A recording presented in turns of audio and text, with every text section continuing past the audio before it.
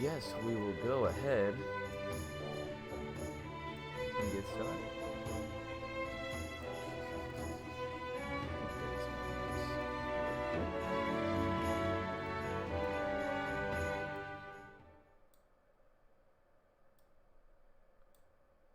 So, this is the child Alrighty, who excellent, will guys. save the I'm world. ready to rock. If we don't have a host, I'll just count myself down. It's not a big deal.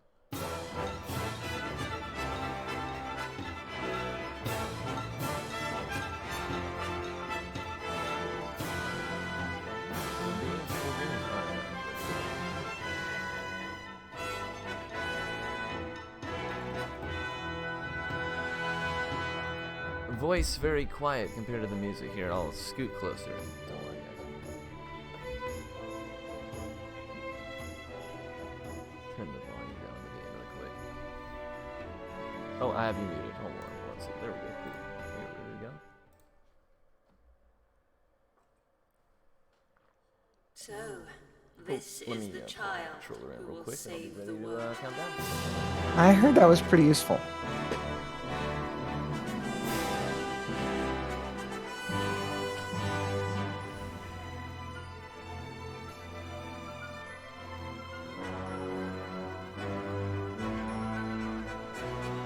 Can you do one more voice volume test? Why did you set out on this journey in the first place? Fetch a cord. It's my mom. We are. How's the game sounding to you guys? Is the audio level fixed? If not, we can figure it out as we go. Your voice is still a little quiet. Is If it? you could turn yourself up in OBS or something. Yeah, let me do that for you real quick. Alright, turned it up. And ready to go whenever you guys are.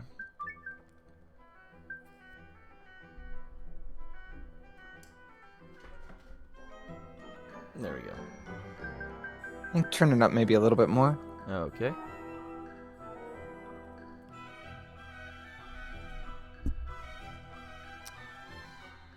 Alrighty. Can you hear me better now?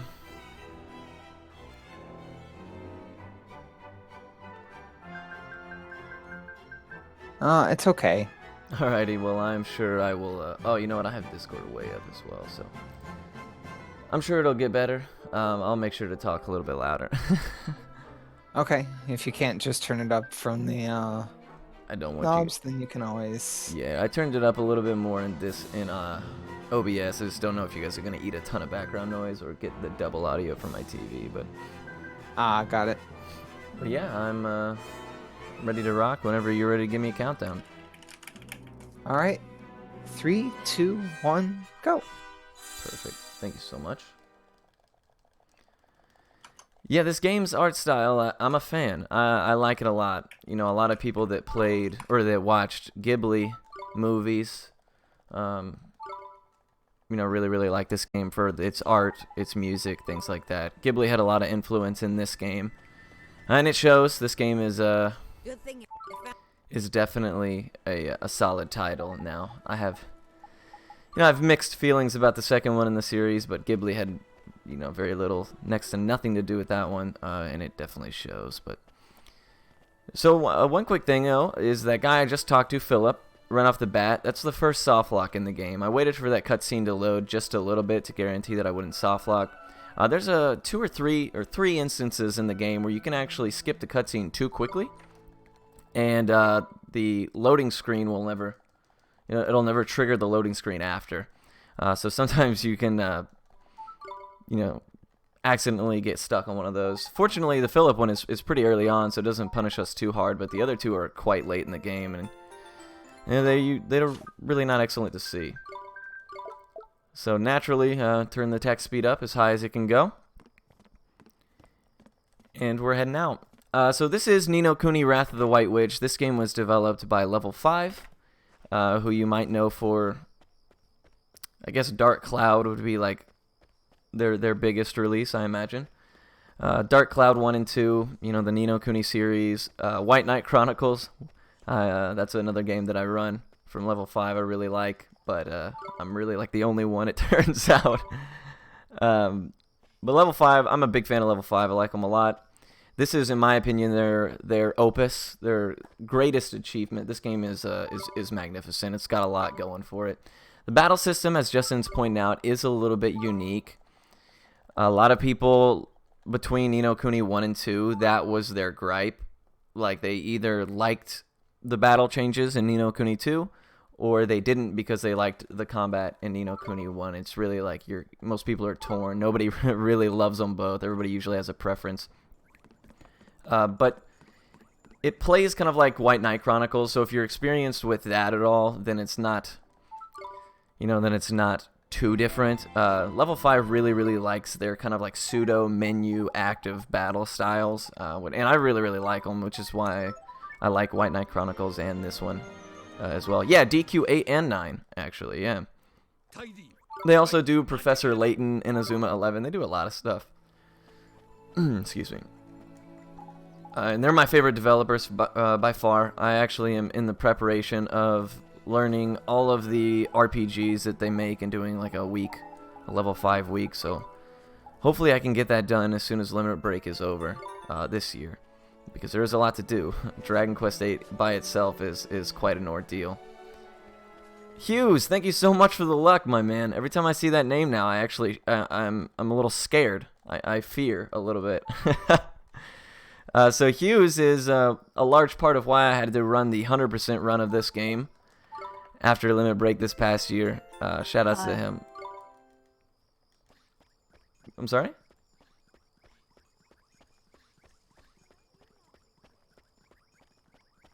Oh, I'm going the wrong way. Oh, I was just saying, Hughes, good guy. We like seeing him around. Yeah, no, Hughes is a great person. But responsible for a lot of my misfortune. But I appreciate it. It was all in good fun, and I had an absolute blast. Hughes, hopefully you got to catch at least the Parasite Eve or the Ni no Kuni run when we did it. I'm sure you caught one of them. But they were really good fun. Yeah. So this game, I believe it was released in 2013, and it actually is not the first Ni no Kuni game of the series. A lot of people think that it was. And unfortunately, they are incorrect. There's actually a DS version of this same exact game without the White Witch leg in it, which is the leg that we'll see in this game. And it's probably my favorite part of the game. A lot of people complained about it feeling like Attack On, but I really like it a lot. The DS version is actually a very turn-based. It's as turn-based as it gets, and it's an awesome game as well. It's only in Japanese, although a fan translation was just recently finished for it in the past couple months. So if you really like this game, I would absolutely suggest looking into that. And it's amazing. It looks really good. It is DS, but it looks so good on the DS. They did a great job with it. So to catch you guys up on a little bit of story, since we skipped most of it, thankfully, we are a boy named Oliver, and Oliver is going out. He sneaks out one night to drive around a car him and his friend Philip built, and while he's out, an accident happens and they crash it into the river, and his mom runs out, happens to see him, and saves him from drowning. Now unfortunately, his mom has a pre-existing heart condition, and the stress and the shock from it actually cause her to eventually slip into poor health and in time pass away. So it's pretty sad. Well, Oliver, in his grief, he's crying in his room. He's, obviously very, very upset, rightfully so, and cries some tears onto his doll that his mom made for him once upon a time way back when. Now, his doll then springs to life and introduces himself as Drippy, the High Lord of the Fairies, which is this little guy chasing me around. And he's from a different world called Ni no Kuni, which is basically like a parallel world that runs, alongside ours. A lot of people, or everyone, has a counterpart in that world. And Drippy proposes, he says, I think I recognize your mom. If we can save her in my world, because she's in a tough situation, then we can possibly save her in your world as well. So Oliver says, all right, let's do it. I got nothing to lose. And he, long story short, acquires a stick and casts his first spell, which is Gateway, which is the spell that interconnects the two worlds. And here we are. And right off the bat, Drippy says, let's go to Ding Dong Dell. There's a stronger wand you'll get there from the king. His name is Tom. And when we go there, we are denied entry. One of the guards is broken-hearted.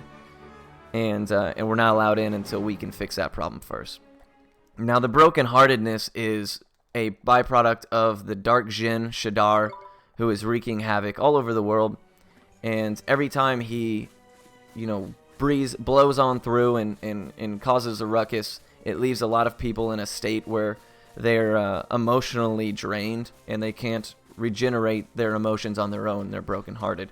So Oliver actually has the magic, well, not just yet, but he will soon, I promise, have the magic to take emotions from people who have an excess and give it to the people who are lacking.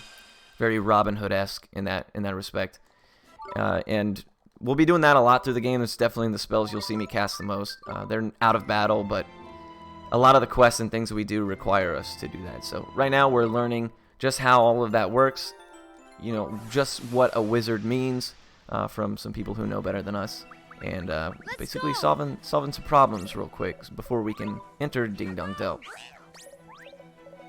The magic stick indeed. Oh man, Starscream, I totally agree. This game is so pretty. It's so nice. Palmer, just because we were a little short-handed here, is there any chance we can change the audio at any point during this game, or was that set at the beginning? If we can't, that's totally fine. Let me see if we can do it in the menu. I'm not sure if you can change it at any point. That's my apologies. I totally slipped my mind. That is totally fine. Does that mean Japanese won then? Japanese actually did win. Oh. It's okay. It's okay.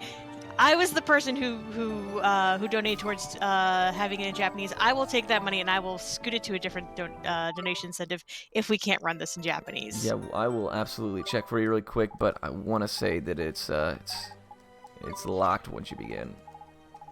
Like I said, I understand. I was just double checking since I know we're just about to get to another incentive. To start naming our familiars? Yeah, absolutely. Alrighty. Yeah, so unfortunately it looks like we cannot. That's fine. Like I said, I will take that money. I will put it elsewhere. No worries. Cool beans. Let me know when you start needing names for the familiars, though. Yeah, absolutely. Alrighty. So we're going to progress here. We're going to move to the tree. And we spoke to the tree. He gives us a couple of spells. He says, this is what it'll take for you to get started. But before I can teach you any more, there's actually some issues we have going on here. And the issues with that is that the actual keeper of this land is brokenhearted as well. And you actually have to go beat him up in order to get him right again. Which is an interesting way to deal with things. But they don't work the same as people. And here we are going to use a cool trick in the game. Now this is an important trick, and not just it's in and of itself, but it's important because the text mashing works a very specific way in this game. So when there's text on the screen, everybody comes to a standstill, including Oliver. Now, however, Oliver's response based on the enemy's movement speed is usually a little bit quicker. So you can actually make text boxes appear and get a little bit of distance on each one of these creatures as you mash out of it. So it's a trick we'll be using a lot, and we'll be using in a few different capacities a little bit later on. We'll be using the text abuse in a few different ways. It's a really, really neat trick. Unfortunately, it only works here and on the overworld, because right now, whenever we try to cast Gateway, Drippy basically tells us we're goobers and not to do it, and then it's not going to take us anywhere. Now, once we get to Ding Dong Dell, he's going to, that spell is actually going to do something. So we can't abuse it anymore at that point. But right away, we're going to jump into the first boss of this game. And it's a really neat game for the sole fact that it's like a non-stop boss rush. The speedrun is, at the very least. You're fighting and you're fighting and you're fighting. That's all you're really doing. Oh, come on, man. Oh, shoot. Oh, dude, you know what? I'm so sorry. Do you want me to start over? Oh, do you need to start over? I don't know. I mean, I didn't name Mighty. I was not even thinking about it. And we can't do any of those renames? No. You want me to start it over? I know we're gonna have another host in just a moment, but I know there was definitely money for Mighty. Yeah, and I know, and it was my homies who did it as well. So but it's up to you guys. I don't mind. We are actually ahead of schedule, so if you want to restart and make sure that we get in all those incentives, that'd be fantastic. But it's up to you. We'll do it. We'll do it. Okay. I feel terrible if I would deprive people of that. I'm sorry, but we'll finish Underestimate anyways. Oh, we have faith in you. Yeah, this game I actually I'm alright at. So yeah, let me make sure I have those incentives up. Oh yeah, and you know what? That's a good name as well. I don't regret anything. We'll reset everything back to how it was. All right, cool. So you did say Japanese did win. Yes, Japanese did win. Perfect. I was moving money around, but yes, Japanese did win with like $7. Okay, perfect. We're gonna do Japanese resetting for you. Exactly, Magus. We'll actually Don't turn off the PS3 apparently. Yeah. There's a couple of good names in there that I would hate to deprive people of. So I'm gonna go ahead and just rush through this then. Yeah, good to go. Good to go. Go Excellent. for it. I apologize, guys. That is my fault. It's okay. It's late. It's chill. Yeah, no, I was chugging some coffee just a minute ago, so I promise that I will be paying better attention from this moment forward. What's going on, Magus? It is good to see you. Thank you so much for dropping the coffee, my dude. I'm into the coffee myself right now. Again, that's the soft lock. It can happen. Usually, if you just wait, you're never going to get it. And let me make sure that I have the donation incentives correct here. Yeah, don't mind me. I'm busy cleaning, so. No, you're there good. you go. You're good. They're good. They're all cleaned up now. Excellent, excellent. All right, so we are again bringing the groceries home. We're gonna I actually had a something I wanted to mention, but it has escaped me. Regardless, again, this game is made by Level 5. Immaculate game, very pretty. So Hasashi did the music for it, which I'm sure a lot of people are familiar with and a lot of people are fond of. Funny story, Hughes, who was mentioning Parasite Eve and Ni no Kuni, which thank you for that, man. It was totally fun. Hasashi actually did the music for Parasite Eve the movie before he became part of Studio Ghibli. So, what a weird parallel to draw right there. How you doing, RP? It is good to see you. Thanks for thanks for keeping that frog strong. Oh man. So the cutscenes in this game, like if you have an opportunity to, this game is available digitally. If you have an opportunity to play this game, I know a lot of people no longer own PS3s. However, I do believe it's on the PS4 now, which is like that online service. So if one of those two, if you can figure out a way to play this game, I absolutely would. The cutscenes in this game are gorgeous. A lot of them are actually hand-drawn anime style cutscenes, and they're really, really pretty. The voice acting in the game is good, and I absolutely suggest that you give it a go. It's one of those games that I just wish I could run forever, despite it, not having a whole lot for me left as far as like incentive to run it, and I feel good about where my time's at. And every time I do a practice run or a marathon run, I'm just reminded of how pretty the game actually is, and how many great qualities it has, especially as a speed run. There's so much speed tech. There's so much. There's a super cool glitch that breaks this game wide open. The boss fights are challenging. There's tons of different strategies throughout. It's not one of those games where you just spam one broken ability the entire time. Which, if you've played the second game in the series, that is quite the opposite. Yeah, I agree, Skinner. I think Ni no Kuni 1 is my preferred of those two for sure. Although the DS game is really, really something. If you guys get an opportunity to do that, I would suggest it as well. There's a fan translation out. Yeah, Hughes, I agree. I think that this game would do well. I know that when Ni no Kuni 2 is coming out, since it is on Steam, a lot of people had asked about, like, is Ni no Kuni 1 ever going to receive a port to Steam? And I know Level 5 said, maybe we'll do that one day. I'm not sure if they actually meant it, or if there's any kind of timeline behind that. I think that they're still riding the DLC hype train for Ni no Kuni 2, and when they're releasing that, but it's an awesome game, and I think it could do really, really well on Steam. I think it would be great. And it would be awesome to have more people play it, because, yeah, as RP is mentioned, and there's not a whole lot of runners for this game, unfortunately, and that shocks me, really, because you look at all the other really impressive RPG speedruns, and the amount of speed tech, the amount of strategies, and, you know, just the content of what makes them up. And I really feel like this game has just so many good qualities as a speedrun that it doesn't get the love that it deserves, absolutely. And we got a really good damage roll right there. So the first hit can do a max of 2, and the second can do a max of 4. And then on this, we hope to kill him in a single round. Oh, we did, nice. Now, if you're playing this game on the non-digital version, the loads are naturally slower, but the digital version has a couple more soft locks. I mean, I'm sorry, the hard disk version has a couple more soft locks. There is no hard difficulty RP. There is easy and normal. I believe my normal PB is about an hour longer than easy. The only difference in the game is that bosses have more health, and that they do their specials more frequently. So it's the reason that it's not as popular a category is not only because of the length, but strategies don't change or anything like that. It's really just you do the exact same thing. It just takes longer, which is a shame.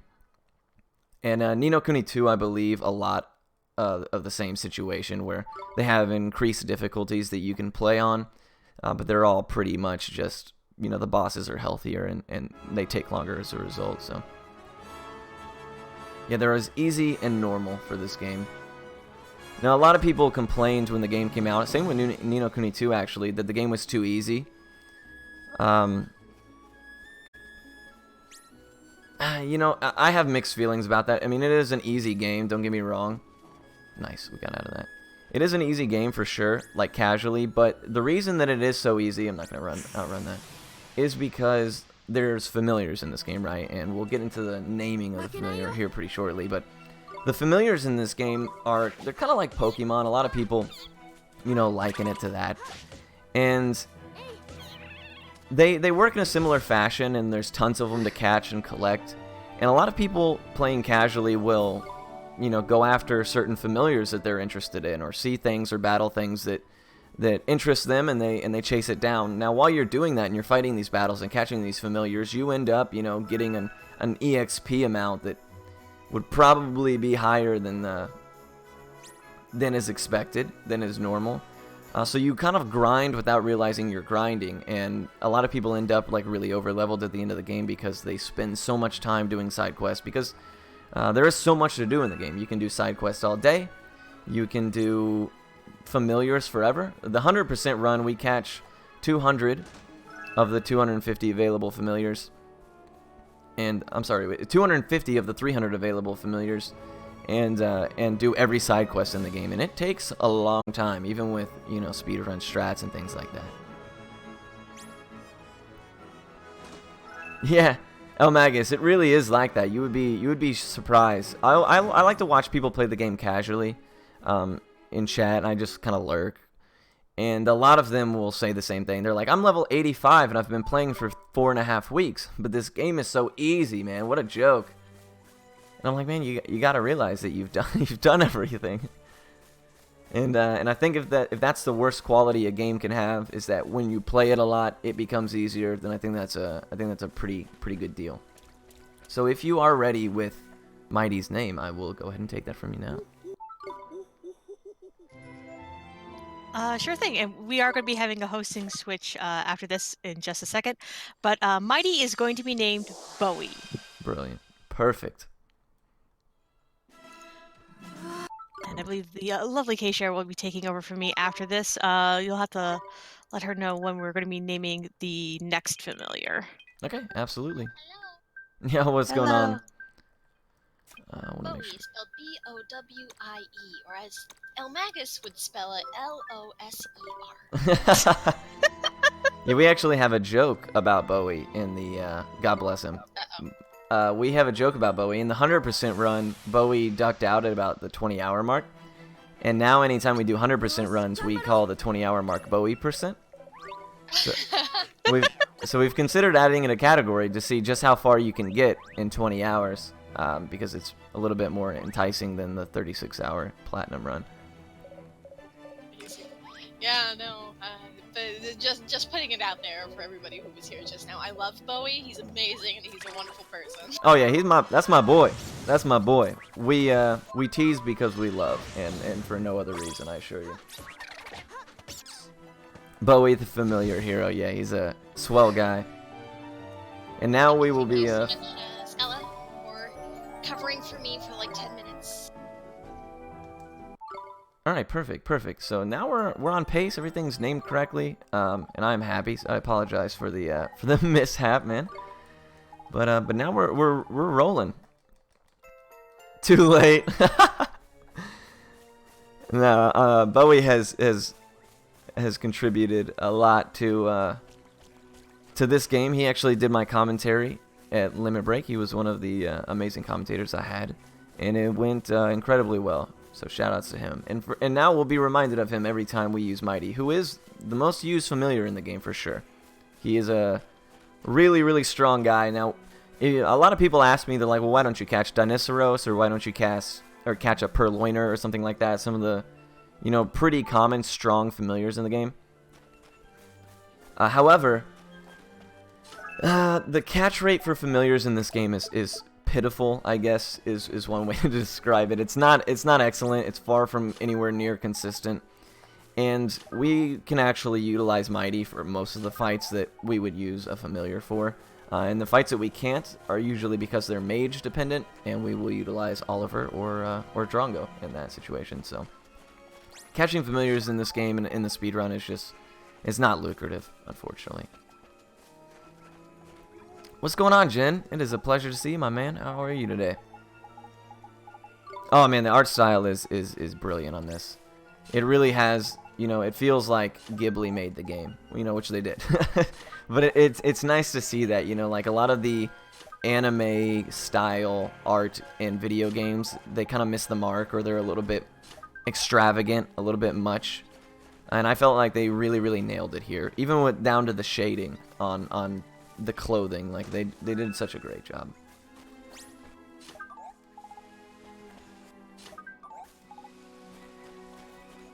Now I'm paying attention to all those things. Like, it's amazing. Oh, it really is excellent. There's a lot of structures in the game, a lot of buildings, and you'll be able to like catch the reflection on the floors and stuff like that. It's excellent. So this is, as I mentioned previously, and thank you so much, Jen, appreciate the luck. This is the Guardian of the Woods. We have to beat him up to get him right, so that he will go back to being calm.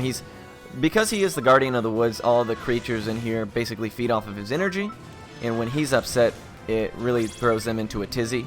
So we gotta get him right so all the creatures of the forest can calm down. And after we do that, the Grandfather Oak will continue teaching us what we need to know before we move on to Ding Dong Dell and continue our journey from there.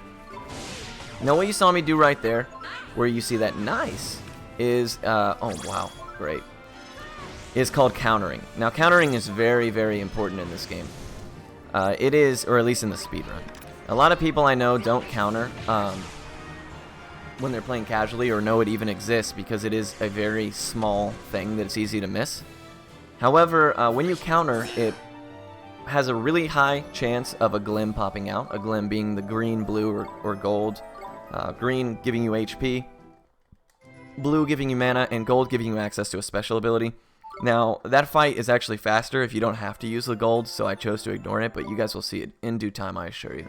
Really neat. But countering also puts the enemy into like a really brief stun. It gives you an opportunity to do a little bit more damage, and to do it with much less risk. No, they do explain countering in the tutorials. The big thing is like it's not easy to do, right? There's a lot of enemies in the game. Every single one of them that has a move that like physically attacks you that you would counter.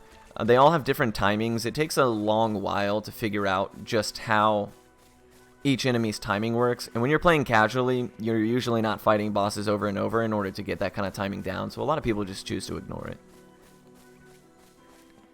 And I know that is a shot at me never reading tutorials.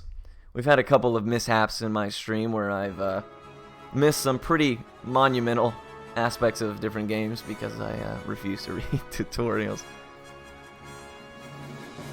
Wind Waker met a lot of resistance. Yeah, you know what? It's funny you mention it. I actually really like the Wind Waker style as well.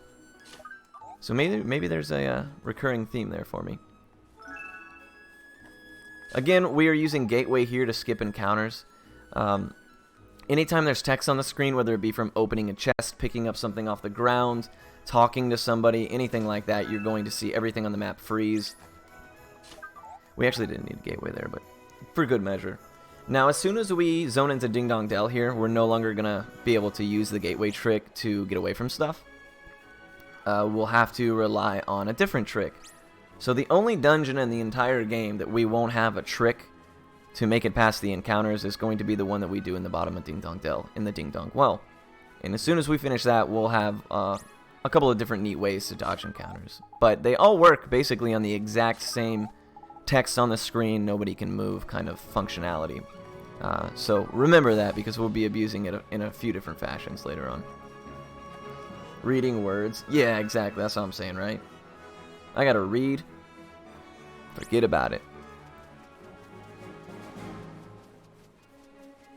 Yeah, and to be fair, it was White Knight Chronicles, right? Like, that game is lucky enough I'm playing it. You know, it hasn't earned being read, okay? But here is going to be the first instance you see of me utilizing Take Heart. So this guy right here, he has too much enthusiasm. He's overfilling with enthusiasm. Now, it's very important that we won't actually take heart from anybody who doesn't have an abundance. And we give it to the people who are lacking, so that everybody is evened out, right? Now, it's funny that if you try and take heart from someone who's not lacking. It legit won't even let you. But I imagine that if you did, lore-wise, that they would end up in the same lacking state as the person that you would be willing to give it to. Now, there's actually one person in the game, out of the entire game, where there's a small plot hole. They actually mention that you cannot take heart from somebody more than once, and then there is actually somebody in the game you take heart from twice. He's the only person, and I don't know if it was done intentionally or if it was just something that was missed, but that is a rule of thumb, is that you can't take too much from people, because then, you know, then you're back to square one. But while we're in Ding Dong Dell, everybody is looking at us. It's a cutscene we missed because we skip them. But Drippy says everybody's looking at you because you look weird. And Oliver's like, what do you mean? This is like as normal as anybody could look. And he's like, not over here, man. Over here, you look strange. So we have to get some clothing. And the seamstress, the person who makes the clothing, says, come back in a little bit and I'll have them ready for you. So in the meantime, we get familiarized with how questing works and things like that. We rest at the inn. She gives us some quality information as well. And then once we wake up the next day, our clothes will be ready. And boy, are they styling. Which is good, because you'll see them for the rest of the game. This is not one of the games where when you change equipment, it changes your appearance.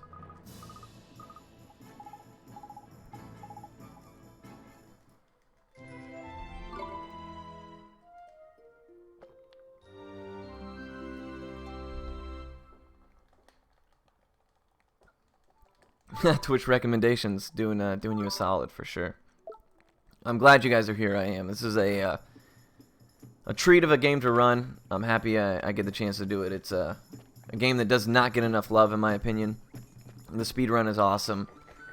It's a ton of fun to do. So if you guys are interested in learning a new speed game and you have a PS3 on hand, I would be more than happy to have you. I think we have 7 or 8 runners ever, and 3 of them did one run many years ago, and that was the end of it. But you know, since I started running it, and Quaz, shout outs to my boy Quaz, I started right after he did, and Quaz is a genius router. Everything he routes I'm a fan of, and I always Like if I had to choose somebody to route my games for me, it would be that guy. He has such a mind for it, and he has this innate ability to think of something that you do very early on and how it'll impact something that happens so much later. Like I can't get my brain to work that way. I'm fixated on like what do I got to do to just keep going.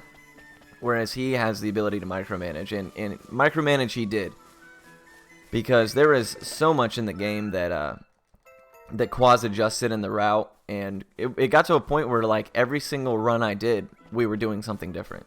You know, whether it be big or small, Quaz would be like, hey, we're gonna try this now, see if it saves time, and it was really neat because he would pretty much be like, hey, this is the new strat, and I would say okay, and I would just do it. You know, he did all of the heavy lifting, and I just did the playing. So shout outs to my boy.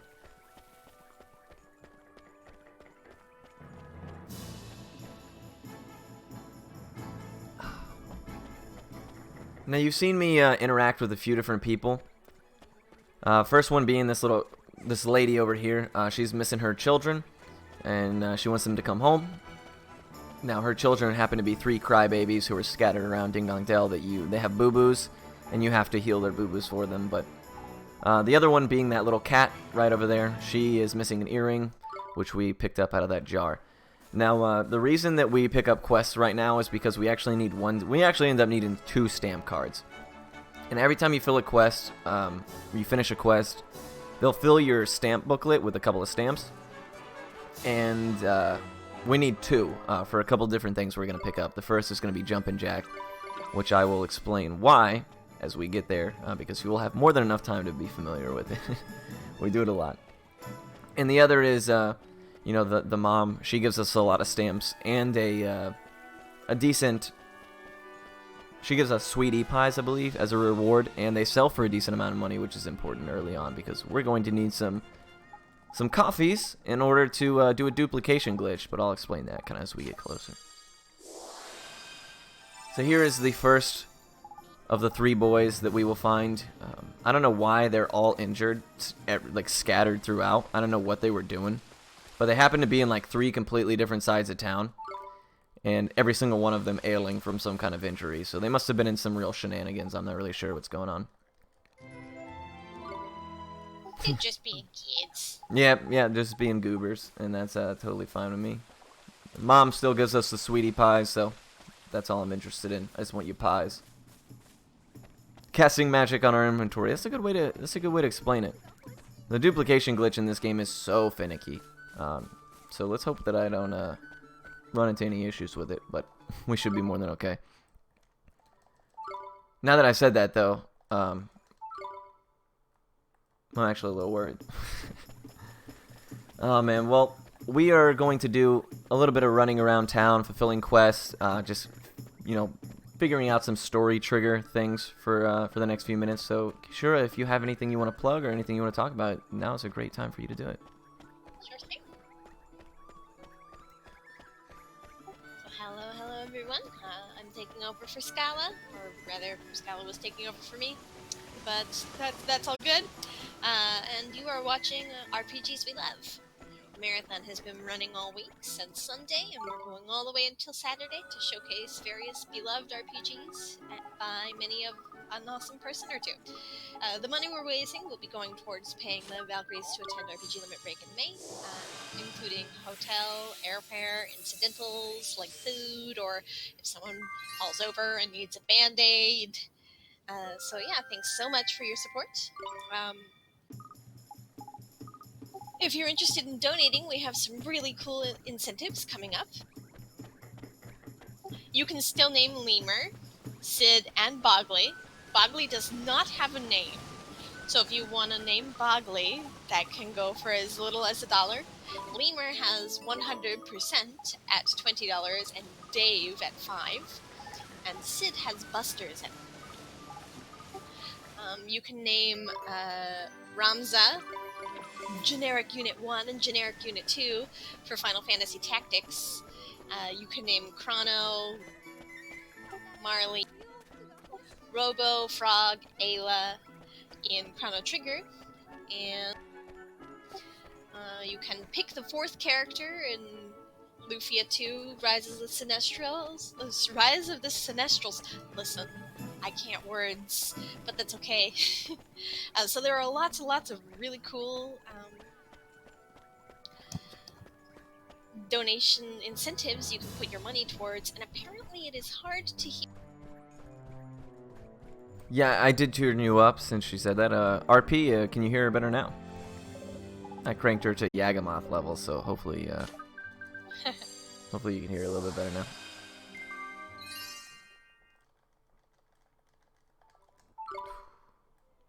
So yeah, lots and lots of really cool incentives for you to donate and put your money towards if you're interested. And of course, thank you all so much for your support, whether or not you're donating, running, volunteering, or just sitting here and listening. Thank you, thank you.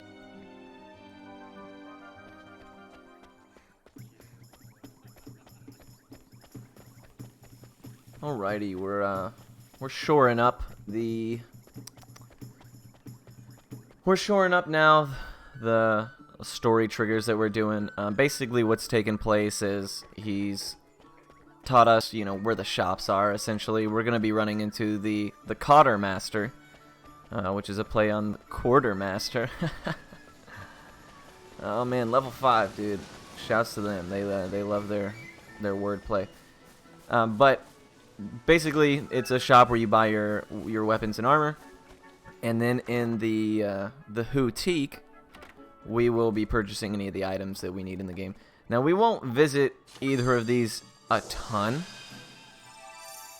However, we will make certain use of them in certain areas. Now, if this was the 100%, we pretty much live in shops. There's so much you have to do. Thank goodness it's not, because I don't really have 2 days. And living in a shop doesn't sound fun. yeah, it's pretty bad. You got to make sure that you have everything all the time, and it's a lot of memory and spreadsheets, that's for sure.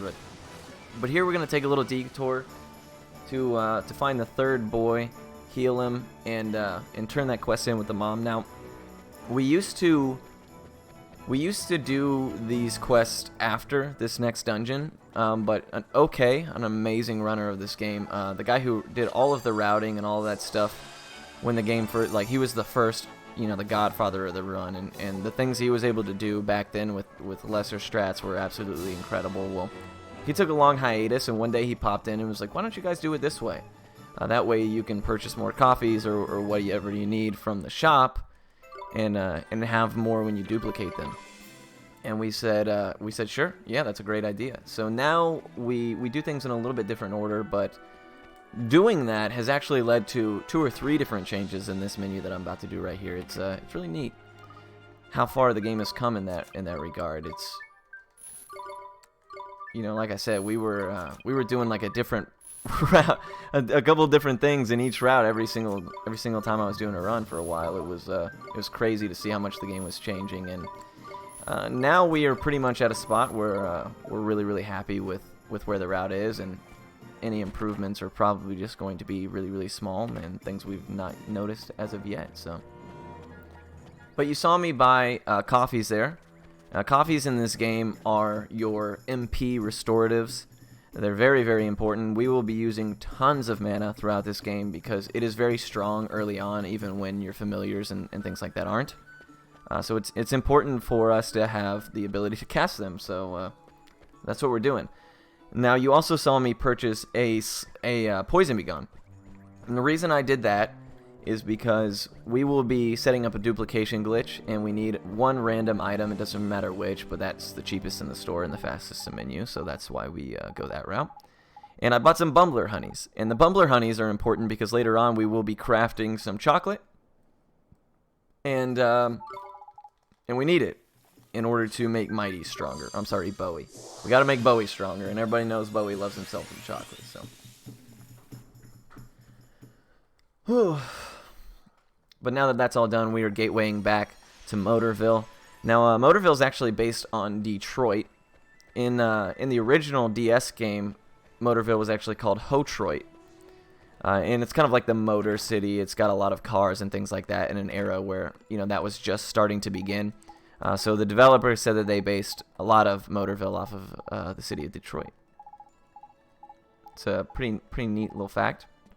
Also, another fun fact, Level 5 and a handful of Studio Ghibli members are actually working on a Ni no Kuni anime that will be coming out, I believe, at the tail end of this year or the beginning of the next year. And like Ni no Kuni 1 and 2, it's going to, they're not going to share similar stories. There's not going to be any similar connections, but they are going to have, like, the kind of mutual Ni no Kuni style of undertones. So I'm really excited to see how that turns out. If you're fans of the game, or any of the games in the series, then I would absolutely keep an eye on that. It'll be probably pretty decent. Hey, Mr. Skinner, I appreciate the compliment, my friend.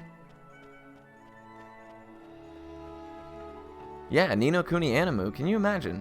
It's it's long overdue. I feel like this game could have easily been a movie.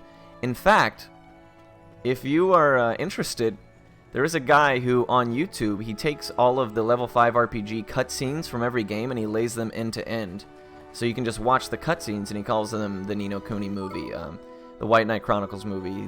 God bless that guy, because I skip all the cutscenes when I play. So whenever I want to do a marathon and I'm not brushed up, I'll like skim through some of those, watch some cutscenes, and learn a few things from time to time. It's really neat.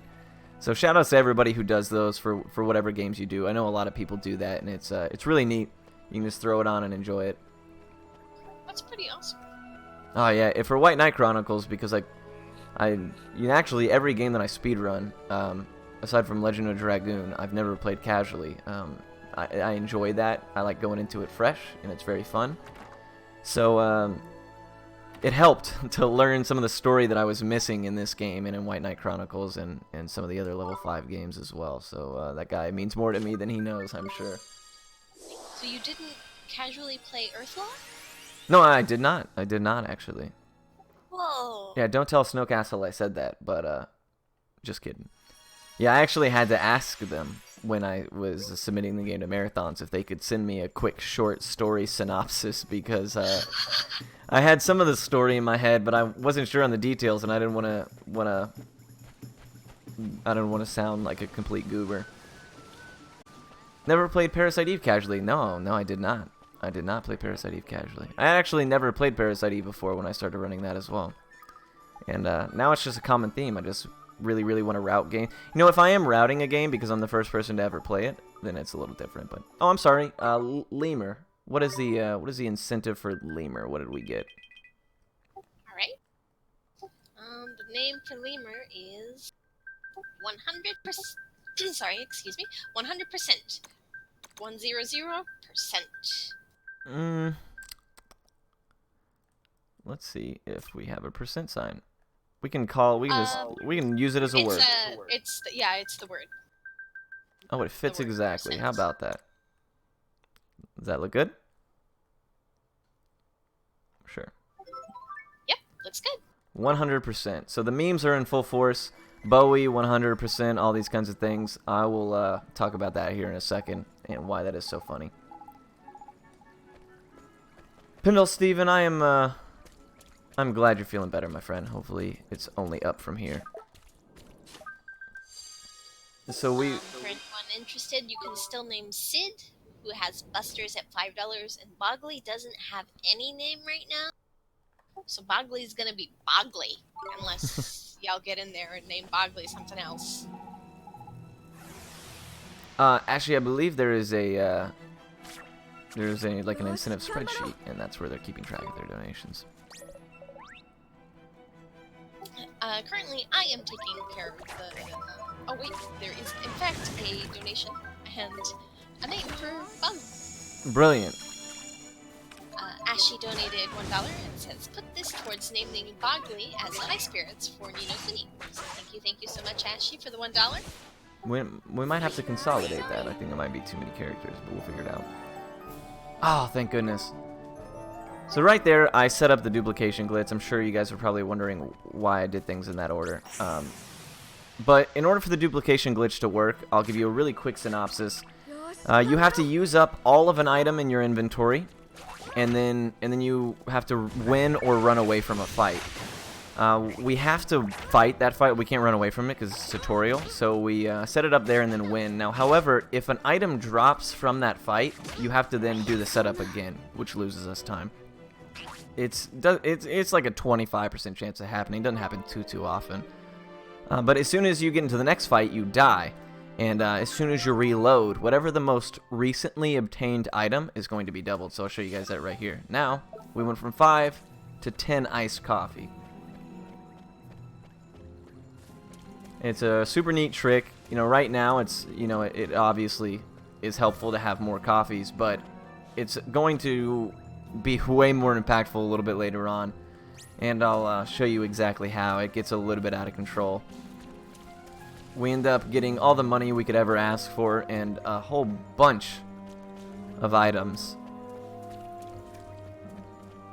as a result of the duplication glitch. So shout out to Quaz, who accidentally stumbled upon that and figured a way to route it into the game, because it's everything, and it has taken so long. Like, still today, there are some things that I'm not completely sure about how the glitch works, because it has so many contingencies. But I won't bother getting into those. I gave the general idea of how it works, and that's what's most important.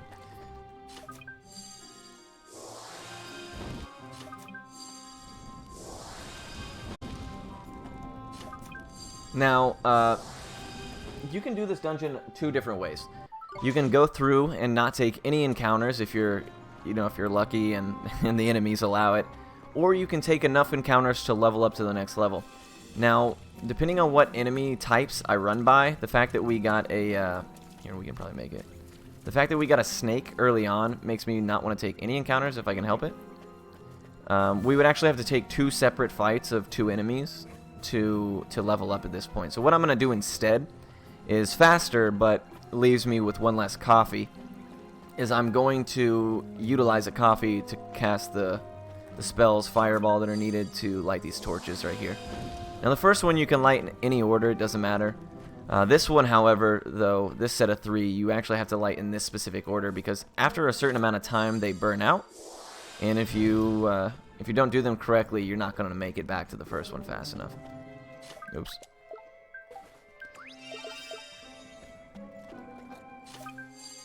So there we go. All the torches are lit, and we're going to be moving on to the next boss in the game here really shortly.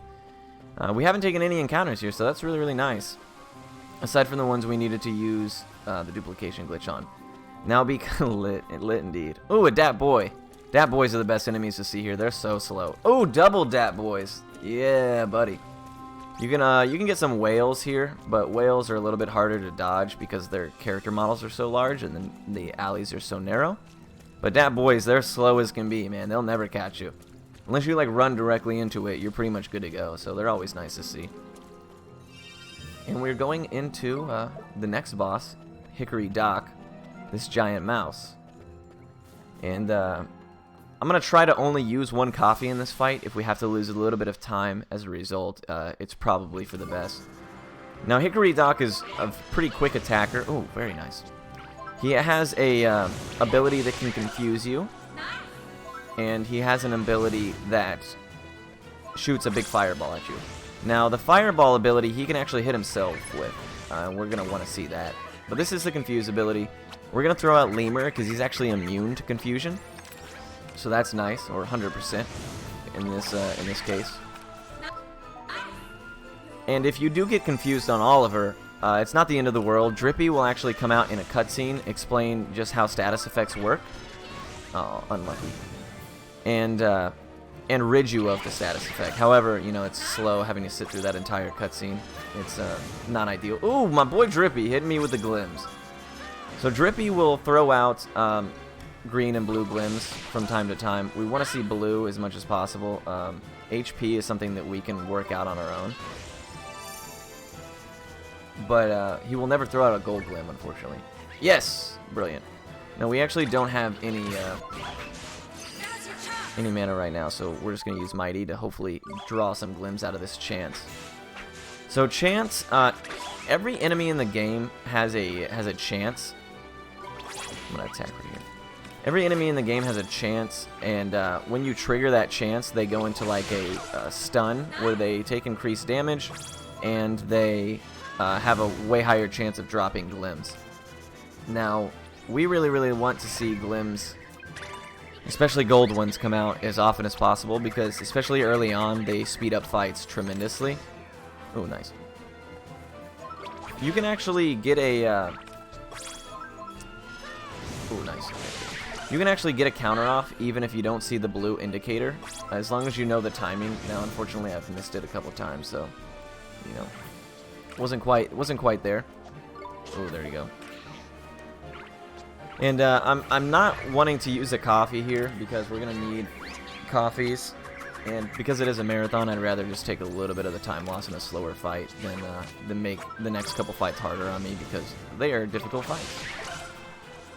We should be able to finish this out with Mighty here. There we go, excellent. So that is Hickory Dock. Usually it's done quite a bit faster. But we're setting ourselves up for the future, which is the most important here. A lag in the video. I'll keep an eye on it. I am using my improved capture card, so hopefully we're not having a whole lot of issues. I don't seem to be dropping any frames, but I'll keep an eye on it. That could be on my end. So we defeat Hickory Dock, and we get a proper audience with King Tom. Now, while we were doing some of the town running around, King Tom was basically explaining his plight. He was brokenhearted. He lacked enthusiasm. We went and got some, and we made him right. Now, he said, "Thank you so much for doing that. I feel amazing. Let me go find my wand so I can bestow it upon you, and you guys can continue." Well, while we were out doing some stuff, he was looking for his wand, and he got himself down into the well. Whether it was stolen or what have you is kind of neither here nor there. But basically, he was squaring off with Hickory Dock and was losing. So we showed up. We rescued King Tom. As a result, he gave us a couple new spells and his wand, which is better than the stick that we had. Now the wand is automatically equipped, thankfully. We don't have to worry about using the stick. But if you're doing the 100% route, you need the stick. You'll keep it not only for crafting later on, but as well as it helps to have on a character that you want to do a lot of low damage. It's a really specific situation, but you'll hear me mention the 100% a lot. When I ran this game at RPG Limit Break last year, we had a just kind of on a whim donation incentive. If we reached a certain goal, we would myself, High Spirits, and Bowie would do a 100% run of this game, which takes, at the time we imagined about 40 hours in one sitting, and it took about that, like right around there. A lot of work had to be done, and man, it was something. But we enjoyed it, and it was absolutely for a good cause. So everybody who donated, Hughes, if you're still around, I can't say how much I appreciate it. It was definitely an experience to have all that kind of stuff happen at Limit Break. I had an absolute great time before and after with both of the 100% runs. This is one of those games that just has so much that you can do. There's side quests galore. Every single place has, I believe there's like 180 something quests and bounties altogether, and then there's 250 of 300 catchable familiars that you have to catch for platinum, so you can catch up to 300, evolve them, what have you. So there's just you can sink a lot of time into this game. I think that the average casual experience player when they did the platinum trophy was anywhere from 80 to 100 hours.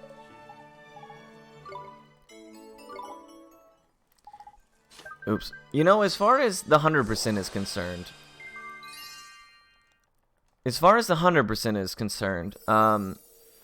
it wasn't that it wasn't fun.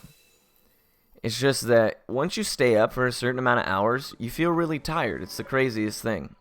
I know that's so weird. Yeah, I know it's profound, but the sleepiness is the hardest part about it. The game is enjoyable every single minute of those 36 hours, at least in my opinion.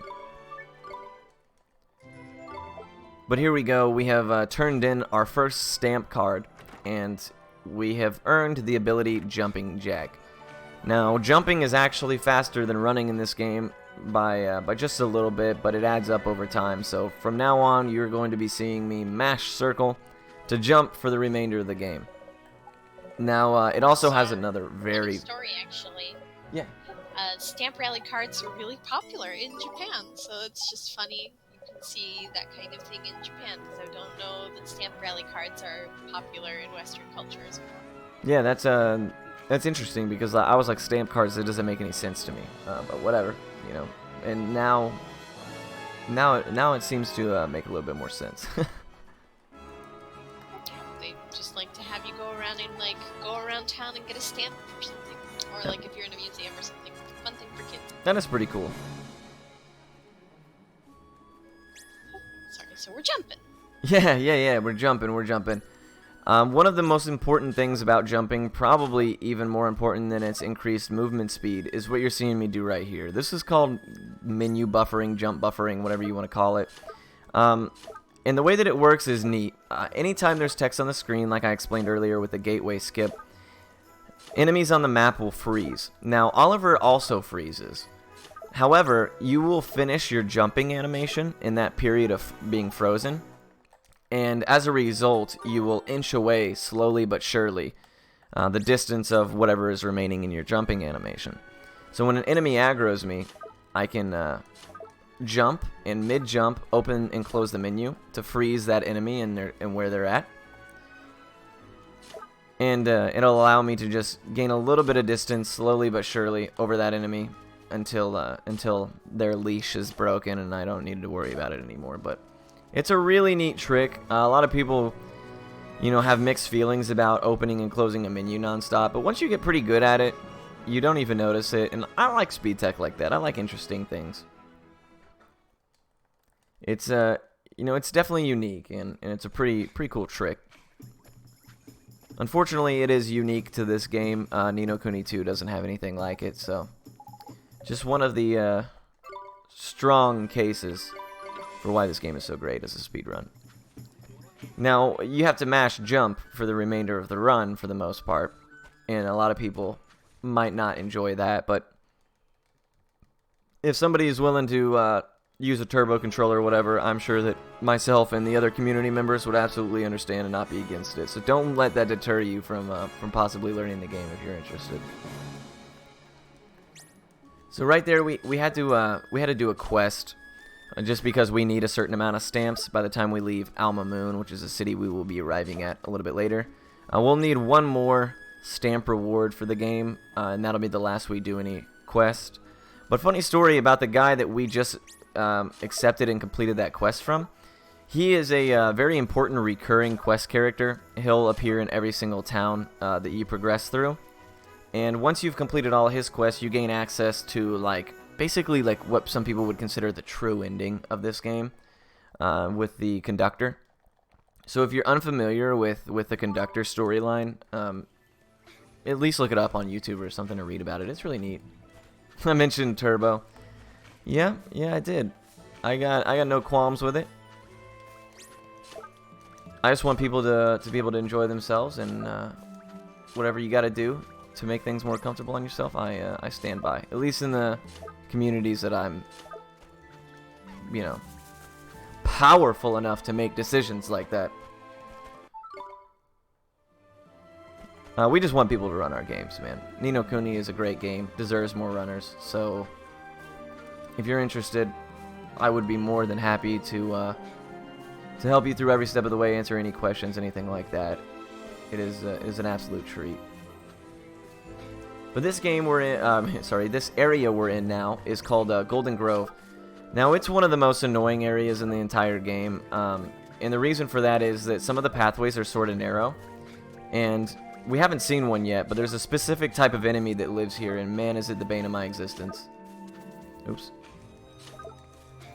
They're called bumblers, and they are super fast. They're so fast, in fact, that you have to open and close the menu twice within every single jump animation in order to be able to escape them. Now, ideally, you see no bumblers here, but, you know, we always see bumblers. That's just how it works. And you'll notice, they look like giant sunflowers, and they are quick. So here we're going to be picking up a Hoarfrost Harpoon, and that's going to be for the next familiar we get, who is Sid. And if you are ready for that incentive to be cut off, I'll be accepting Sid's name in about a minute or two. So,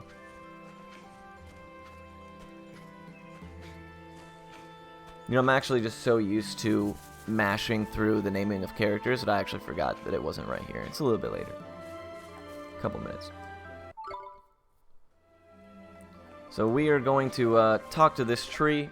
We're going to cast Rejuvenate on it because its age and the condition of the Golden Grove deteriorating has caused this tree to deteriorate as well. So we rejuvenate it, and out of the little jelly in the middle of the tree, a sprite is born.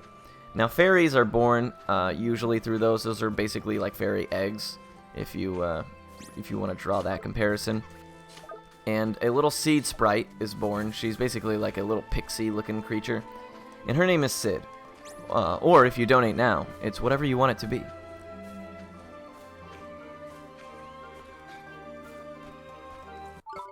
Alrighty, so this is Sid right here in front of us. We're gonna follow her. She's gonna take us to a spot, and then we're gonna name her. So if you would be so kind as to give me Sid's name, I would greatly appreciate it.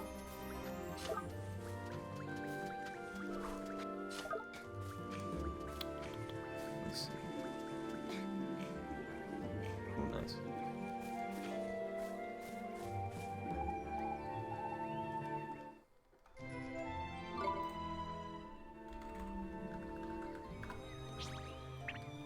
Alrighty, unless I'm mistaken, it looks like Sid's name is going to be Busters. Cool beans. Busters, an obvious shout out to Dave and Busters, which is a limit break treat from last year as well. We had a good time at Dave and Busters last year. I had a good time. It was fun. If El Magus is still in chat, I'm sure he It was agrees. loud. Yeah, it was a place. I always like the out of combat spells in the game. I do too. I do too. The fact that like magic has its double-headed value is neat to me. I really like that. Something really cool Of course. that I've noticed in the area. I've just noticed that Bowie here, or not Bowie, our main character, what's his Oliver. Oliver here is like, when you're on a certain camera angle, he jumps, or if, I don't know if it's when he's in a step, but he jumps with the other foot. Yeah, unless you get a frame perfect jump, yeah, he alternates feet. I think that's so cool from like an animated perspective. Yeah, it's like one bumbler, the last encounter of the whole place. Come on now.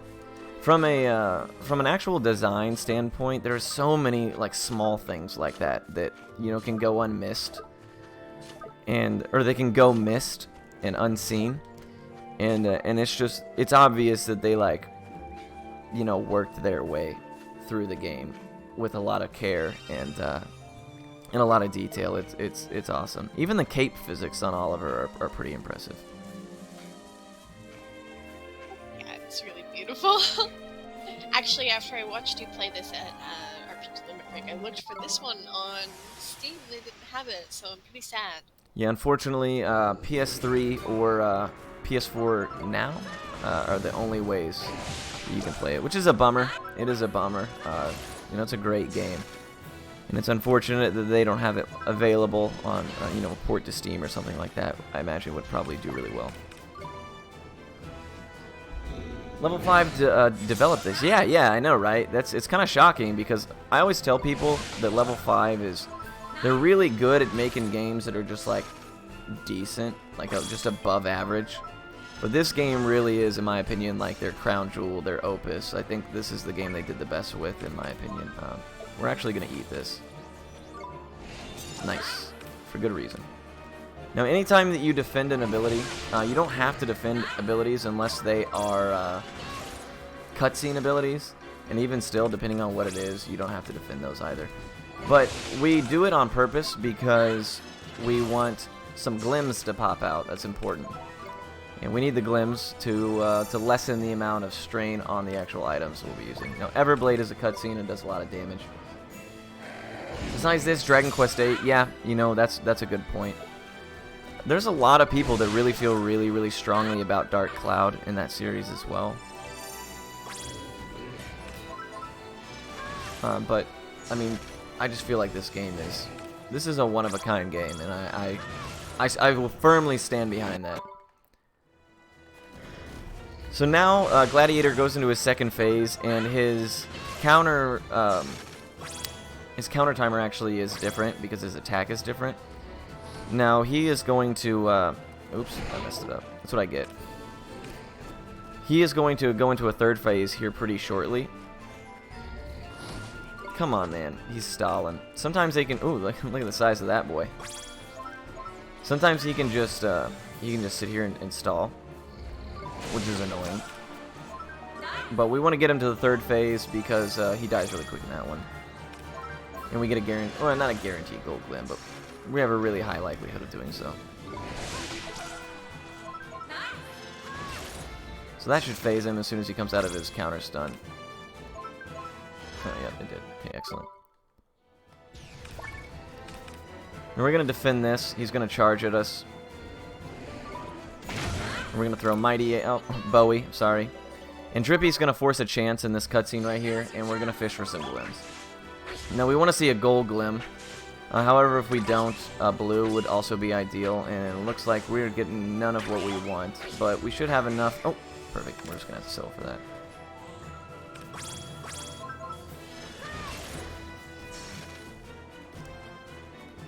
We should have enough to finish him right here with a fireball.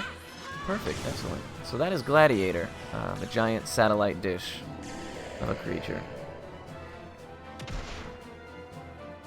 Yeah, I agree. I actually really love the combat in this game.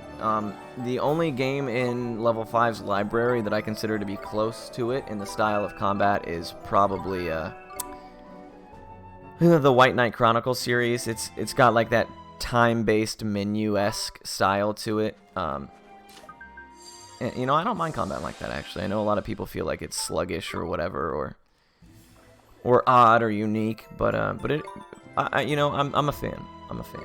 I wish that Level 5 would do some more continuation with maybe Oliver and his friends in that storyline, but it's apparent that they want to take Ni no Kuni in a Final Fantasy direction where every game is its own. But now we have moved on. We have, just like we had to do in the Deep Dark Woods, in Golden Grove, we had to right the wrong of the Keeper of the territory. First it was the Guardian of the Woods, and then it was... Oh, 2 cheetahs, come on now. First it was the Guardian of the Woods, and then it was Gladiator. Now, cheetahs you have to double... Dang it. You have to double buffer, which is really slow, and also hard on your hands, in order to get enough space, because these boys are fast. Who would have thought, you know, that the cheetahs would be so quick? Alright, cool, we made it. Everything else we can actually just outrun. The Star U looking guys, they're called Grandsons. And you can, actually I think these ones are just Sunshines.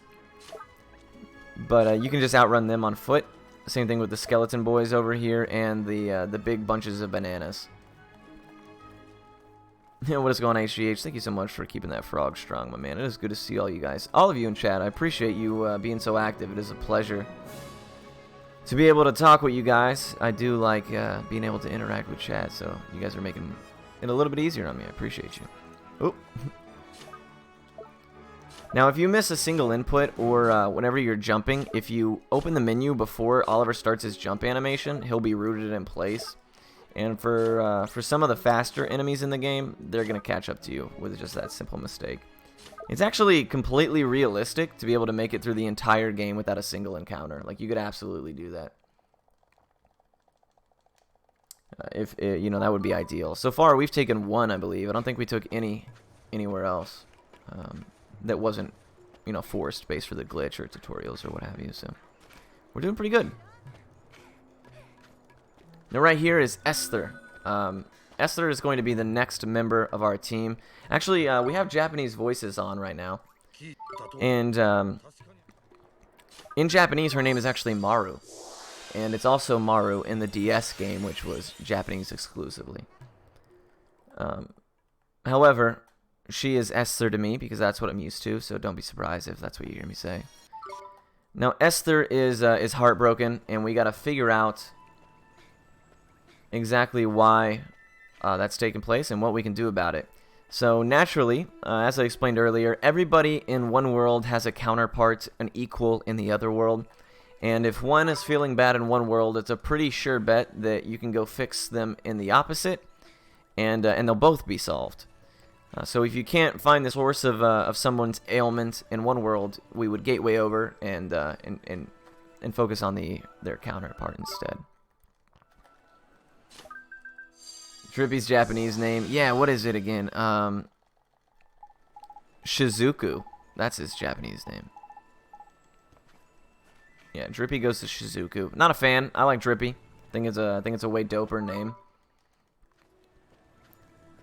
But Esther is in this world, the human world, what we would consider our world.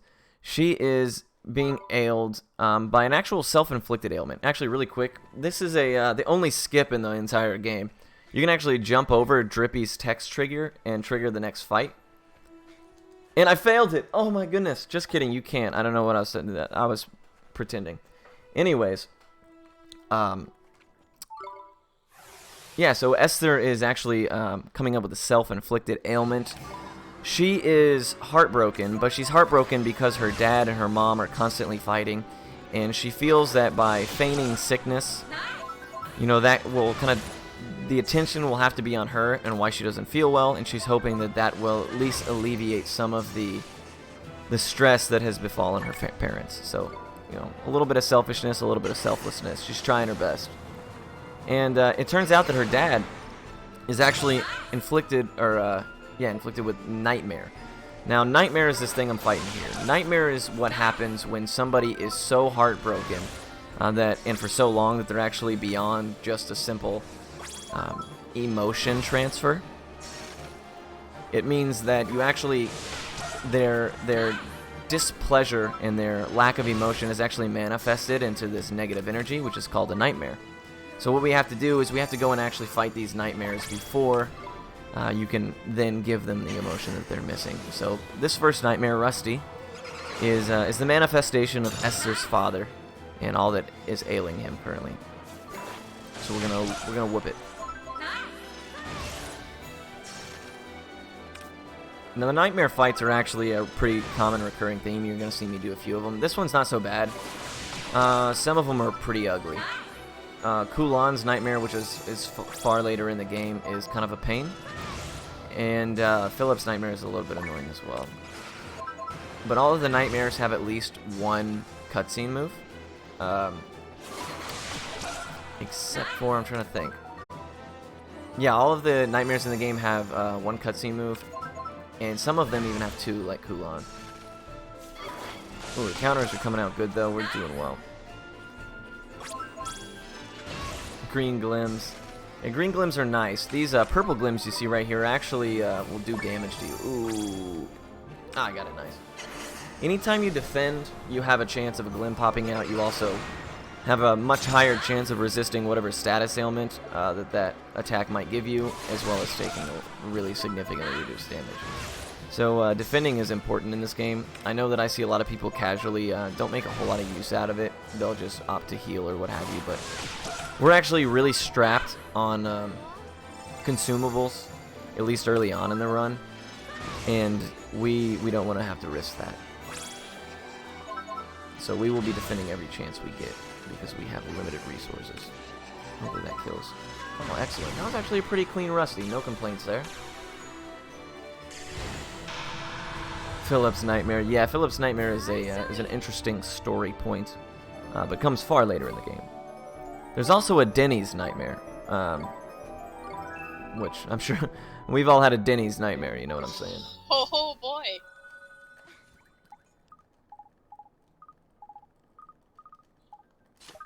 Yeah, Denny's Nightmare is an interesting fight as well. Pretty we actually use a pretty unique strategy on it though. So it's pretty quick. However, real life Denny's Nightmare can be made up of a whole bunch of things. It's really a personal experience thing, I've come to find out. But we are now fixing first we had to beat up Esther's dad in order to fix him, which is a really quick, poor explanation. Aside from the more detailed one I gave you just a minute ago. And now, with him fixed, we will return to Esther. Now, when we talk to Esther, she is going to be so happy because now she doesn't have to fake an illness in order for her parents to stop fighting. It turns out all along it was just her father's issues with the nightmare and his lack of emotion that he was missing. So Esther, overcome with joy and excitement, gives us the little bit of emotion that she has an abundance of so that we can go give it to her actual counterpart in the other side. So we say, appreciate it, thank you, and then we dip. We fixed the family, all in a day's work for my boy Oliver here. Doing big things, doing big things.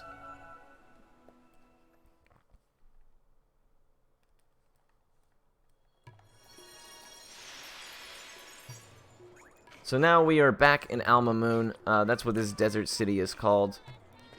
It is a real pretty place.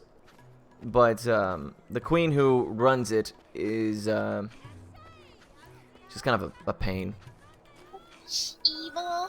Yeah, everybody becomes evil at one point or another. They live long enough to see themselves become the villain at one point, but when you do have to fight her, she is a handful, to say in the least. Shoutouts to her mom for sticking through that shadow. Yeah, absolutely. And she was still bringing him lunch every day, hoping that she could provide something that would snap him out of it. And in the end, it was her abundance of emotion that fixed him to begin with. So, shoutouts to those people in your life. Everybody's got them. I hope that even when you're down, got your back. They're important.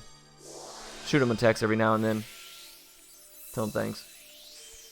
But for now, we are gathering up some emotions that people have a little bit extra of, and we're giving it to the people who need it. And we're doing that so that we can get a stamp card filled out to get the second and final stamp bonus that we're going to need, which is going to be Jack Be Nimble. And Jack Be Nimble just allows you to move faster on the world map. And it's a pretty significant increase. It also increases your jump speed, which makes it a lot easier to get away from enemies. So after we do that, our likelihood of dodging encounters wherever we got to do it, especially on the world map, becomes a little bit easier. And also, this kid right here gives us 2 strong coffees, which are good. Speaking of coffees, shout out to everybody who's got a cup of coffee in front of them right now. I know I do. So cheers. And pretty much the run-of-the-mill stuff. We're going to do a shop here in a second, but it's not too important. So Kishura, if you have anything you want to plug or add right now, this would be an excellent time to do so. Sure thing. I do not have any more donations to read, but I can tell you about what's coming up next on the schedule, although we have plenty of time before that comes up. After Ni no Kuni, we're going to have Final Fantasy Tactics with Slova the Demon, then Chrono Trigger with Adriana, who is also going to be at RPG in the Midbreak this year with a race against Red Slash and Chrono Trigger. Lufia 2, Rise of the Sinestриals. And then tomorrow night is going to be the Roto Relay, a 3-team race with Team Hamster, Team Bear, and Twitch Pop Pop running all 3 games against the other runners. Wow. So shoutouts to that cool schedule coming up, and definitely you should check it out. Yeah, that's a pretty stacked schedule, I must say.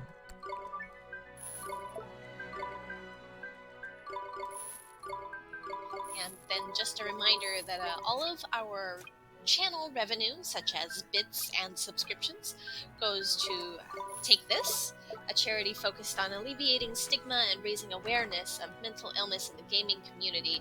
And I know that that's a pretty important topic to many a gamer, so just letting you know that that's where all of that goes to. And I do believe Take This goes to many conventions like PAX and some other big ones, and they make AFK rooms where you can go in and have a quiet place. There are licensed clinicians and stuff who can talk to you there and stuff. So if you're at a big event, definitely check out and see if Take This has a AFK room that you can go chill out in when the big crowds start to become too much. That's pretty neat. I actually didn't know that.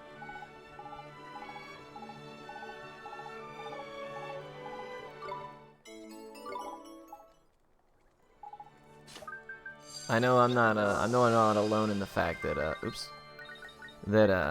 I've needed a nap or two at a convention. You know, when you're going all day, it becomes as much excitement as it is. Sometimes it is draining.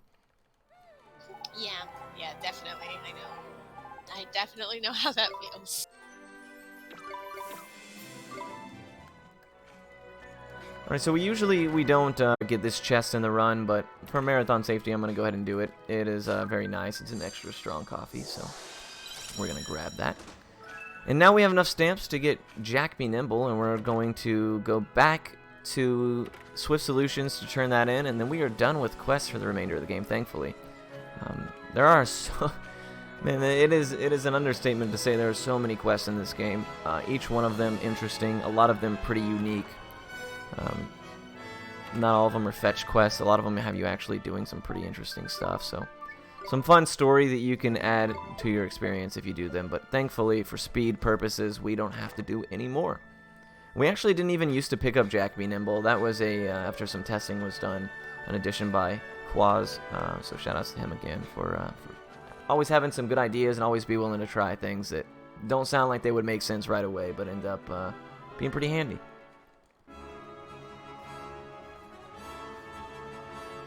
Now here, we are going to, we're going to get Esther's tutorial fight. Now this fight actually has trolled me a handful of times. I'm sorry.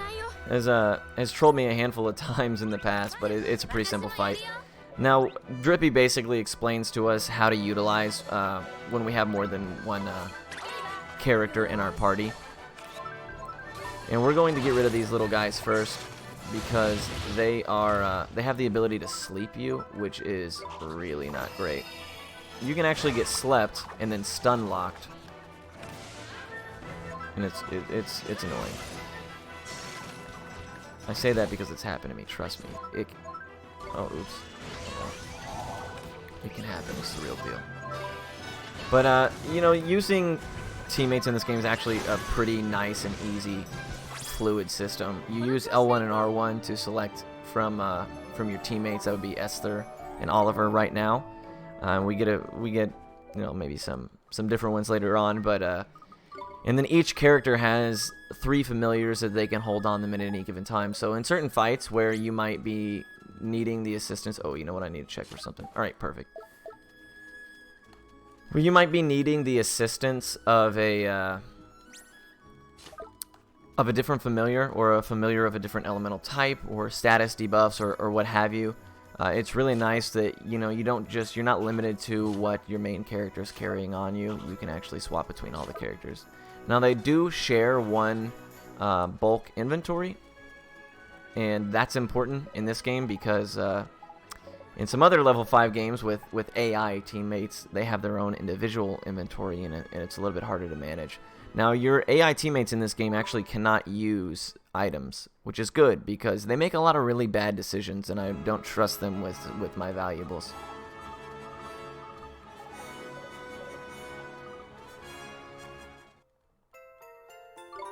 I wish in a game where you'd play as a child, you could skip around. Yeah. I mean, I don't skip because it makes me tired. That's pretty much it. But to catch you up on a little bit of story, we're now reaching the Temple of the Sages, and it's called the Temple of Trials. Basically, Esther's father in this world is a great sage, and he is taking us to the great sage Solomon. He's basically the greatest of the sages. There he is. He's a sassy little guy.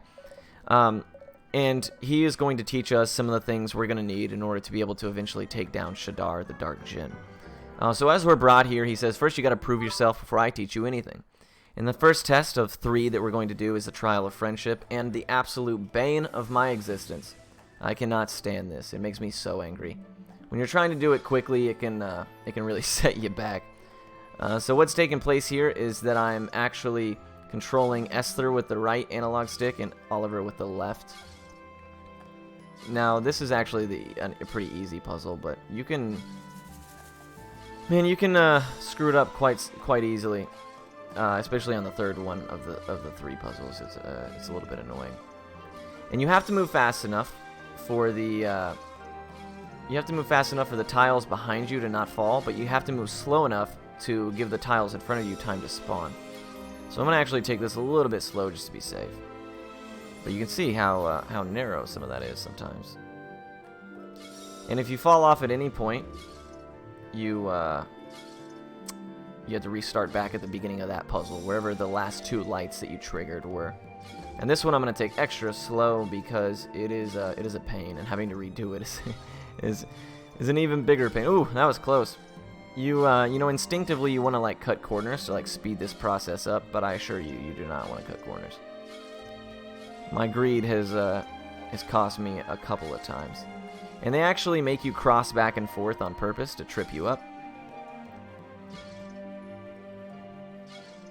And it is definitely a trip for sure. But we made it.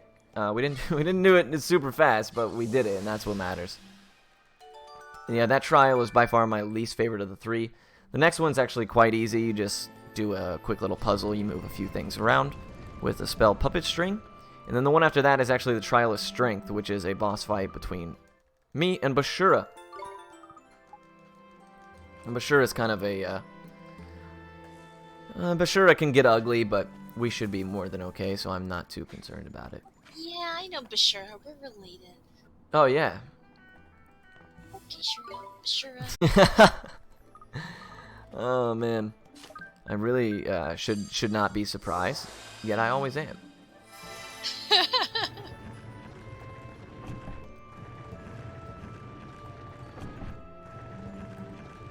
Alrighty, so basically you just gotta put these things in the correct order.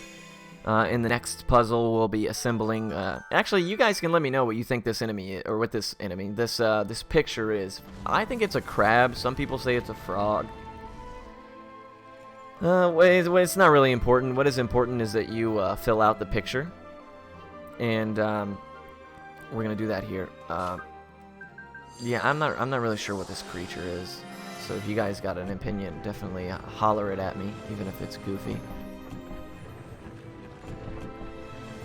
But you're seeing me try to move between the shapes here, and the reason for that is that you get stuck on every single square that you hit evenly, and as long as you know, ride the creases, you won't have the block get stuck in every single square. It's King Dedede. Oh man. It's that evolved form of Whimsor in Pokemon. Whatever that is, the one with the big ears that has speakers. I only played Pokemon up to Yellow, so I have no idea. Wishcash? No, Wishcash is a fish, right? I don't know. Mannequin Gamer. Is Wishcash a fish? Yes. Yes, Wishcash is. Oh, there you go.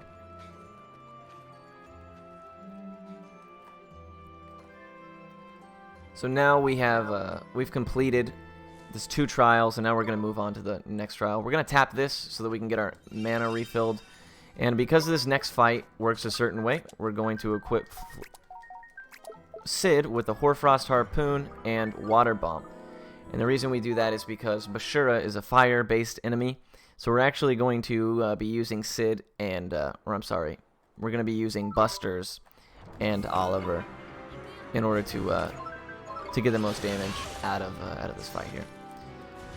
Ooh, Mind Over Matter is a good start. So Bashura is a nasty creature, and the reason is he has an ability, it's the fastest ability in the game, called Devastation, and it rocks you. When it hits, it hurts.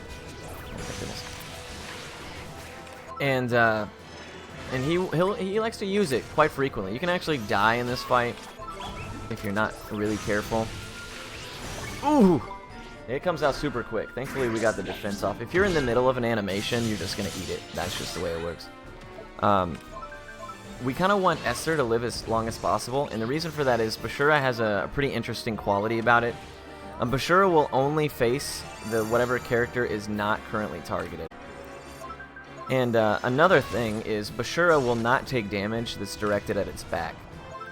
So you're seeing me kind of stay on its side, and while the spell is in animation, I'll be moving to kind of like create a better angle for myself. Ooh, double devastation. That's no fun. So this fight's actually going surprisingly well for what it is. We're gonna wait for a counter right here, just to give Esther a little. Oh, no, we're not, because Drippy ruins everything. Mind over matter is an AOE. I was gonna try to keep Esther alive with a counter, but Drippy had other ideas. Drippy is really, like, especially later on when he gets access to an ability, Drippy is pretty much the biggest troll in this run, dude. He's awful. He's a great character and he's funny and all that good stuff casually, but when it comes to doing things fast, he has a very innate ability of making your day a little bit harder.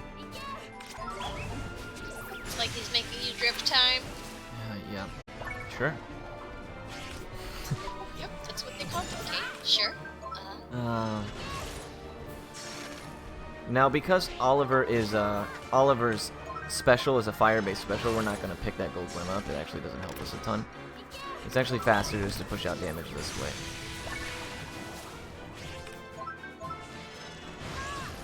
Oh, nice. Not a bad Bashura, We got a little unlucky. Shizuku, the hero. We got a little unlucky with the Drippy scene, but otherwise a really clean fight.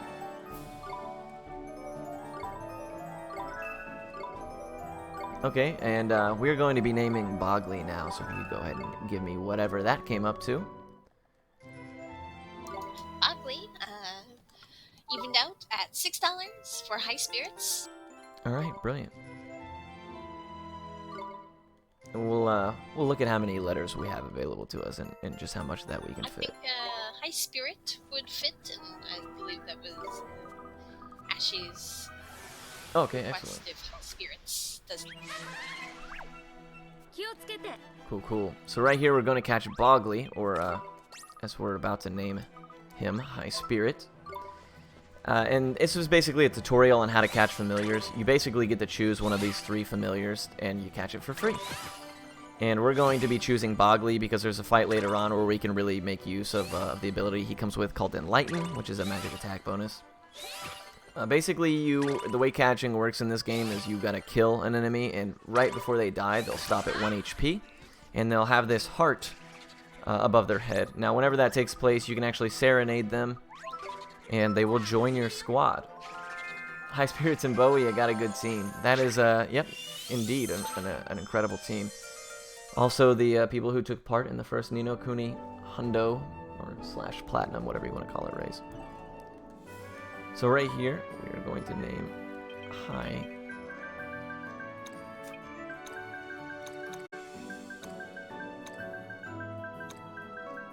Oh, wait. Okay, cool.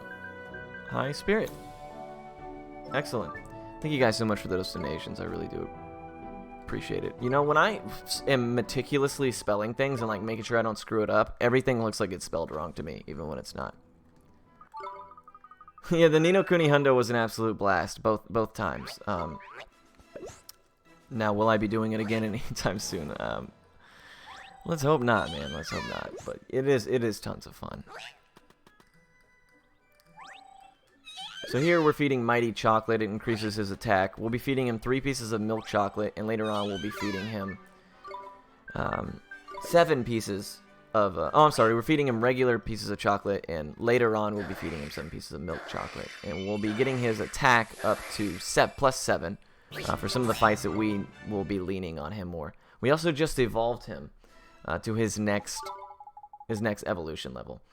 Now, the way that evolutions work in this game is you can evolve a familiar once they reach a certain level threshold, and whenever you do evolve them, they get reset back to level 1. However, they then level up. Their EXP till their next level is also reset to, you know, something that is level 1. It's important, though, because you'll get to some fights, and if you evolve your familiars right before you go into a fight, they're all sitting at a pretty low level. So we strategically will evolve the couple evolutions you'll see me do. They're done at a very specific moment, and that's so that we can guarantee that we're going to have them in a useful state by the time that we need to actually have them be useful. Parasite blindfolded 100%? No. You can have one or the other. You can't have both. I would rather do Ni no Kuni 100%, which is like 16 hours longer, than do Parasite Eve 100%. It is just miserable. It is not fun. But here we go, we're moving on. We're heading to Old Smoky now, which is the next place on our trip. We need to go through Old Smoky to defeat the creature at the top of it that's causing it to really have a lot of issue. The volcano is risking eruption, and we can't have that happen because the towns below it will be the first to feel its effects. So we're going to go deal with that first before we can move on. We have a sneaky suspicion that similar acts are at play there that we experienced thus far with the other bosses. It's a pretty recurring theme that Shadar will just go and make everybody really upset. And that's his evil, is that he gets on everybody's nerves and makes them really angry, and they thrash about and cause problems for everyone around them. It's really a genius plan. Strange. That's usually what happens when I tell people puns. Yep, it's you are the the Dark Djinn, my friend. Oh, I'm the Dark Lord. Woo! And we picked up a hidden treasure, the Burning Blade, and we did that because we need to use the Burning Blade a little bit later on in Royal Jelly. Now, Royal Jelly is a pretty neat fight that I'll talk about when we get there. I'm actually going to save here, just in case I do screw up the dupe glitch. I don't know how I possibly would, but you can never be too safe. So we're going to go ahead and do that. Now, we're also going to feature a pretty neat little glitch that's going to happen here. So when you open up a menu at on the 7th frame, it will actually overlay the text box that's here. Oh, there we go. We got our second try. Nice. So it is frame perfect. However, the result of it is that text is permanently on the screen until you reach your next cutscene or you talk to that same familiar retreat or a save stone or what have you. But because text is on the screen, like I explained earlier, you can actually make it past every enemy while that persists. Nobody is going to spawn. None of the enemies in the game are going to spawn. As you can see, this is a completely blank path. There's usually enemies everywhere, but the text keeps them from even showing up to begin with.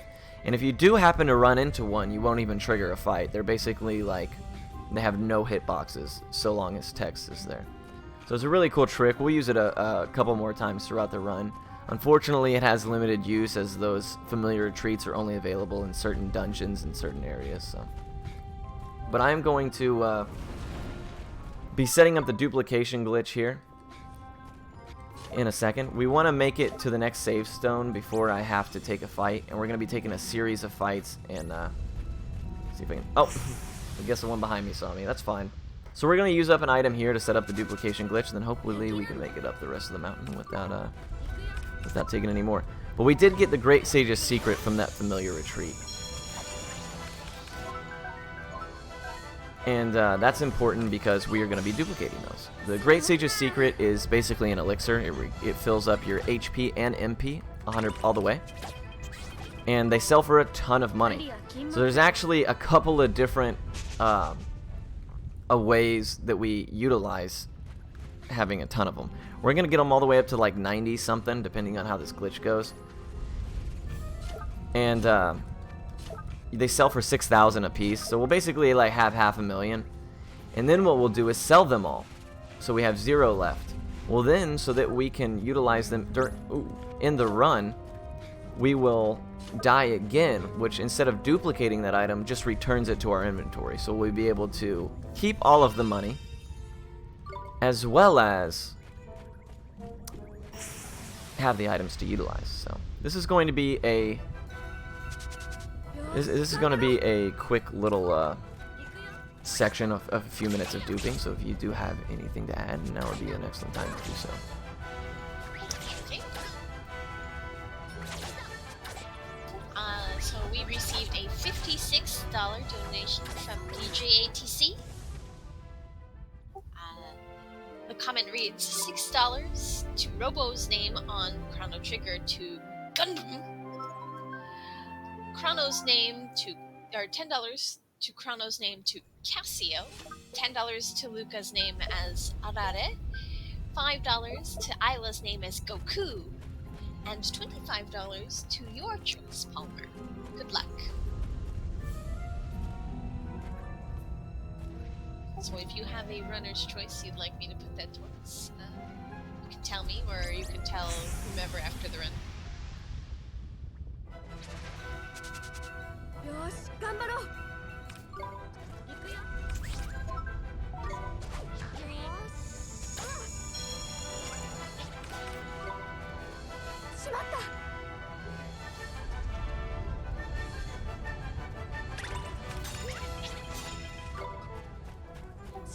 Just to tell all of you what this marathon is about, we are the RPG Valkyries, and this is RPGs we love.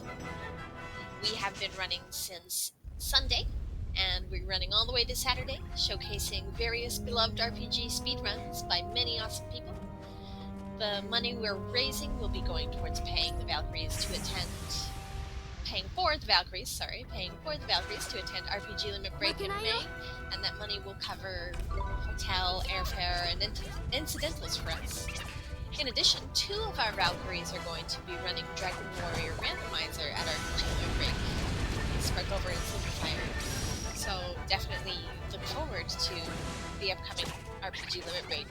In addition, actually, several of our runners are also going to be running an RPG Limit Break, such as the wonderful Professor Palmer.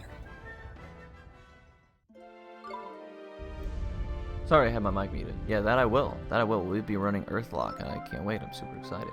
It's going to be a pleasure to see you all there. And if you have a runner's choice, either one now, or you can just mention it later. Or for the incentives. Yes. Okay, let me take a look while we're dying.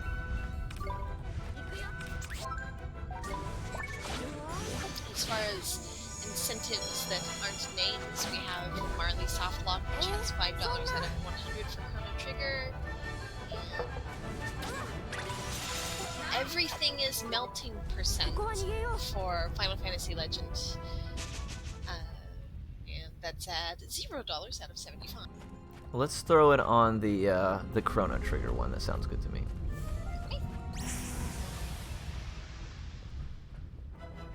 So that brings the Marley Softlock incentive up to $30 out of 100 for Chrono Trigger, which is happening in less than 12 hours from now.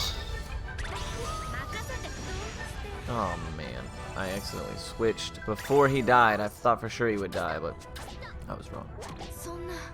Just ways to keep myself entertained, that's all. So as you guys can see, every time that I do this and I rinse and repeat, my Great Sage's Secrets go up by double. And so now we should be at 24. So we're just going to do it a couple more times. So 24, yep, indeed. Awesome. That means all the dupes has gone exceptionally well.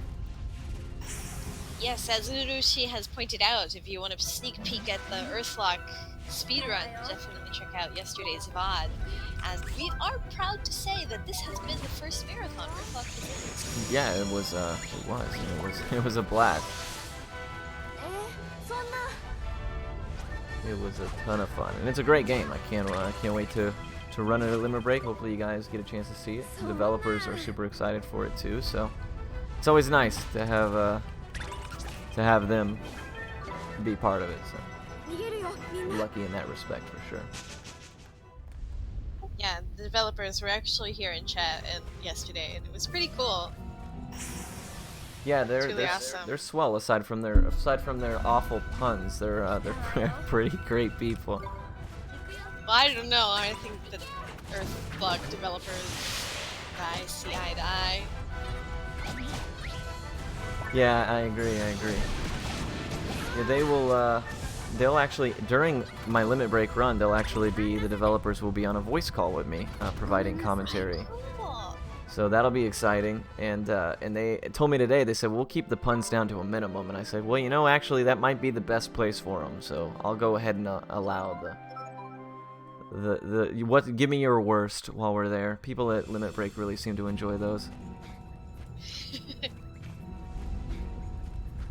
Right, so now we're done doing the dupe that we're doing right here. We're going to set up another one. We're actually going to set up two. The first one is going to be in this next fight. We're going to go towards the boss and set up a dupe along the way. Then we're going to die in the boss. And then we're going to finish the boss as normal. Now, in that same boss fight that we finish as normal, we are going to set up the dupe again so that when we sell them, they will all come back to us. It's a really neat trick. We end up with all the money you could ever ask for an any percent run, as well as a lot of elixirs, which we will be using. They're super strong, and there's a lot of times in the game where you get some spells that are just a little bit ahead of the quality of the consumables that are available to you at that time. So it's nice to lean on those when a regular coffee is only giving you 10, but the spells you're casting are 12. It really is nice to bridge that gap until you can get some better options. Now I am double buffering a little bit just to ensure that I don't take a few different fights. I want to take this next fight to set up the dupe as close to the end as possible, because if I take another one, I'll have to set it up twice. And that's slow. And it puts a little bit of harder strain on your inventory. And if you get a third encounter, then you have to reset, unfortunately. So we're going to play it a little bit safe just to be 100% positive. This is a marathon after all. So, but one of the hardest things to learn and to get good at in this game is, as far as the speedrun is concerned, is this. That's the one we want to take. So we did a great job. Is the jump buffering. It's kind of odd in the way that it works, and it's kind of sometimes tough to get used to. But once you get really good at it, you can usually not have a whole lot of issue with getting consistent skips off and stuff like that. Ooh, this is actually dangerous. These are the two worst enemies to see. One of them has Ear Splitter and one of them has Gust Buster. And they are super strong abilities. So we're going to hope we don't die here. Otherwise, we have to do this walk again. Ooh, really bad luck. Heat Ray is not so bad. Oh, we made it. Sweet. Sweet. Freedom. Amazing. Ooh. Would have probably lost us a minute. We would have had to traverse. Now, when you die in this game, you can continue, right? So we wouldn't have had to, like, reload a save or anything, but we would have had to run all the way back up the mountain. And I did such a good job the first time, I didn't want to have to do it again. Hashtag Dog King, indeed. Oops. So now we're gonna run. Tyking about the dog? Yeah, exactly. Oh, Tyken. What a legend. Alright, so we're actually gonna bypass this save stone right here, so that it doesn't heal us, and we die faster in this next fight. I also have to remember to switch off the tactics. I put Esther in a do-nothing stance so that she doesn't heal herself or me when we're trying to die. Because believe you me, she will. Okay, nice.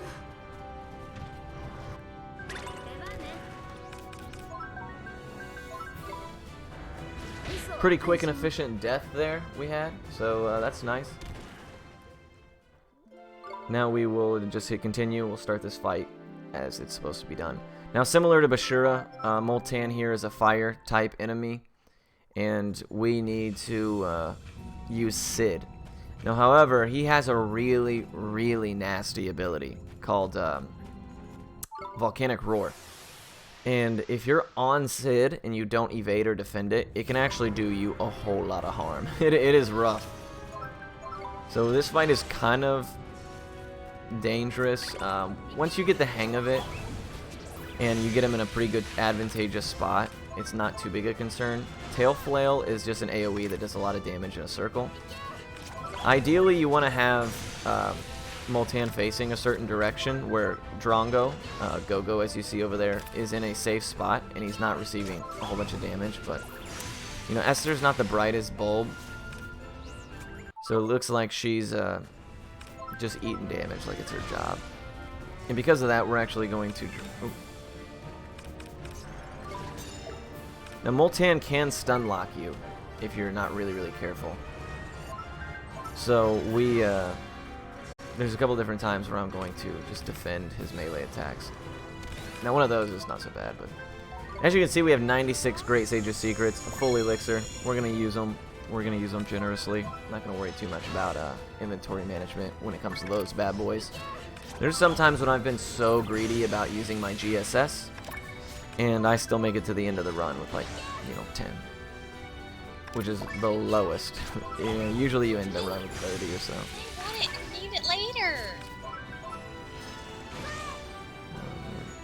The RPG, better layers. It really is like that, though, you know. Everybody is like that.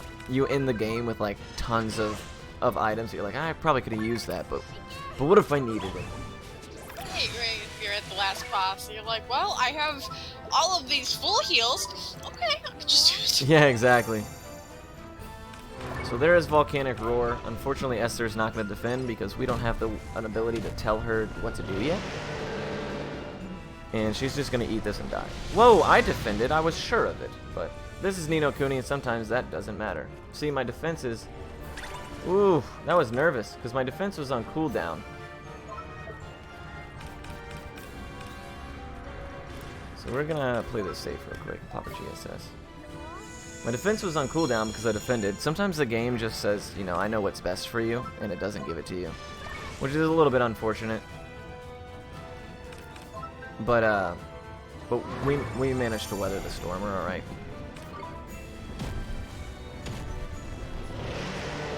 We sell the items on the final guy, exactly.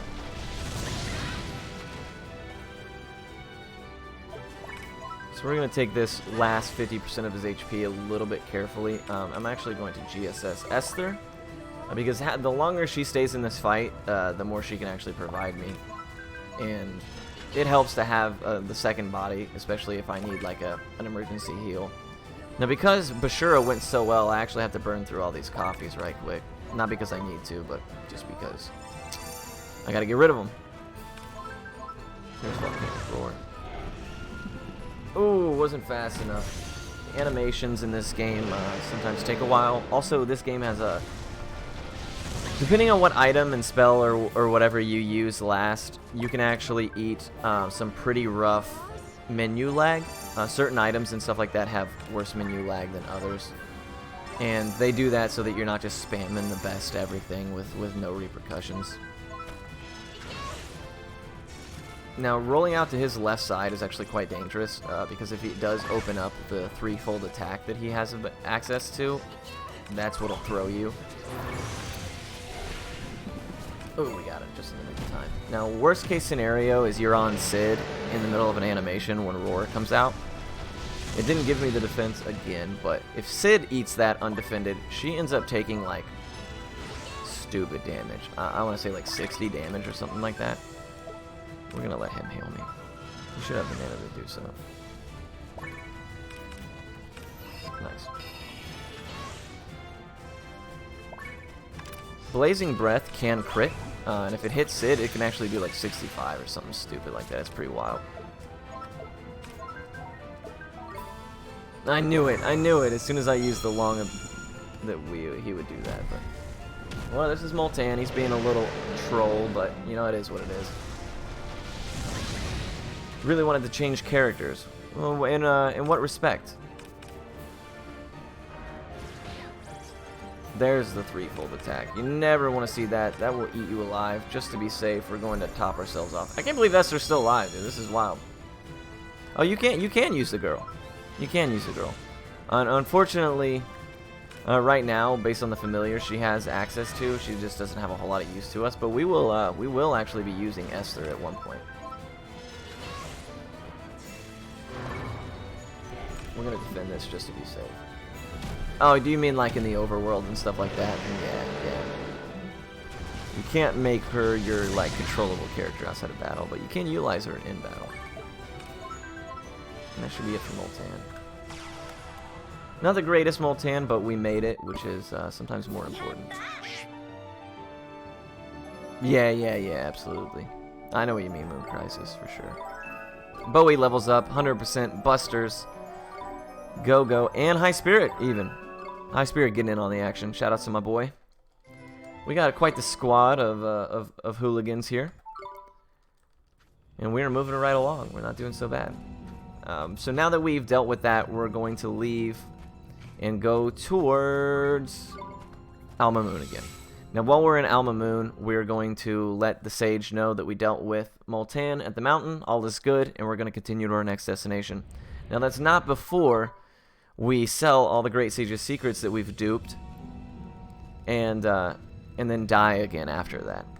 Now, it's very important that I don't take an encounter on the way to Alma Moon. If I do, I have to use some white breads in order to make sure that the dupe stays intact. Because right now the dupe is active. As soon as I die, it's going to duplicate the Great Sage's secrets. However, I need to sell them first so that they can be put back in my inventory. And the dupe glitch is crazy, man. In the 100% route, we actually, or I mean I did, I don't know what everybody else did, I can't remember, but there's a even better secret called the Wizard King secret, which is an elixir for your whole team. Now, whether or not they're actually usefully better is kind of a debate. The animation and the menu lag when you use them is horrific. However, you can dupe them up to 99 and sell them for like 1.2 million, 1.3 million, something like that. And I did that twice. Ended up with stupid amounts of money and just spent money like like I did not care. I was not stingy. I was throwing money like it was no big deal. And usually when people watch my YouTube or my Twitch VODs or whatever, the question I get asked the most is, you know, how did you get so much money? Because one of the trophies in the game is actually to accumulate more than 500,000.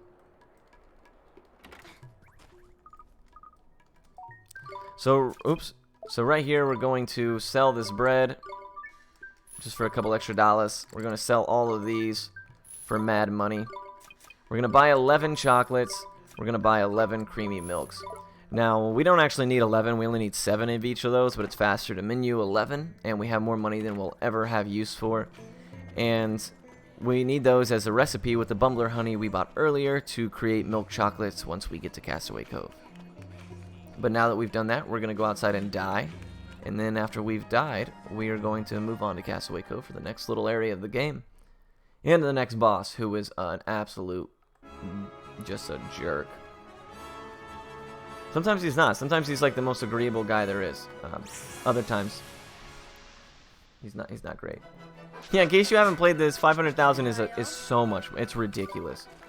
It really is stupid amounts of money. Okay, cool, he didn't die. Now we're just going to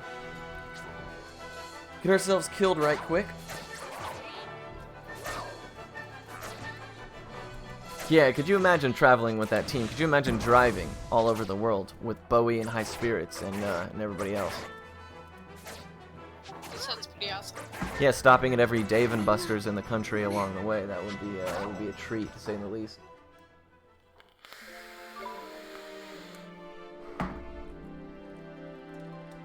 Alrighty.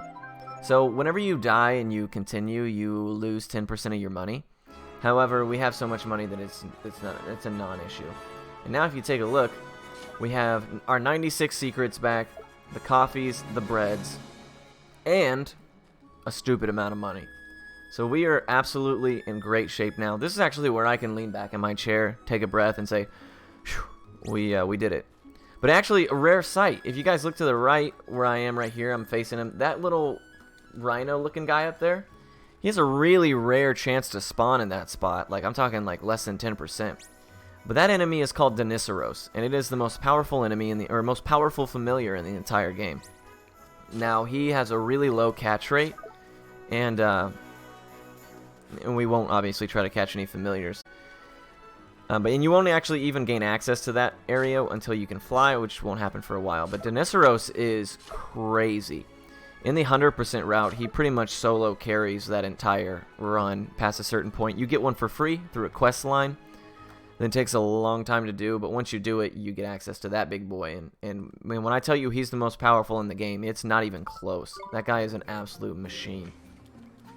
But it's rare that he spawns there, so that's kind of neat. I felt almost like a safari guide. I was like, if you guys look to the right, you're going to see Denisseros here in his natural habitat, just going around, walking around in the sand. Wendy's is high-tier fast food. Alright. I mean, if you guys look at Wendy's Twitter, or Yeah, they're all of the Wendy's fast food themed comics, y'all know that Wendy's is the funniest of them. You know, Wendy's roast game is for real. They're hilarious to listen to. And actually, the 4 for 4 is a heck of a deal. So you'll hear no complaints from me.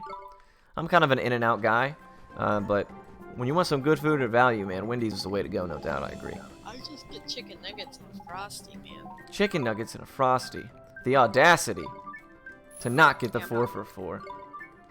I don't even know what the 4 for 4 is. I've been Really? in Japan for 6 years. Oh, that's fair. I can't speak for where the 4 for 4 actually exists outside of where I live. What is the 4 for 4? So the 4 for 4 is a deal you get where you get a junior bacon cheeseburger or like a chicken sandwich. I think you can get as well. And might as well do these two as well. And 4 nuggets, a fry, and a drink, all for $4. So you get all that stuff for $4. It's a pretty good deal. Oh, crazy. Okay. Yeah, it is. It's sick.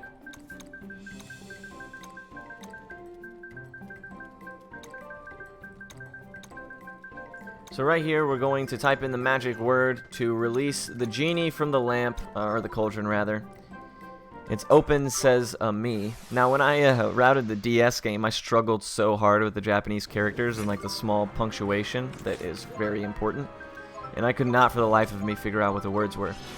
Now, also another funny story is if you changed the written language of the game, you then have to, like, Open Sesame won't work. You'll have to type it in whatever language it would translate to. Well, we had a runner who thought it was funny to, like, listen to do it in Italian, and then when he got to that part, he had to reset because he didn't know what it was in Italian. Good times. So this is Alchemy. He's got a few nasty moves we want to watch out for. The first is Al Combo, which you just saw right there. It spits out a lot of glims usually. Oops. And we'll always want to defend that one. A lot of times you can get some gold glims out of it as well. There's only a couple attacks that he does that we actually want to counter. This is one of them. I knew it. You can tell by the animation that he uses as he starts walking towards you. He also has two melee attacks that will knock you down. That's one of them if you get hit by it. And it's actually, instead of letting yourself be knocked down and slowly get back up, you can actually immediately stand yourself up by throwing out a familiar and then bringing them back in, which is actually faster than watching yourself just do it on its own. So if I do get knocked down, you're going to see me do that, and if you're curious as to why, that is the reason. Now he does Alakazam. Oops. Oh no, he didn't even knock me. He has Alakazam, which he goes into his pot, and he will do one of two things. He'll either come out with a flaming sword, and he'll have access to a couple different attacks, most of them pretty much the same as when he's got his regular sword, or he'll bring out a parasol, in which case chance will pop. Now it is random. His first Alakazam, he's always guaranteed to pull out the sword, but every time after that, he has a chance to pull out the umbrella. And anytime you see the parasol, you pretty much get a little bit of free damage on him. It's nice. You also get a chance, increased chance of getting golds. So, but we are using Pulse now. It's the strongest attack we have against him. It's kind of a slow fight. We don't really have any great strategies for it. Everything that we've thought about trying out in the past, we've pretty much tried out and figured out that this is pretty much the most effective way. This boss fight kind of comes at an awkward time between like our spells and when we get them. So unfortunately, there's no real way, strategy-wise, to make it any faster than it is. But here's the parasol. You'll notice Alchemy is a weird dude. He's got like a watermelon, a dress, parasols. He's got like all kinds of stuff in that cauldron there. He's got a lot of spare time, and what he does with it is his problem, but in this situation, we just need to dispatch him as quickly as possible. As he gets to about the 30% HP mark, he's going to do an ability called Hubble Bubble. Now that ability is awful, because he can use it back to back to back, and just Hubble Bubble non-stop. Oh, the animation is off. Okay, do it. So what I'm going to do is I'm going to put Esther into defense mode, and hope that she defends because I'm telling her to. It doesn't really guarantee defense. You just tell her to do nothing, and one of the actions when she's doing nothing is to defend. So Hubble Bubble is this right here. Now what he's gonna do is he's going to go into his cauldron. Nah, whatever. He's gonna go into his cauldron and it's gonna start a timer. And if you don't defend it, you die. Like, it's just gonna eliminate you. And it looks like Esther didn't defend it despite my suggestions, so that's unfortunate. This is called the Run Killer. Yeah, this is called the Run Killer right there. And up until not too long ago, we didn't have an answer for that, what he just did. A Hubble Bubble into an Owl combo would mean a dead run. Fortunately, one of our great runners, FR Cataclysm, our resident French runner, shouts to him. He came up with the quick thinking that if you throw Mighty out, it resets. You know, he has his own defense timer, and you can basically defend twice, which is good because your defense is still on cooldown otherwise. Yeah, it is really neat, but it's called the Run Killer because it very literally, that's what it did. If you saw that combination of moves, you died, which is not great. But what he can use Hubble Bubble infinitely, so he can go in, burst, immediately do it again, start the countdown, burst, and just keep rinsing and repeating, and doing that over and over and over. And sometimes you'll see 8, 9 Hubble Bubbles in a row, and you just gotta like sit there and wait for him to be done. He's a sassy guy, but that was actually pretty favorable luck. Not a bad fight, not a bad fight at all. I'll take it. Sponsored in part by no. I wish though. I actually tried to get Pizza Rolls to sponsor me once, and they pretty much told me thanks, but no. In fewer words, yeah. I actually wanted them to sponsor the Ni no Kuni Hundo run. I was like, trust me guys, it's gonna be an ordeal. It'll be fun. And they hit me with a copy pasta DM that was basically leave us alone in nicer words. But I regret nothing. It's worth a try, you know. But you like live off of pizza rolls. I really do. I really do. And you know, maybe one day my appreciation and my devotion to the brand will be recognized. But that day is not today. We'll figure it out though, guys. No worries. Hey, we have a swimsuit. Yeah. So funny story, and that's a good.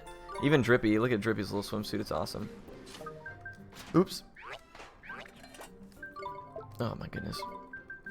So the reason that you wear swimsuits is they used to have a lot of crime happen here in Castaway Cove, and in order to reduce the crime, they decided that if you were wearing a swimsuit, you wouldn't have the ability to conceal a weapon.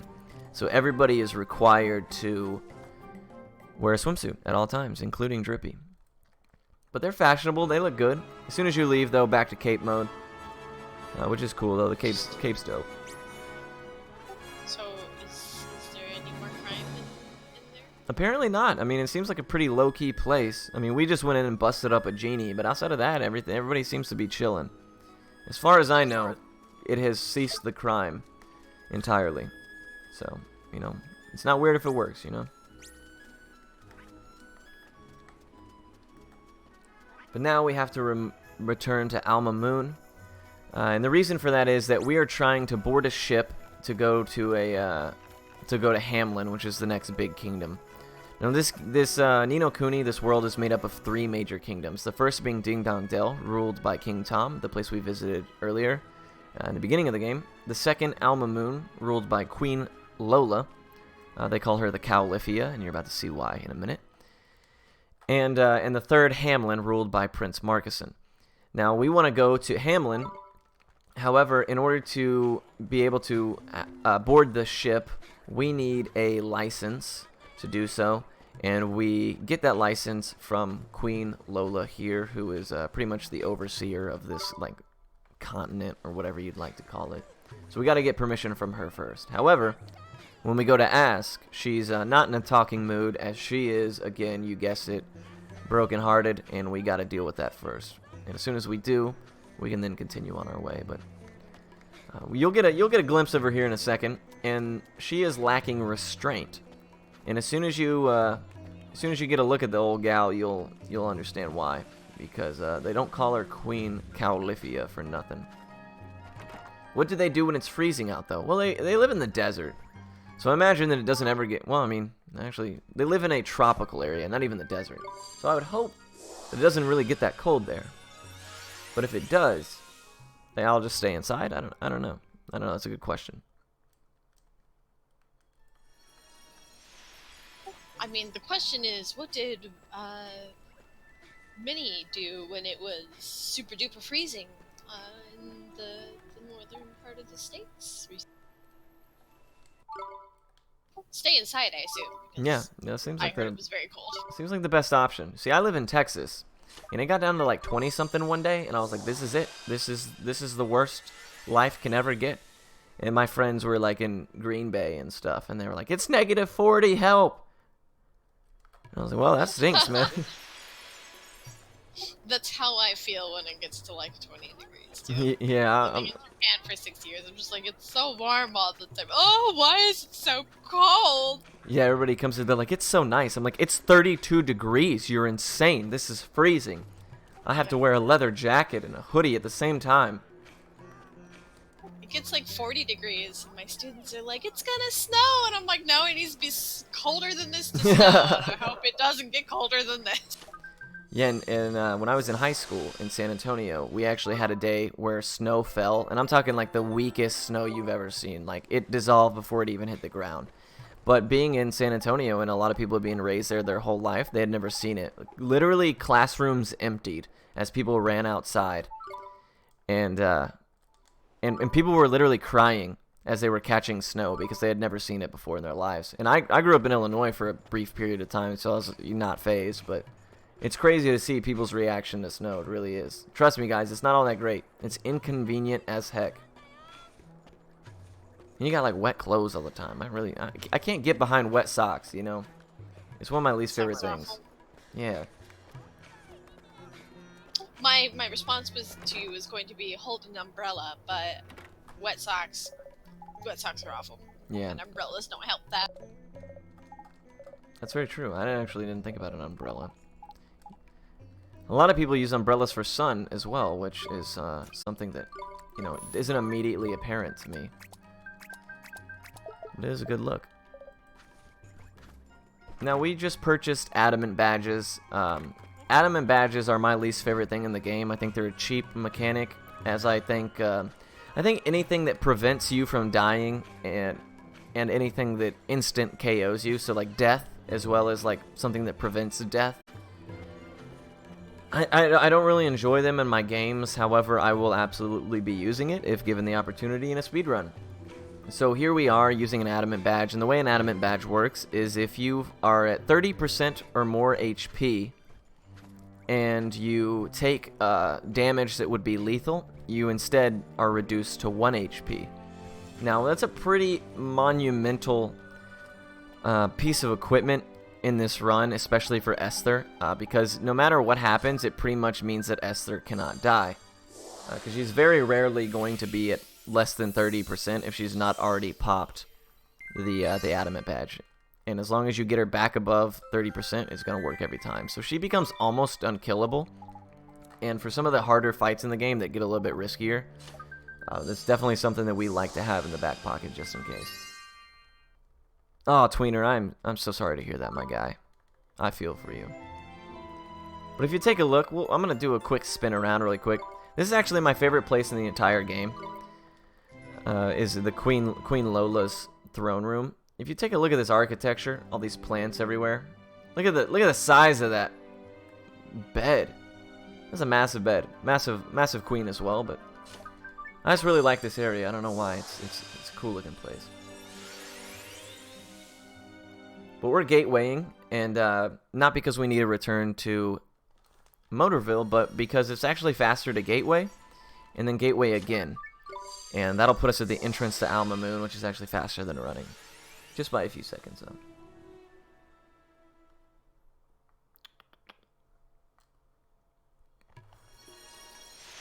Okay, let me make sure, let me think. Rock Feather, Shield, yep, we're good to go. We should be fine. Mighty Atis Chocolates. Oh no, please. Nice. Mighty Atis Chocolates, so he is ready to rock, because as soon as we return to Castaway Cove, we will be obtaining our third member of our party. His name is Swain, but first we have to deal with a problem he is having, which he is afflicted by a nightmare, just like Rusty was earlier. Look, Deniceros is back. My goodness. You guys are seeing a treat today, my friends. It's hard to track those guys down sometimes. It's a really, really low chance of seeing it happen, especially twice. Oh, these guys you actually have to buffer. Yeah, the Queen's Servant dude puts up with her yelling and her bad attitude and her lack of restraint when it comes to eating cheese.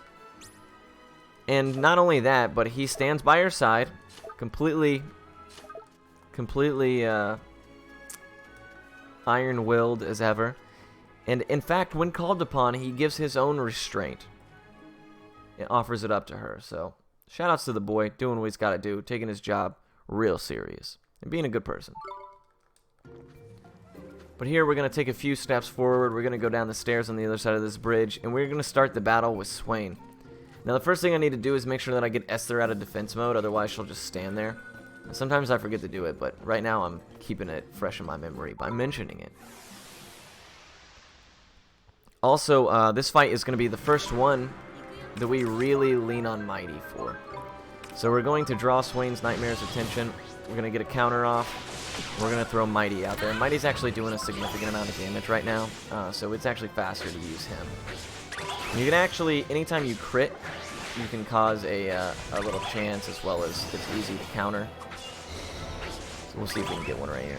Bad Dream, I got to defend. Oh, there we go. We got the chance. Nice. That's pretty lucky. So we're just going to sit here and chew up this guy best we can. Drongo does a pretty good job of providing support, whether it be heals or damage. And we're going to get this for a couple different reasons. The first one is, even though it's not crazy good damage, it refills Mighty's bar. Now you'll notice that all the familiars have a circle around their heads, and that it slowly deteriorates the longer they're out. And that's quite literally a timer.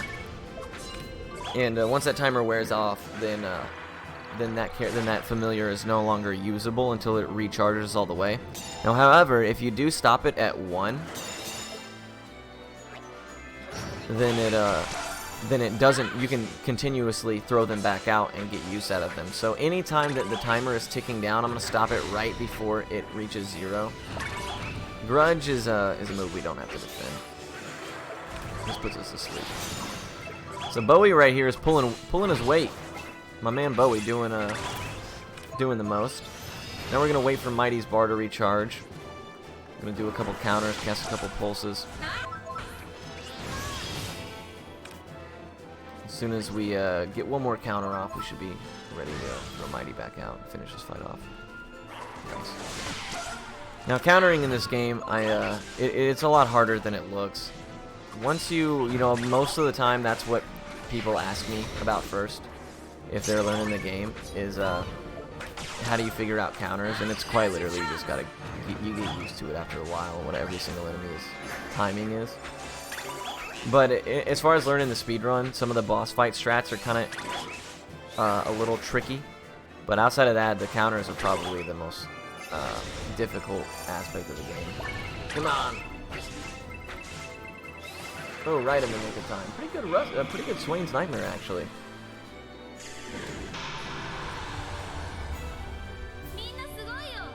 Yeah, it is a pretty tight window. certain enemies have really low counter windows, and you gotta like really have a feel for it. Some of them, in fact, the counter window is so slim that you won't even see the blue light appear that indicates that you can counter them. You'll actually just have to completely have the feel for it. Does the bar... Yeah. So the bar charges faster if you call them back early. If you let the familiar stay out long enough for their bar to completely drain, it fills back up a little slower. And on top of that, if you throw them out, they won't even be used. You won't be able to do any commands or anything like that with them. So it is very important that you try your best to never let one of them pop.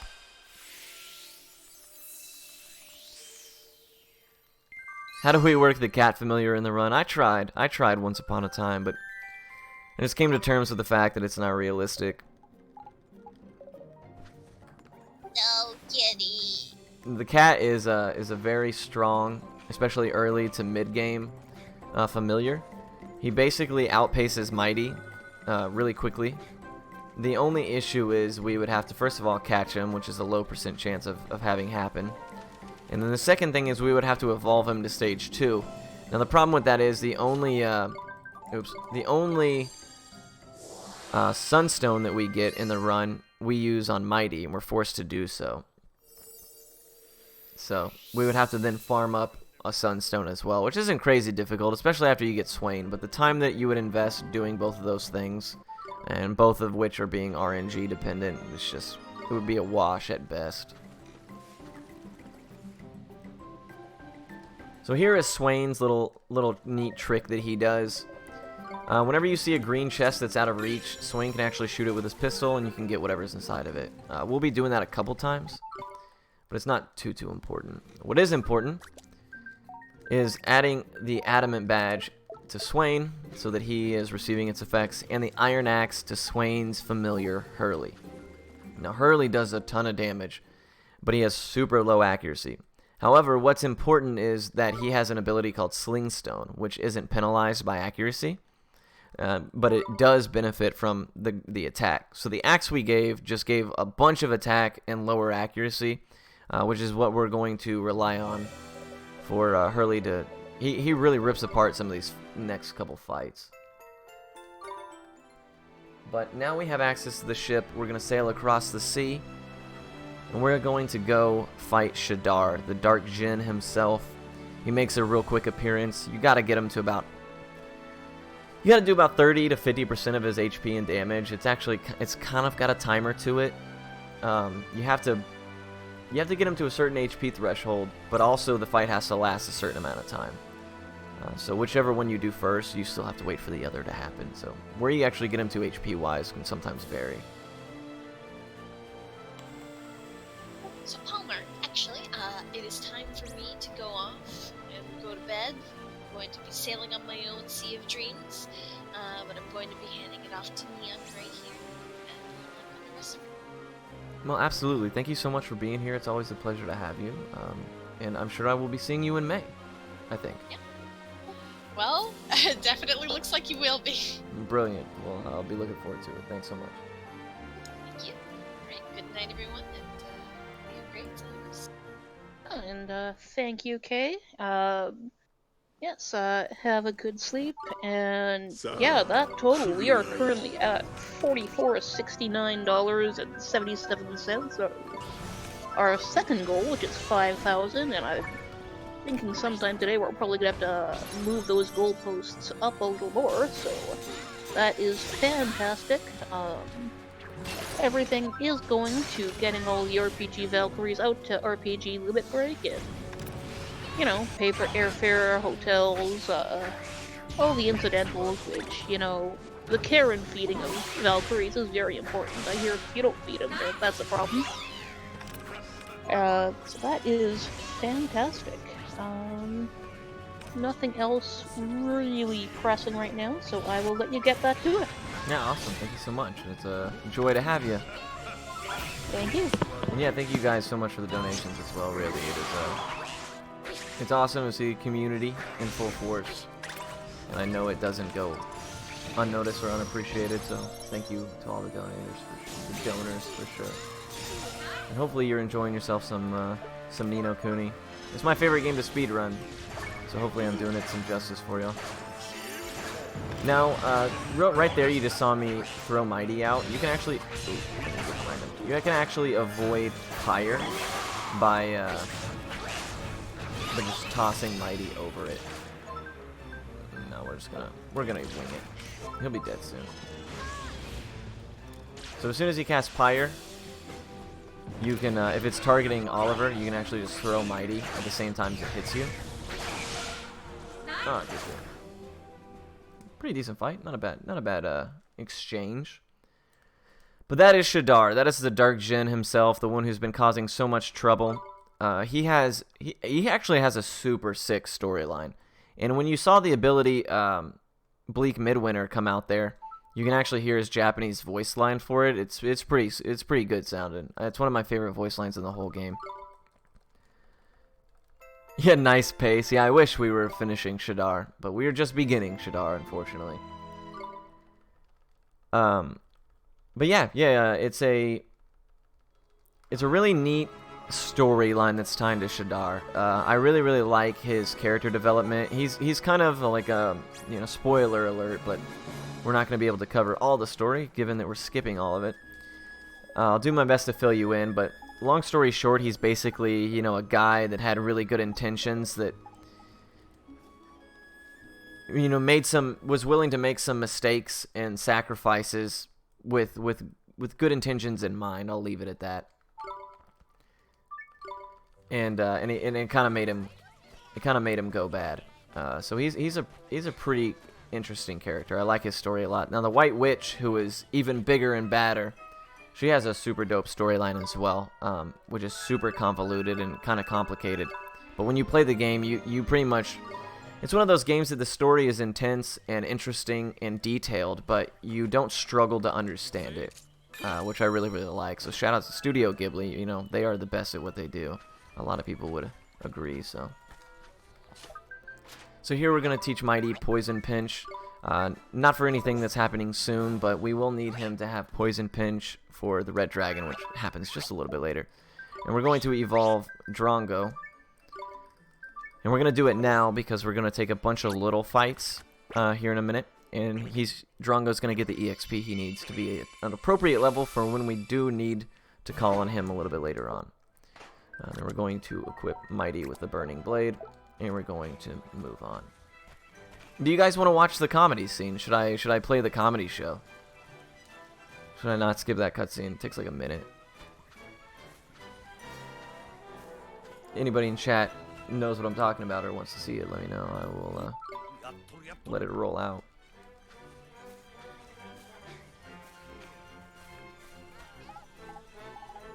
Alright. So here what we're doing is we're in the fairy world. This is where Drippy is from. The mother of all fairies is that huge lady that you just saw, that giant globe-shaped fairy. Her name is Mummy, quite literally Mummy. Oops. Seeing it in my first playthrough was enough. Yeah, it is a funny little comedy scene. But it's no worries, we can blaze on past it. It didn't faze me. But in this fairy world, Drippy had to... We actually got... When we fought Shadar, he kind of threw our boat off course, and we just happened upon the fairy world. But it's okay, because Drippy is from here. He knows everybody. Everybody's happy to see him. He is the High Lord of the Fairies, after all. But what we're doing right now is acquiring pieces of art, which if you say it quickly, it sounds like pieces of heart, which we have been collecting this entire time. And giving this to the people in need. So the theme is consistent, even here in the fairy world. And Mummy is actually unable to laugh. She's, I can't remember the exact wording on why, but she's not feeling great. And in order to get inside of her and make her feel better and defeat the monsters that lie within her large tummy, we have to get her to laugh so we can jump in. So we're collecting all these pieces of art so the boys can put on the comedy show and make her giggle. And we can hop on in while she's least expecting it. And then while we're in there, we're going to have to fight what is probably the most difficult. I don't want to say it's probably the most difficult to learn fight in the entire game, and it is the one that can probably cost you the most time. Now, when I'm doing actual any % runs for PBs and stuff like that, it is the fight that I reset at because, you know, if it goes bad, you know, there's really nothing you can do about it. It'll just bleed you mad time. She can't laugh because the comedians stink. Yeah, well, the show is actually not bad. I had a giggle at it the first time I listened, but we'll skip past it then real quick. We turn in the pieces of art. They start the comedy show. They get her laughing. We hop in and we move on with it. We're actually doing pretty good pace-wise as well. I'm surprised that we're only 3 minutes behind my PB, which is a 5:29:39. I think our estimate is what, 6 hours. So that's good. Always a good sign. But Royal Jelly will probably mix that up a little bit. Royal Jelly has the innate ability of just making you lose a boatload of time. 4 or 5 minutes usually, if it goes badly. If it goes alright, we just stay consistent. That's really it. But now you're going to see me doing a new strategy. This is called a Sharpener strategy. And, you know, quite simply, Sharpener is an ability that the lemur learns once he reaches a certain point. And it's an attack buff.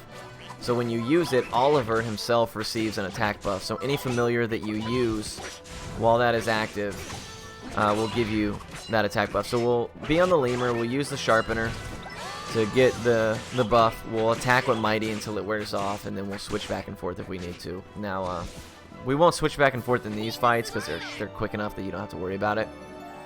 But it adds a significant amount of damage. It makes a pretty big difference. It's a little annoying to have to deal with 2 familiars and swap back and forth, especially because the buff doesn't last super long. But it is impactful. Definitely wouldn't want to do Royal Jelly without it. So in between each of these fights, I'm going to heal anybody who's low enough to need it. The first 2 fights are actually quite simple, but the remaining 3 can prove to be a little bit of trouble. That's why you're gonna see me do Cut Loose right off the bat on Mighty. I'm gonna step back so that my team can draw the aggro from most of the enemies. Otherwise, in the middle of your buffing, you'll just get eaten alive.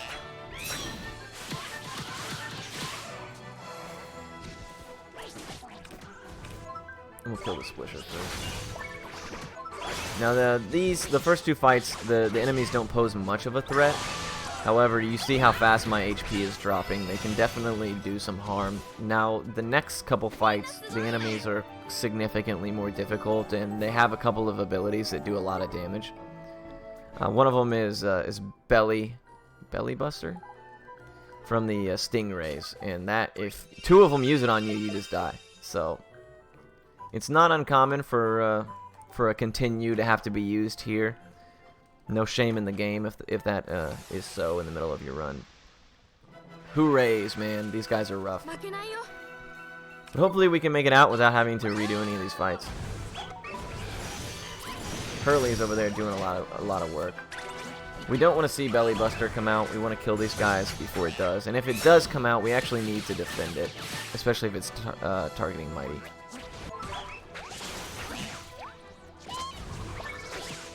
So we're going to actually heal. Esther, as you can see, died already. Not uncommon, to be honest. Okay, excellent.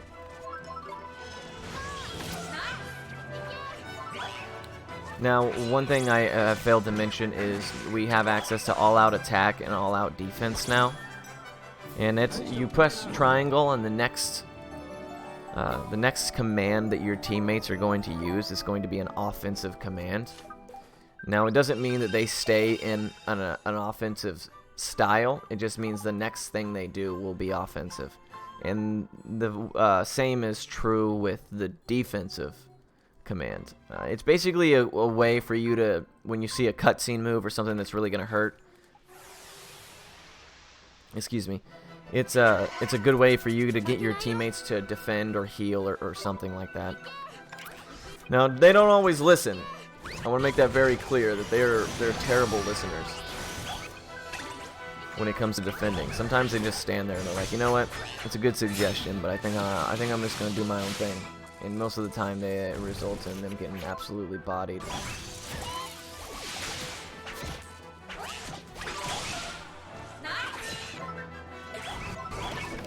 Ooh, nice. Just barely escaped death there. But we're gonna be spamming all-out attack as often as we can. Now, when one of your teammates runs out of mana, they're usually just going to do not really much.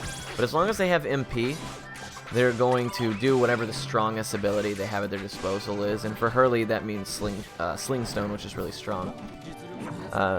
It's also a good way for you to tell if your teammates have low HP or MP without having, or I'm sorry, low MP without actually having to open the menu and look.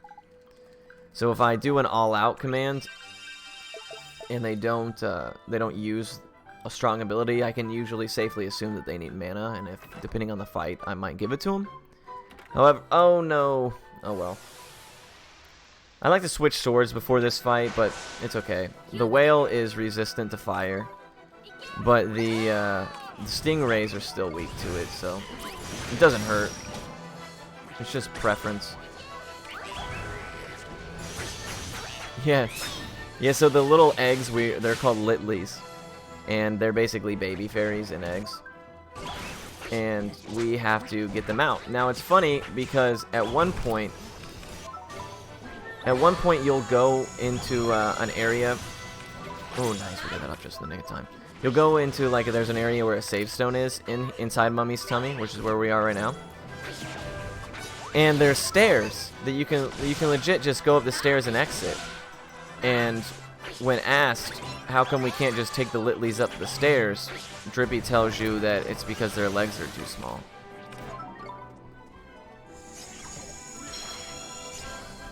So that pretty much dispels that. It's funny that they went through the trouble of putting that in there in case somebody did happen to ask that oversimplified question. Yeah, the fact that you can't see allies' mana is kind of odd, actually.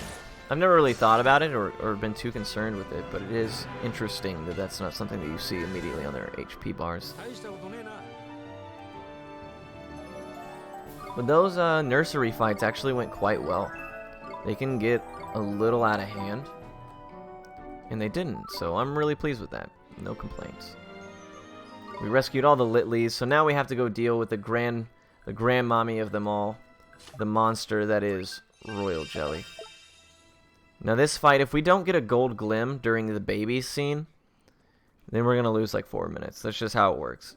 Usually though, it's like 80% chance you see a glim. It's not very likely that we don't get one, but when you don't, it hurts. And because this is a marathon, I have come to be surprised by nothing. So this fight is long. When I first started running this game, or learning it, my first Royal Jelly fight took almost 30 minutes. Due to some strat adjustments and just getting overall better at the game, you can usually do it in less than 5.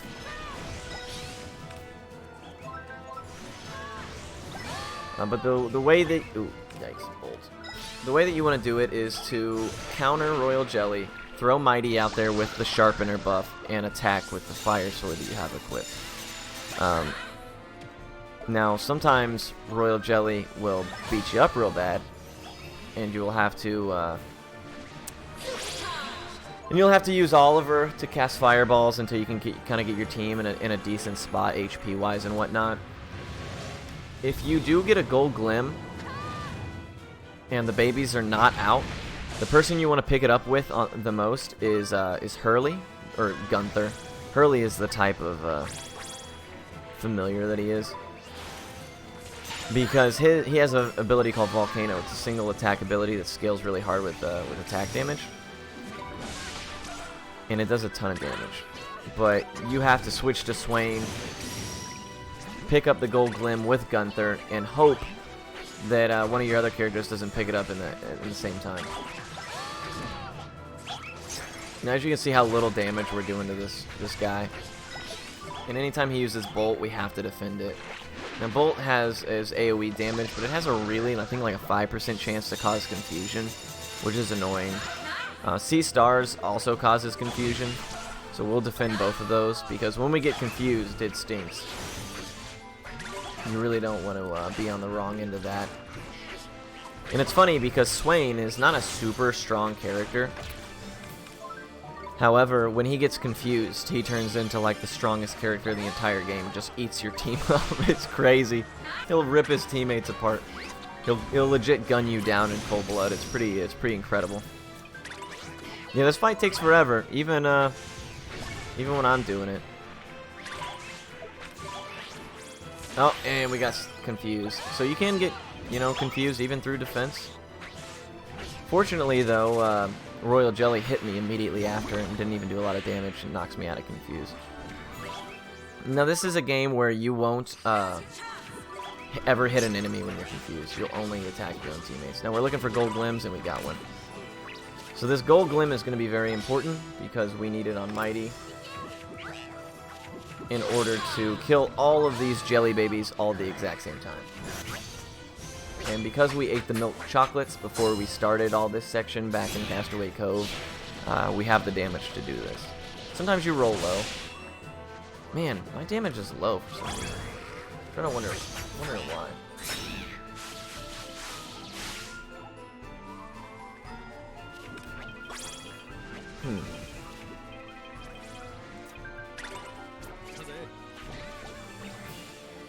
No, wasn't quick enough, unfortunately. Wonder what I missed. I'm trying to rack my brain for what I don't have equipped. That would maybe I definitely have the fire sword equipped. Oh, I didn't feed Mighty his chocolates. That's what it is. I made them and didn't feed them to him. Oh, no wonder. Classic. I'm out of practice. That's my bad, y'all. I'm over here like, dude, why am I not hitting 17s? That's funny.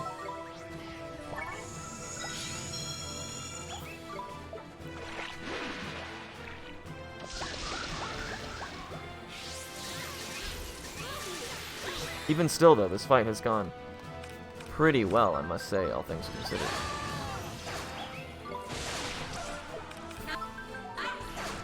Oh, Swain. You devil dog.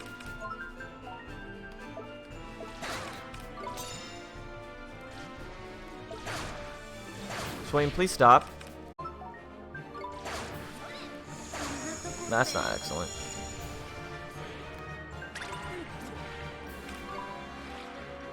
Oh, man. Shoot yourself. Thank goodness. Yo, this almost got ugly. Oh, man. What a bummer. But yeah, I told you, when Swain gets confused, he turns into the meanest machine on the face of the earth.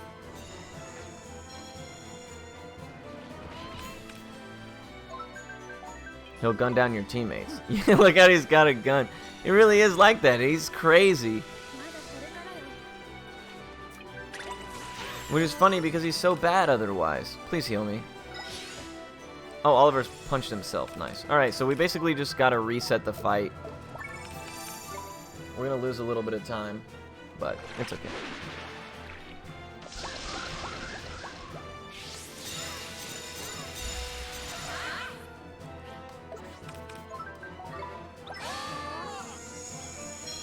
Esther, come on, dude. You are really not very smart. Because I am pushing out a little bit lower damage, I'm going to prioritize getting my teammates up. It's definitely the best decision to make here. And because I don't have any abilities that... Oh no, not again.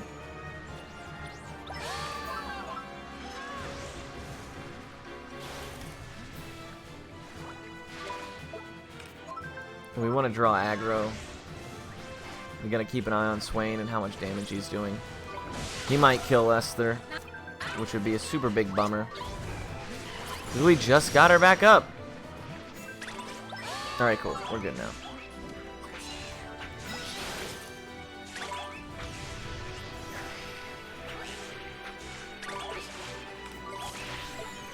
Whatever, now Esther's confused. Oh my goodness. You, Esther, you crack me up, man. Esther is one of those characters you have on your team in an RPG that you're like, come on, dude. Just anything would be nice. You expect nothing, yet you're still disappointed. That kind of character, you know?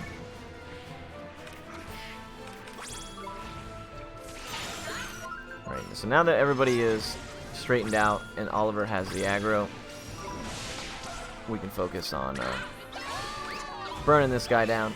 Yeah, no, Swain is being a real pain right now. That's okay. We're not doing too bad. You know, that's funny though. That means that I did Rusty. That means I should Shadar. I did all those guys without the proper attack, which means that for us to not have lost any time, we're actually doing quite well.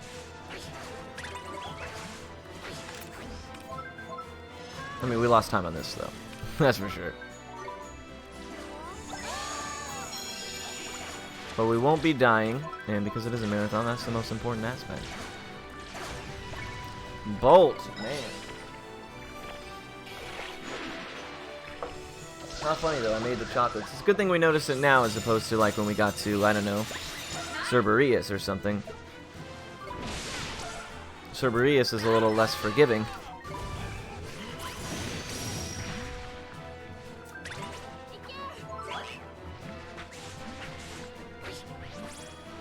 Nice. Okay, so that should be it. We should be able to finish him off in this stun cycle. There we go. And that's Royal Jelly. I mean, it's not a perfect Royal Jelly. We lost probably 2 or 3 minutes, but now we're 6 minutes behind my PB. Bummer. It's actually pretty good. I think usually I end up 20 to 25 minutes off my PB, but right now we're killing it, even with mistakes. So that's nice to see. Now we can right that wrong, and we can continue on as if nothing ever happened. Yeah, exactly. That fight isn't usually very difficult as far as like risk of death. But when Swain starts to troll you like that, you know, there's just not a whole lot you can do about it, unfortunately. But we have a couple of things to skip and a bunch of spells to receive, so if you want to plug some incentives or talk about the schedule or anything like that, you are more than welcome to. Oh, let's take a look here. No new donations on that, so let's take a look at what's coming up. We do have Final Fantasy Tactics coming up after this. We have 3 incentives there. They are to name Ramza, name Generic Unit 1, and Generic Unit 2. Right now, the lead for Ramza is I Smell Awful at $20. Generic Unit 1 is Eva at $1.50, and Unit 2 is Proto at also $1.50. So if you want those names, you can get them pretty easily, or you can give Ramza a name besides I Smell Awful. I mean, I don't know why you'd want to pick a different name, but, you know, what can you do? And after that, we've got Proto Trigger coming up. Lots of good names there. Name for Chrono, you can take that for more than $10, or for Luca. Marl is pretty cheap. You could have her if you pay more than $1.01. Or, you know, if you're a big spender, right now Frog is at $250 for Buddy. You know, if you've got a lot of money, you can pick a different name for Frog. And then Robo and Ayla are both at $6 and $5, so you can take those names pretty easily as well. There's also a Marl Softlock that is at $30 out of $100, so you can make that happen too. Let's see here. No. There we go. Later on then, we've got Lufia 2 Ancient Cave. You can pick the 4th character. And you know what? You can pick one who's not good if you want, or... I mean, I would never encourage paying to make a run worse. I mean, I actually don't know Ancient Cave too well, but I assume nobody wants Lexus or Tia, and there's 0 bids anywhere on this, and you can make that happen for very cheap. Now's your time, guys. You can make an impact. Yeah, or you can pick a capsule monster. I know some of these are awful, just pick a really bad one. Come on. Yeah, what is the Flash one of them? There's Flash. Flash is there. Flash is $0. As far as I'm aware, I think Flash is like the worst one that everybody dislikes the most, so now's your chance to make that happen. Yeah, come on, make... Let's make Flash happen. Or you can name them too. Again, there's no bids there.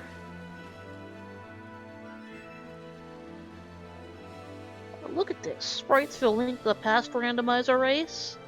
You know what? We've got Ultros at 132.98, the Secret of Mana Sprite at 71.69, and Sailor Moon at $25. Why isn't Sailor Moon winning? I mean, they're taking the top 3, so she's in no matter what, but Natara will kill me if she hears this, that I said this, but Sailor Moon is much better than Ultros. Ooh. That's a hot take. Oh yeah, I mean, that's... they're hugely directly comparable, I mean... Yeah, absolutely. Pretty much the same thing. Yeah. So, I mean, it's very easily to, you know, that's some apples-to-apples comparisons right there.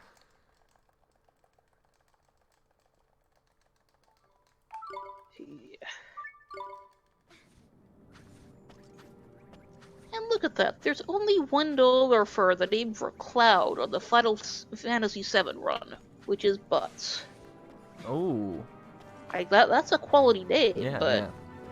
you know, that's the main character of, like, Final Fantasy VII. We should... Why isn't that higher? Let's bid that up.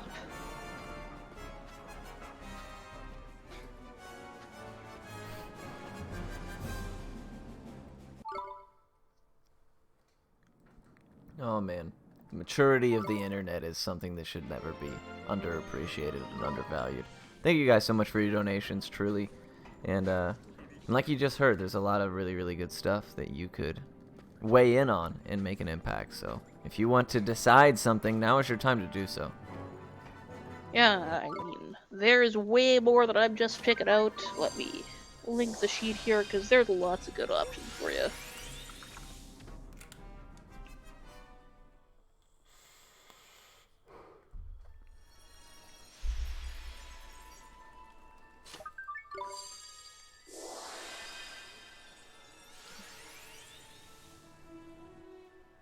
Alrighty, guys. Well, there's your incentive sheet. Check it out. If anything you're interested in is appearing on there, then maybe take a look at investing in something like that. It's for a good cause. So now we are moving through Hamlin, which, as I explained earlier, is the third of the big 3 kingdoms, and a pretty cool place. Everybody's wearing pig costumes, and that's as mandated by the Prince Marquesan.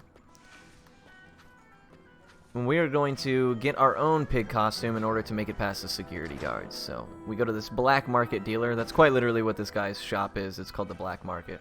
Not following the rules. We're getting there. We're getting there. So even Drippy gets Drippy is just a helmet. That's all he gets. But this is one of my favorite parts of the game because you can't jump while you're in these, so I get to rest my thumb, and that's always pleasant. But I'm pretty sure that there's actually a old fairy tale called the Pig King Marquesan, and I think that's where a lot of this influence comes from. I think it's like a French fairy tale or something to that effect. I could be wrong, but I believe that is where the basis of this theme of this area is derived from. It's a pretty neat little place. The architecture, it's like the industrial city of this game, as you can probably tell from the kind of steampunkish vibe and an aesthetic that's going on here. But we're actually going to buy a couple things really fast because this next fight we have to do a very specific way. Oops, I bought 2, like a goober. It's okay, we have more money than we'll ever need, so you can actually afford to... we'll buy this for Mighty. You can actually afford to, to buy all kinds of stuff. But this fight, because of the way that it works... Oops. Is very unique. So Porco Grosso is a character... or a boss rather, that is immune to physical damage. That was an ugly menu, but we got there, guys. We got there. So the best way to deal with him is to obviously cast spells. Now, the way that you do it, in the speedrun strat at least, is we use Drongo with Bogley or High Spirits, casting the Enlighten buff, and we spew out as many damage spells as we can in quick succession. Splish Splash and Thunder Spark. Now he's actually weak to Thunder Spark, and that's what we'll be leaning on. You can actually chew through him really, really quickly. However, sometimes it gets ugly. He's actually not an easy fight. Royal Jelly and Porco both are kind of like small roadblocks about halfway into the run, and once you make it past those, you can rest easy for a while. Most of the other fights are much easier to deal with, or a little less risky at least. Yeah, it's actually it's based on, you know, Studio Ghibli when they named Porco Grosso. I imagine that they had some of their own movies influence Porco Rosso, the pilot turned into a pig. So right here, this is actually a pretty difficult section to do. You have to basically Metal Gear Solid your way through this, and we definitely don't do it the way that it's intended to be done. The guard skips are actually... they save a lot of time, but they're really easy to screw up. And if you're not really, really careful, you'll have to do it all over again. And every time you do it, you lose probably 30, 40 seconds, to be honest. So we got to get close to this guy, but not too close. And then we stop right about here. And as soon as he turns, we start moving again. Boom, there you go. That's the double guard skip right there. It's not... it's a lot harder than it looks, I promise. But we made it past the guards. We go over here. We're going to start Porco. So what we're going to do is we're going to be using Esther for this fight. It's the only fight in the game we use Esther for. And the reason we do that is because familiars in this game, they have a percentage increase in their stats if they're on somebody, on a character that they have an affinity towards. And Esther has a compatibility percentage with Drongo here, so we're going to utilize that to the best of our abilities by spamming these spells really quickly. As you can see, we're doing a lot of damage. The only issue is Porco has so many knockbacks. If he runs into you, he knocks you down. One good thing is, though, however, that you can use Thunder Spark a few different times during the fight. You can actually chance him 3 different times. Ooh, Gold Glimpse. And we want Gold Glimpse on Drongo, because he does a ton of damage. Unfortunately, Enlighten we're off, but it does a lot. And it makes these fights exponentially faster every time you see one. So, oh! Everybody chill. Let me get it. Oh, boy. Oh, baby. Now, if you get knocked down in the middle of your Golden Glim animation, it'll cancel it. Isn't Durango more compatible with Swain? I don't believe so. I think that Swain is Mility's the same way Oliver is. I could be wrong on that, though. I'm not 100% positive.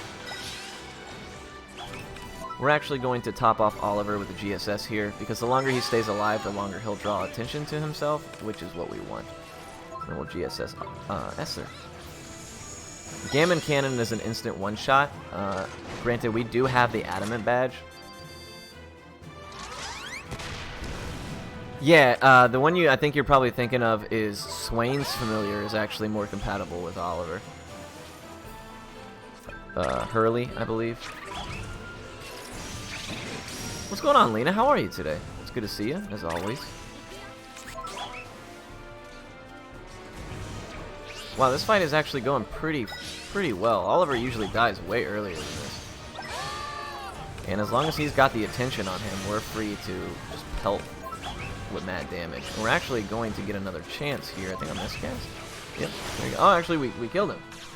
And that was an amazing Porco fight. I'm about it. Nice, always nice to see when that goes well.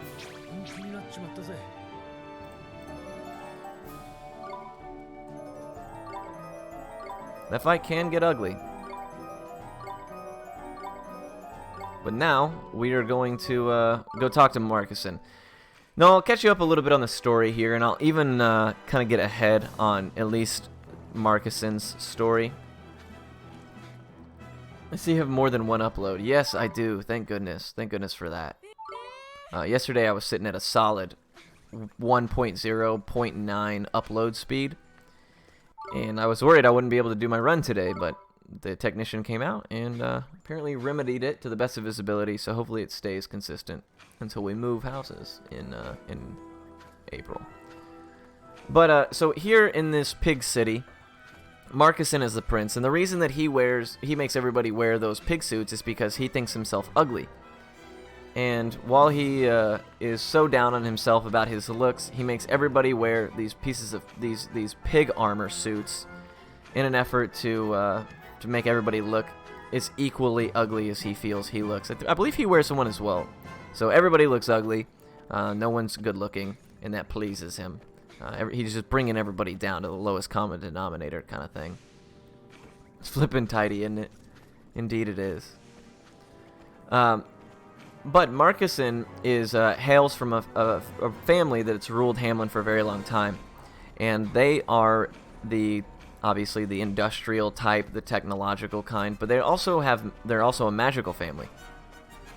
And they teach us a couple cool spells here in a little bit, but the story is that Marcuson actually had an older brother who would have been heir to the throne. However, he was born without the ability to cast magic and utilize magic, and it's stated that Hamlin cannot be ruled by a king who is incapable of using magic. Now, the older brother, his father, the father of the two of them, loved him very dearly, but when he told that to his son, it really, really made his son upset. He mistook it as his father disliking him or favoring Marcuson over him, and he ran away. And his father was heartbroken and, never got a chance to explain himself or to explain better. And it was kind of a misunderstanding, but the older brother disappeared and was not seen again for a very long time. Now, currently, we are doing a little bit of time traveling. He was born a Muggle. Yeah, basically.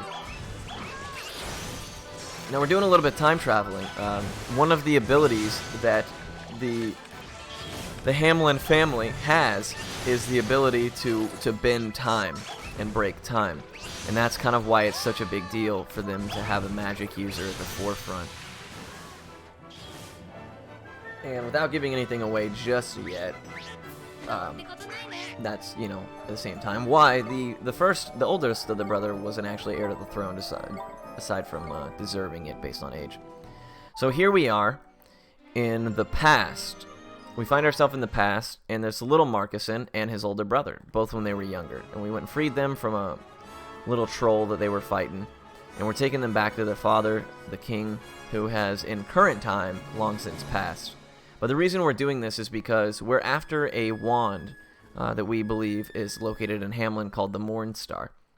Now, the Mornstar is a wand of, incredible power and great strength that was used by the great sages long ago. However, when we get to Hamlin, they say that the Mornstar broke or is unusable a long time ago. So in order to be able to get it and acquire it, fix it up, whatever we need to do, we actually have to go back in time and basically, stop it from being broken or misused or what have you in order to be able to use it in the current time or what would be the future based on where we're at now. His brother is Drippy. Now, his brother is not Drippy. His brother is actually, drumroll, his brother is Swain. So Swain is actually the oldest brother and the heir to the throne of Hamlin. Now, because he did not see eye to eye with his father or agree with the fact that he didn't deserved to be the heir to the throne because he was unable to use magic. He ran away. And this is his first time coming back. Oops, what am I doing? Do you think this game will come to PC one day? I don't know, man. I know that Ni no Kuni 2 got ported to Steam, but there is some debate on how good of a game it is on PC. Some people are not super crazy about how it plays on that system. However, I don't think that that's level 5's. I don't think they really care about that. But so long as new DLC and stuff like that is coming out for the second game, I doubt that they're going to take the time to put Ni no Kuni on Steam. Because they would have to port it to the PC, and I imagine all their resources are probably tied up or better spent focusing on keeping Ni no Kuni 2 current for as long as they can keep that excitement for. I would love to see it on PC though, as long as like they don't make any drastic changes. I imagine that if they did port it to PC, the duplication glitch would probably be fixed or sorted out. Although I don't know if the duplication glitch is common knowledge. I think that aside from the speedrunners who utilize it, a couple people might have stumbled on it, but nobody's quite figured it out like we have. So I would be happy to see that that persisted if they did port it. And I would also be happy to run it on a faster console to get its time down. So we can hope, man. Currently, it's only available on the PS3 or the PS4 now, which I believe is like the online service.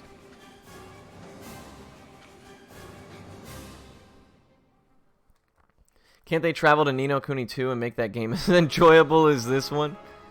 Unfortunately, that's not the case. There are a couple of really neat nods to this game in Ni no Kuni 2. Like when you're doing the trials in the second game, you can see the statues and it kind of tells the brief story of the first game, but that's about it, honestly. But I do totally agree that that I prefer this game. Just they changed a lot, some of it good, some of it bad, and it didn't maintain any kind of parallels as far as story is concerned. So I don't know. I feel like the second game would have been an amazing game had they called it like just Revenant Kingdom. But when you put Ni no Kuni on it, you have to uphold a standard to this game, and I just feel like you're never gonna do that.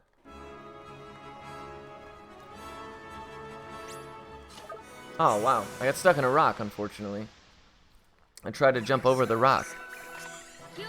To no such luck. So we're going to just run away from this fight.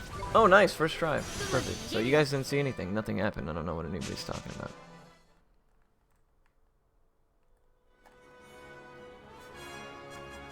Master Edition eventually with all the DLC familiar? Yeah, maybe. I mean, the game is already digitally available, and usually that's where games go to die, is digital download. Now, nowadays, that's pretty commonplace, but for the PS3 era games and stuff like that, it was a little less common. That usually meant that that's where it ended up when they were done with it. But I would be happy to see that not be the case. So Gascon, who is Swain, and Marcuson have left us, and we're going to do a new trick. And it's probably my favorite trick in the entire game. It's called levitate skipping. So it works similar to jump buffering, gateway skipping, the familiar retreat glitch, all that stuff. Oops. Oh, it's up. Duh. Now, when text is on the screen, as I explained earlier, enemies can't touch you, and they can't even spawn. So what we're doing is we're turning our text speed down to the lowest speed and casting a spell that actually puts text on the screen. So by turning the text speed down, that text is displayed really, really slowly. So anytime we are taking aggro or what have you, we can just, or we're about to run upon some enemies, we'll just cast Levitate, have that text on the screen. As soon as it wears off, we cast it again. So it's really nice, and now that we have it, as long as we're in a dungeon, we won't actually have to be jumping anymore, which is always welcome. Now it does not work on the world map. You can't levitate there, so we can't make use of it anywhere other than dungeons. But that's basically half the game is spent in dungeons from this point forward. So it's a nice break on your hands. I appreciate it. Now if you see me, especially we're about to go into a cave here in a second, and if you see me casting levitate but you don't see any enemies, it's because I'm casting it exactly where they would spawn, and I don't want them to spawn. So it's not that I'm just casting it needlessly, it's that I know where their spawns are, and I don't want to... If you're right on top of something right as it spawns because the text has disappeared, it's going to fight you. So, like, you got no time to waste. Best speed tech in the game. Yeah, it is sick. It is really, really neat.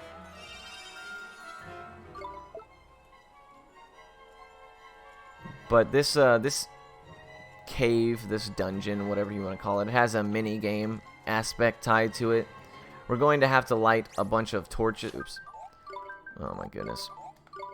I was practicing King Tom all day, and levitate, you know, having all the spells is at the bottom, but anyways, you have to light all these torches that are going to be in this cave right here, and you have to do so while not taking encounters, hopefully. So we'll be spamming a couple different spells, levitate and magic lamp. Oops.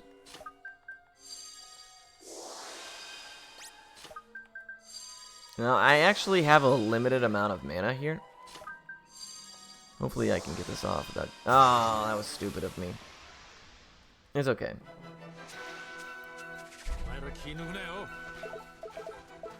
Just hopping around, having a good time.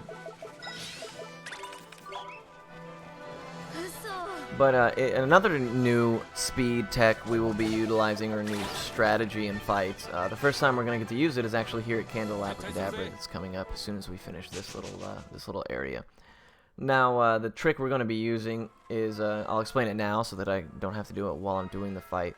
It's called the AI cast trick. Now, there's a reason that we have no familiars on Oliver.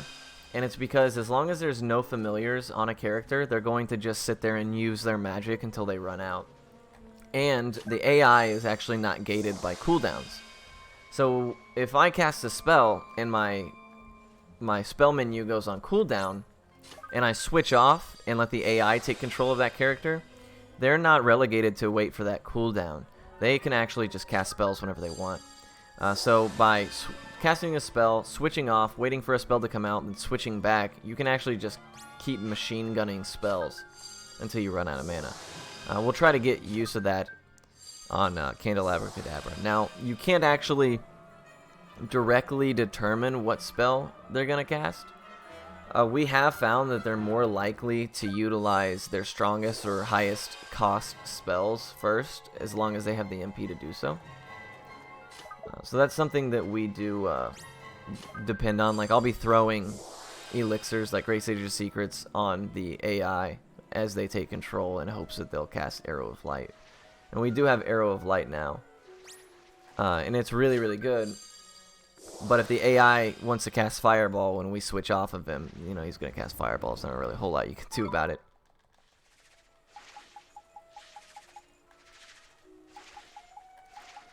Ooh, I got out just in the nick of time.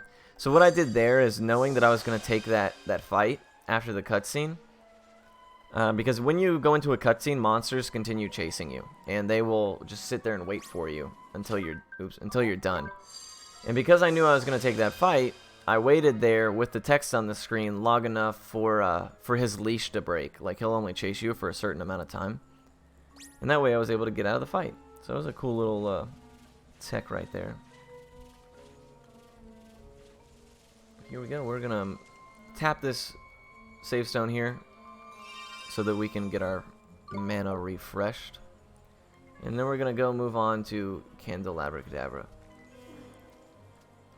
and we're gonna hope for the AI to cast Arrow of Light as often as possible. Now, Arrow of Light costs 12 mana, and the coffees that we have right now only restore 30. So we're probably going to use Great Sage's Secrets more so than not in this fight.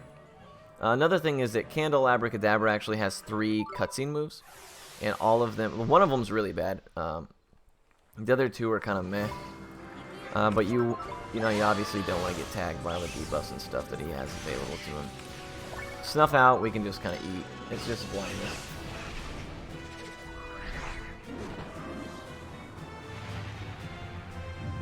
But he's a cool looking guy.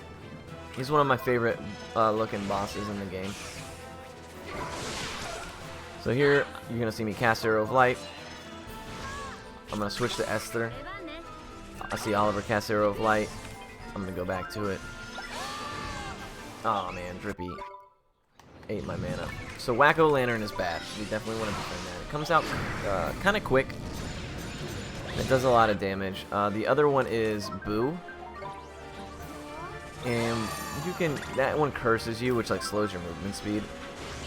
We're guaranteed a chance right here. As long as you cast Arrow of Light as soon as Drippy finishes that little cutscene that you saw, you're going to get a chance every time. So we're going to utilize that chance to get a couple arrows of lights out, top ourselves off. Come on, Oliver, you're killing me, buddy. Now, obviously, it doesn't help us to have a fire-based special while we're fighting a fire-type enemy. So we're gonna let our teammates. We're gonna roll Esther. If Swain goes to get a gold glim, I'll switch to Swain and make sure that he doesn't, because his ability is pretty useless. But Esther actually gives Crescendo, which is a buff to all stats. It's actually pretty good. As you can see, his abilities come out super quick. Not quite Devastation quick, but pretty quick nonetheless. And the issue with Boo is that when you get cursed, it slows your movement speed. Now, you can still jump at the same speed, but it is kind of annoying, because Candle does hit for a lot, and you just basically have no chance of dodging him.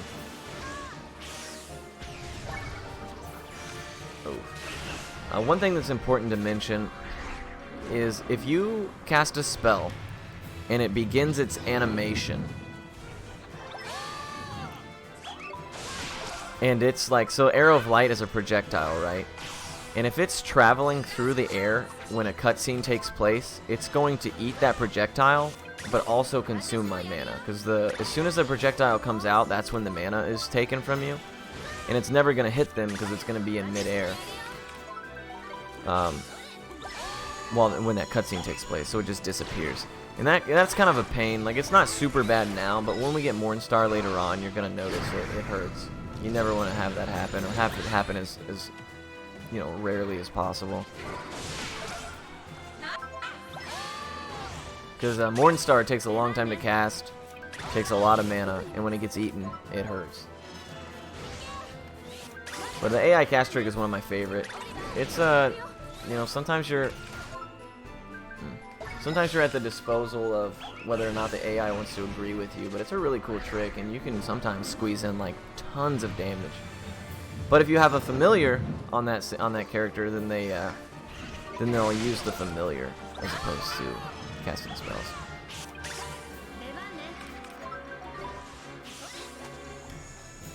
See, like, Oliver, why are you hitting him, dude? I know you got mana. You should be full. That's what elixirs are for, my guy. Not the greatest Candle fight. Pretty slow, just based on some of the AI luck we've been getting, as well as the frequency of these abilities we're seeing come out.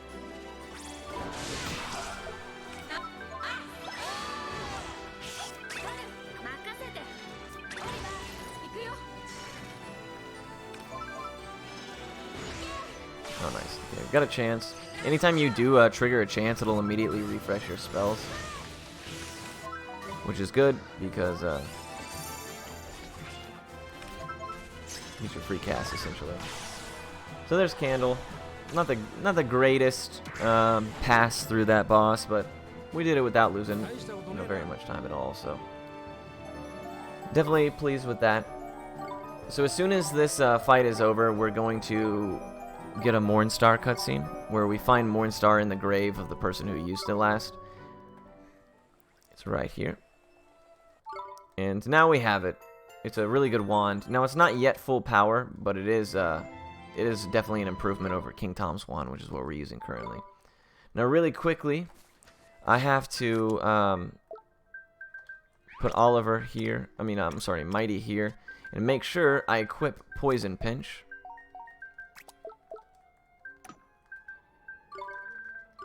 Now, the next fight we're going to do is Red Dragon, and Poison Pinch is very important for it. It's the reason that fight can be done as quickly as it can.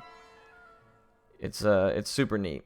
We also turn the text speed back because we don't want to have to mash the heck out of stuff in order for our text to move. So, But we will be changing that text speed back to slowest many times throughout the rest of the run in order to utilize the levitate skip. So, but now that we're out on the overworld, we're back to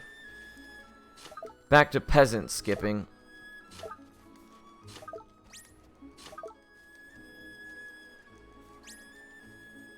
Now most of these critters you can outrun naturally. Man, this is a bad angle. Now these eels, however, they're called boogies, and they are a little bit faster than everything else. So you gotta really pay attention to just how quick they're moving. Unfortunately, though, their leash is not that long, so you don't really have to worry about them too much as long as you get a couple of good buffers in there. Yeah, this game is jumping simulator for sure. And you don't notice that you're jumping once you get like a comfortable position to mash your thumb against the circle button. It doesn't really hurt that bad. It actually hurts worse to, it gets more tiring on your hands to skip cutscenes with start and triangle. That's more of a pain than anything else, to be honest. But here we're gonna go let the King of Hamlin know that we did in fact get Mornstar, and he's going to not be there. Instead, we're going to be back in a current era, or not quite yet, but instead it's going to be Marcuson, and it's going to be baby Marcuson, back when Marcuson was happy and whole and not as vain as he is right now, a little egotistical. So baby Marcuson, having an excess of emotion to give, will give us some heart. We will breach time and return back to our normal time period, to where the sad boy Marcuson is, and we will give him the emotion that he's lacking, and he will be right as rain, ready to rock. He actually is a pretty decent character when he's not pouty. But he gives us a very important spell called Travel, which does exactly what it sounds like. You can fast travel to anywhere in the game.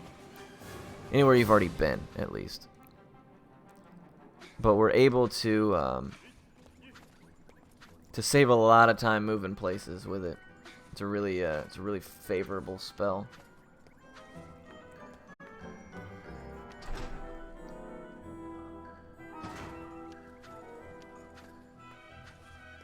Now we will be yeah. There's a lot of start-based cutscene skipping in level 5 games as well. White Knight Chronicles, you actually have to hit start, down, and X. It's kind of a pain.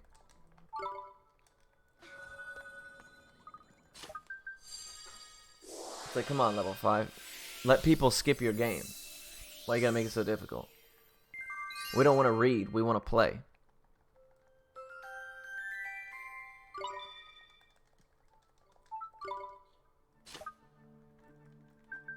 We're going to breach time now. We're going to move back to our current time period. We're going to give Marcuson the heart that he needs. Now I'm waiting to skip these cutscenes until I see them load. Not because of a soft lock, but because I don't want to accidentally overmash and return to the main menu of the game, which is something that can happen. It's happened to people before. What happens is when you hit start and triangle to skip a cutscene, that same combination of buttons not in a cutscene will return you to the main menu. So that's a little bit annoying.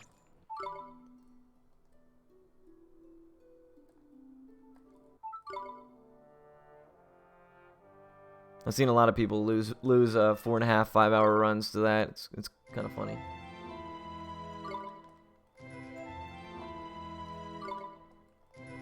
So it gives us a couple of spells. The only one that's useful is Travel.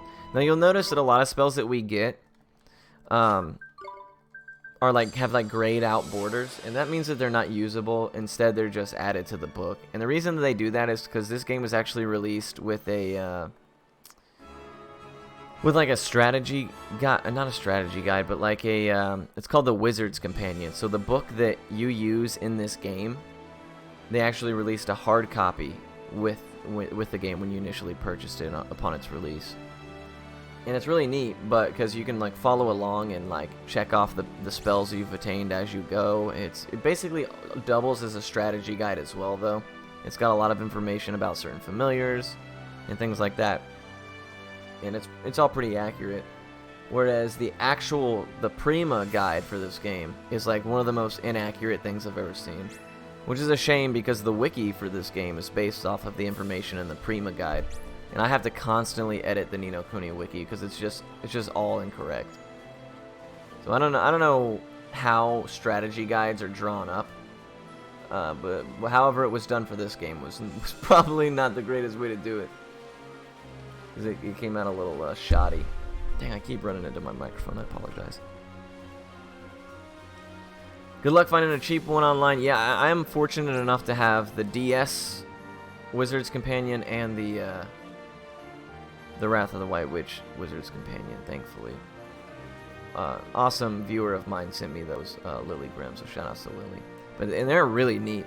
They got like this little reflective gem on the cover that is supposed to like reflect you so that you see yourself in it. You know, it's a whole theme, man. It's pretty neat. It's pretty well put together, and a lot of the art in it is really, really cool. I like it a lot.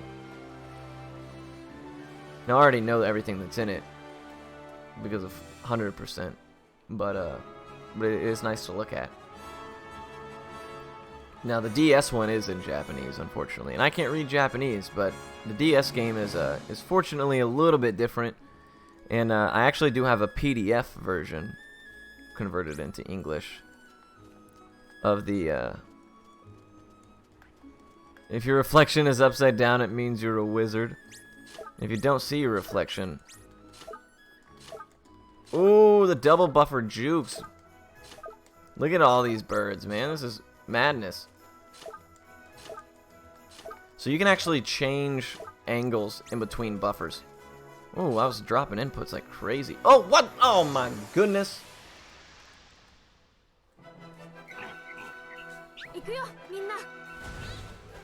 Well, that's a shame.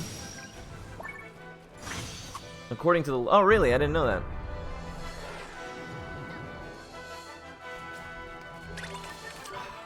Come on. Yeah, so this island right here is called Skull Mountain, and it's home to literally every one of your least favorite enemies in the game. It's got birds, it's got bumblers, it's got like all the fastest enemies in the whole game. Holy crap. Oh, thank goodness we got away. We were gonna die. That was intense. You see how much damage they did? That was madness. Fortunately, we can just boop, boop, boop. Everybody's ready to rock. Now we're gonna be doing a different strategy than we usually do in this fight. This is Red Dragon. It's a really fast fight if everything goes the way it's supposed to. We're going to be poisoning it. Now, poison works super, super well on this fight. The Red Dragon is super susceptible to poison, and it's going to do like all of the damage in the fight. So we're going to open up with Sharpener just because we actually can't cast poison until his scales wear off, and he always opens with scales. So we're just going to do little bits of chip damage for the time being. Not a whole lot.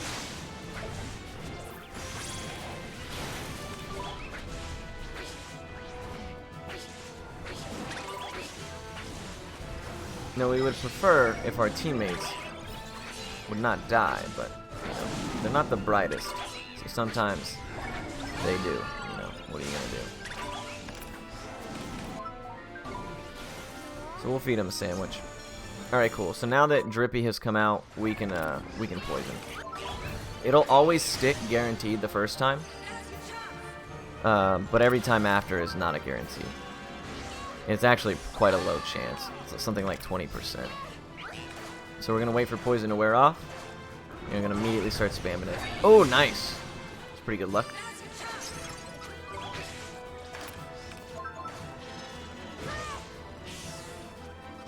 Nice auto mod there, Lena. Jeez. Okay, so there you go. It's not uncommon for it to miss. However, if Dragon Breath gets up, or I'm sorry, Dragon Scales gets up, then we gotta wait for it to wear off before we can poison him again. There we go. Nice, very nice.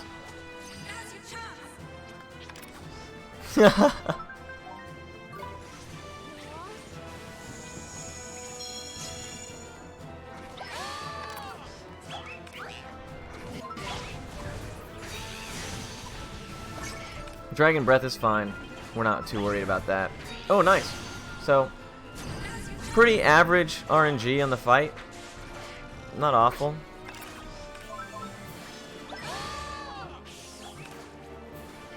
Fun fact, poison actually can't kill him. You actually have to do some kind of damage. He'll get reduced to 1 HP. Yeah. That I saw that get added or permitted, and that's what's funny. Instead, it was the stab and not the butt, which I was definitely not expecting. Definitely caught me off guard.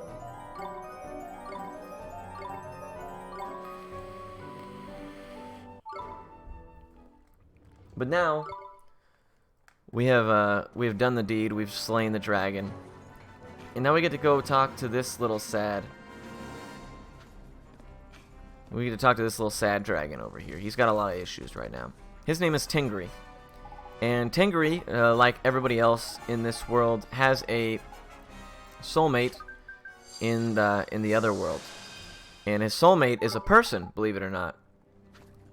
And it's funny, so Tingri the dragon and Kulan, this man up here. Well, in the other world, in our world, Kulan's spirit animal is a dog. Or a spirit connection is a dog. And in Tingri the dragon's is a boy. So it's pretty funny how that worked out. I don't know why. Yeah. Actually, Ashi donated to have Mighty be named Bowie. So a great choice of name.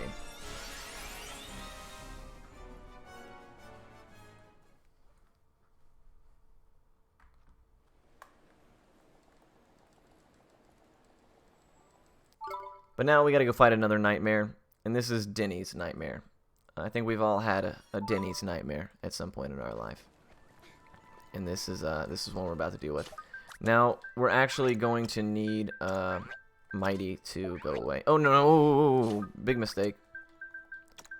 Not that far away. He needs to still receive EXP so that he can get Warcry at the end of this next fight.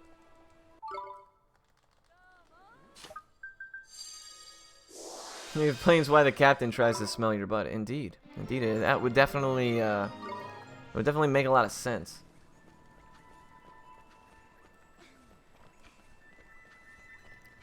So here we go. We're gonna run down to fight Denny, and we're going to, because it is a nightmare and it's weak to light, we're going to use the AI cast trick on Oliver, which is why we had to move all the other familiars everywhere else.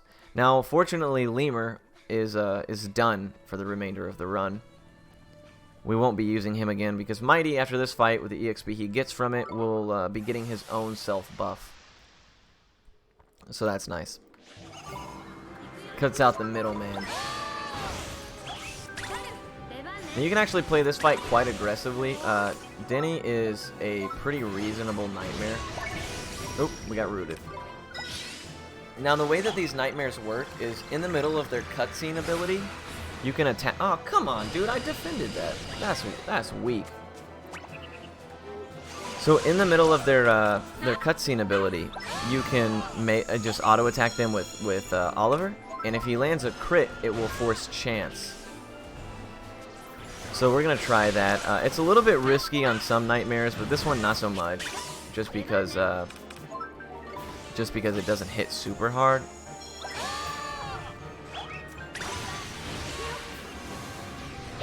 Now Restless Sleep, we don't have to worry about. We can just defend that.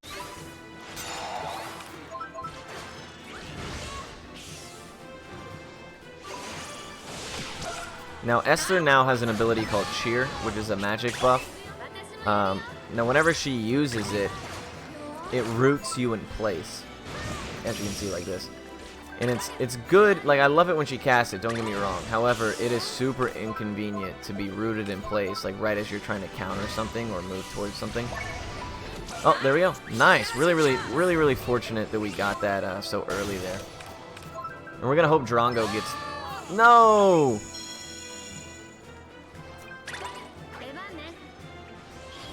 See if I can pick this up. Oh, nice, we did. Brilliant. Drongo is the one that we want to use gold glims with for the majority of the remainder of the run. Just because he does the most with them. Pretty simple.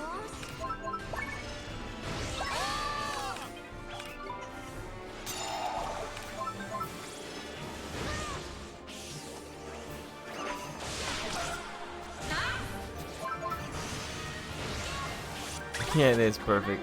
Bowie. Good old Bowie.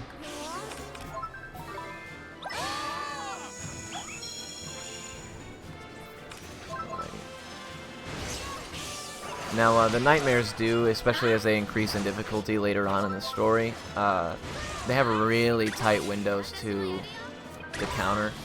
And one of them, Philip's nightmare, hits like a train. So if you miss your counter, you can actually be one-shotted. It's quite annoying. Well, it's good seeing Restless Sleep. Oh, I was just hyping Restless Sleep there. Can I get Drongo to pick it up? Yes! Right as it was leaving. Excellent. So that gives me a little bit of damage while everybody else is contributing so little.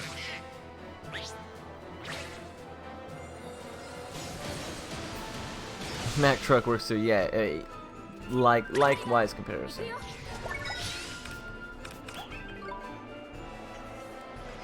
What? Bro, this is so unlucky. So yeah, anytime that you do defend in this game, you have a chance of still being hit with whatever status ailment is on what you're trying to defend. It stinks, but you know, that's just the way that the game works. Yeah, there's some times where you'll hit defend and your character will just not be defending. It'll be on cooldown and what have you, but your character will just have, the game will just have decided that you didn't defend for some reason.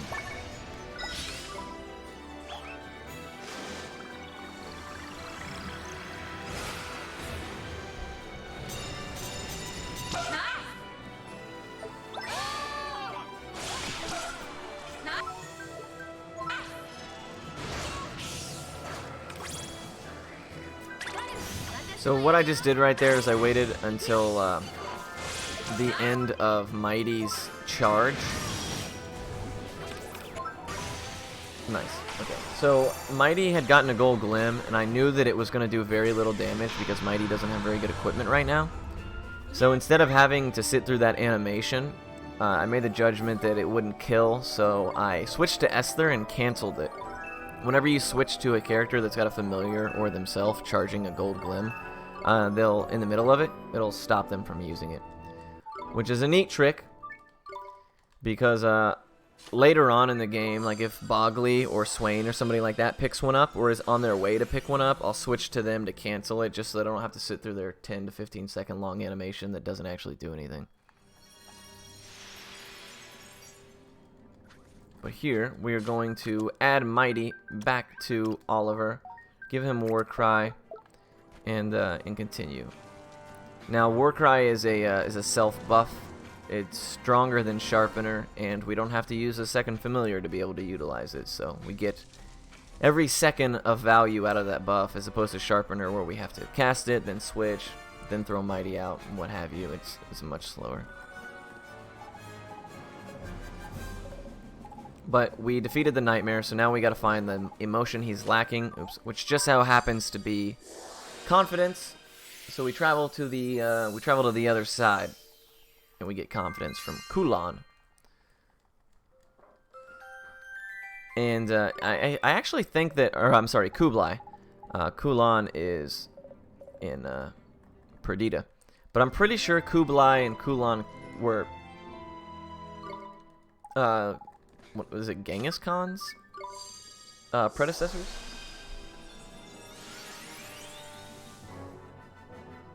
Or maybe it was maybe it was his, I can't remember.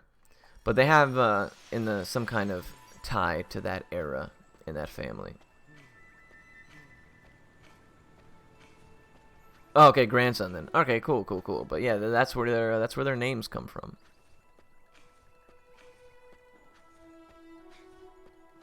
I couldn't remember the order of the history. I do remember that that's where it was influenced. Yeah, and we do get, in order to go to Perdita, where Kulan is, we do have to get the wings of Xanadu, so.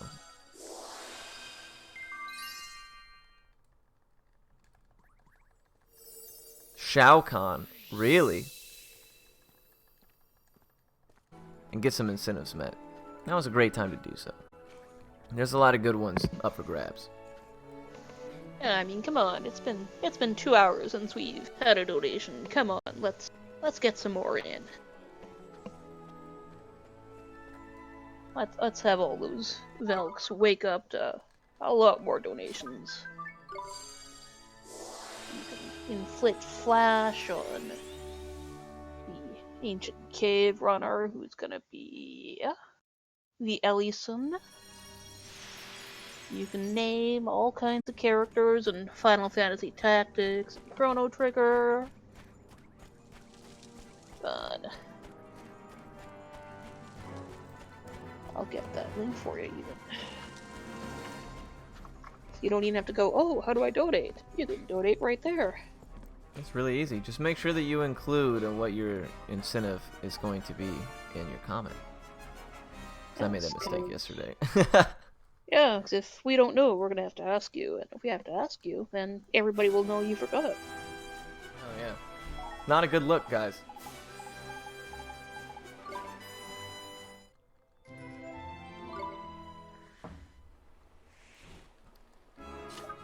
Castle Cove.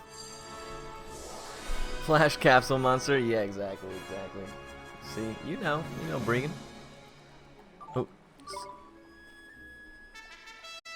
So now, we have access to Tingri, the dragon, which is neat, kind of.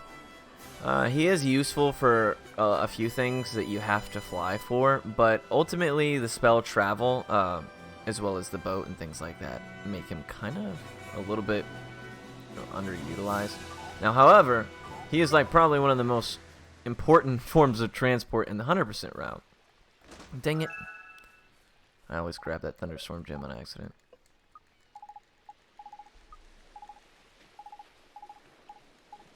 But if you want to keep hawking some stuff, you're absolutely welcome to. Let's see here. What else have we got coming up? Ooh, you can pick the sprite for the Zelda 2 rando.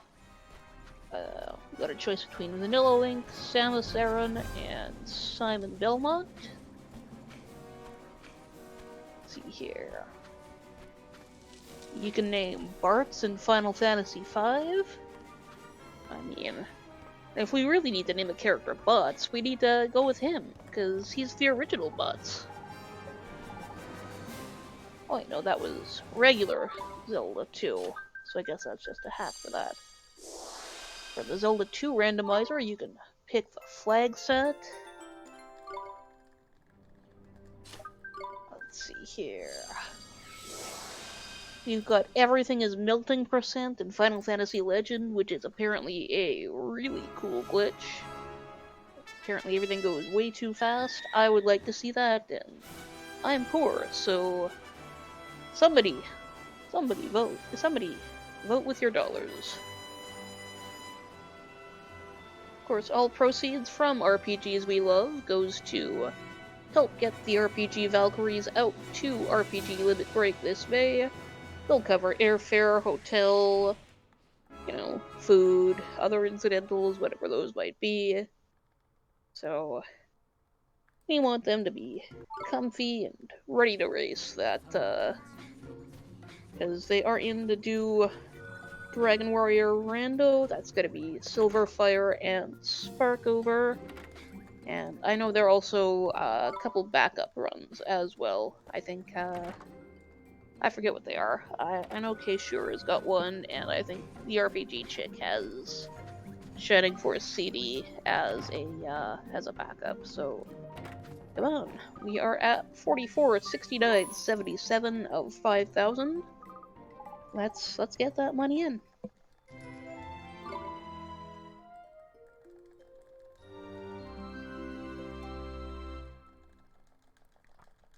Alrighty. We're now in Yule, which is a neat little place. It's the snowy winter area, as you can probably guess just by taking a quick look at it.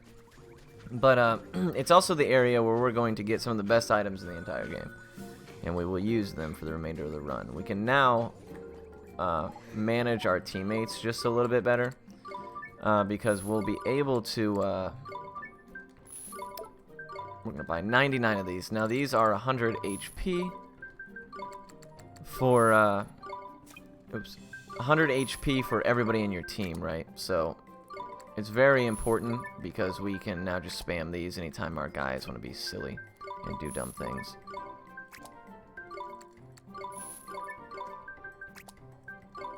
And because we got extra money, we're gonna buy a bunch of stuff we don't need, and I think we're good. I think we're good to go.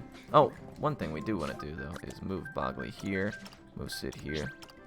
Teach Bogley Fling Flame because it's fire damage, and the next 3 bosses who are going to be fighting are fire-based.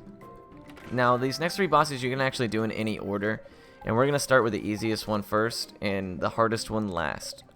That way we can gain some EXP as we progress through each fight, and we'll be better equipped to deal with the most difficult of the 3 by the time we get there. We have a fire sword. We have everybody equipped with fire spells if they have any available to them. And it's going to make a big difference. Now, Apep is the first. He's like a snake. And the reason that we're fighting these 3, I call them the little 3, because there is a trio of bosses we fight later on called the big 3. Now, the little 3, each one of them guards a stone, and each one of these stones is necessary to repair Mornstar back to its original state, its most powerful state. So we are going to try to get the wand back in fighting shape, and at the same time we'll once we do that, we'll have access to the spell Mornstar, which is going to carry the remainder of the run. Now, this dungeon does unfortunately have this really annoying I don't know if I would call it a puzzle, but it's a functionality, we'll say, where you have to be a frog. Now, the issue with being a frog is that you can't utilize any of Oliver, Esther, or Swain's spells, defense, any of that stuff. You can use familiars still, and you can use items and everything outside of combat, but as far as inside of combat, all you can use are familiars. And that's kind of a pain, because our familiars aren't necessarily the strongest way to deal with things, and we want to run away anyways. So it's a little bit harder to do when you're a frog. It doesn't last very long. Everybody does love using that emote. Let's see if we... Nope. Not winging it. We ran right by that guy. I have no idea what he was looking at. Now, these... this is like a 20% chance an enemy will spawn on the spawn point here. They don't always. We're going to see if we can aggro it. Yeah, or not, I guess. Well, I don't know what's wrong with those. It turns out those guys are just blind. That was weird for them to just not even care, but it's okay. We'll move on.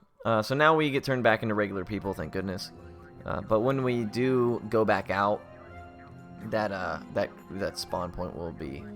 an enemy will be there, which is a little unfortunate. If I would have aggroed him and baited him into the water, he would have swam into the water and disappeared, and there was a higher chance that there wouldn't be anything at that spawn point when I do go back out there. But we're gonna lower the water level here in a second, so we can't drown him anymore. We can't use that strat. This guy right here, who has been turned into a frog, his name is Prince Ali, not to be confused with Aladdin. And he was turned into a frog by the same curse of Apep that's going on here. And he's going to teach us what we need to do in order to gain access to the final chamber, as well as fight Apep. So these cutscenes that I'm fabulous, exactly. I always sing it in my head every time I unlock it. It doesn't matter how many times I've played this game. Oops. And this puzzle right here is actually kind of a trick. So you would think that you somehow have to maneuver all these statues, but you don't. In fact, you just have to switch them. And whereas when I watch people play casually, they're trying to put them on these frog tiles and things like that, and it's kind of a troll move because you actually don't need to bother yourself with it whatsoever. So we're going to use levitate real quick right here just to get a little bit of text on the screen. And then we'll turn the text all the way down. Cast it again. Cool beans. We're ready to rock with no aggro. So we're going to go over here first, and we're going to get these Storm Serpent scales from this chest. It's very important for not only Drongo's DPS, but also later on we will have a character with a spell called Thunderstorm, and it's very, very important on the final boss. So we absolutely cannot miss that. Ooh, up to. There you go. But now we have the key to the final chamber. If you step on that little thing right here, without levitating over it, you'll get nixed, which is like silence, and it lasts for a good little while. It's really annoying. You can run into APEP, legit silenced. But as you see, when text is on the screen, you can just walk through stuff. It doesn't even matter. What a neat little trick. I'm a big fan.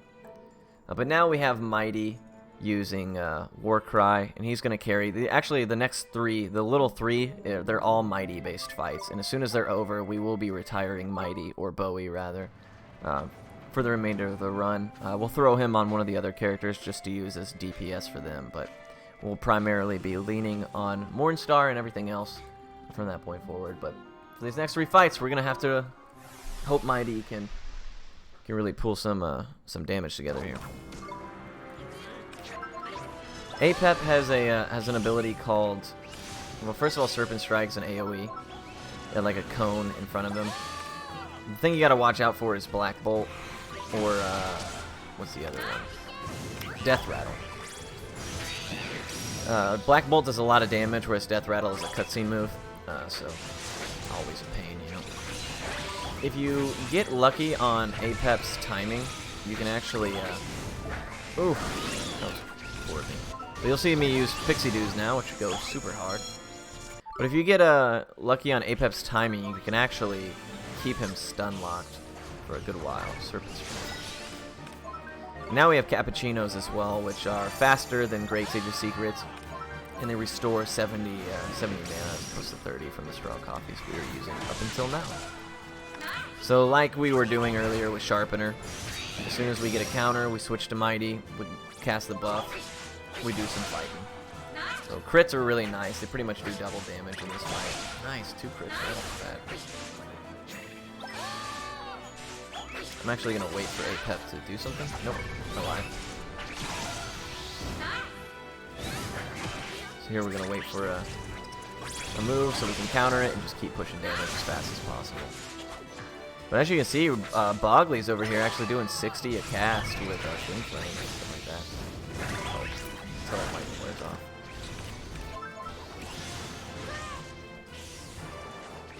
But APEP has a few nasty moves. Bowie is the true hero, he always has been. Ain't nothing changed.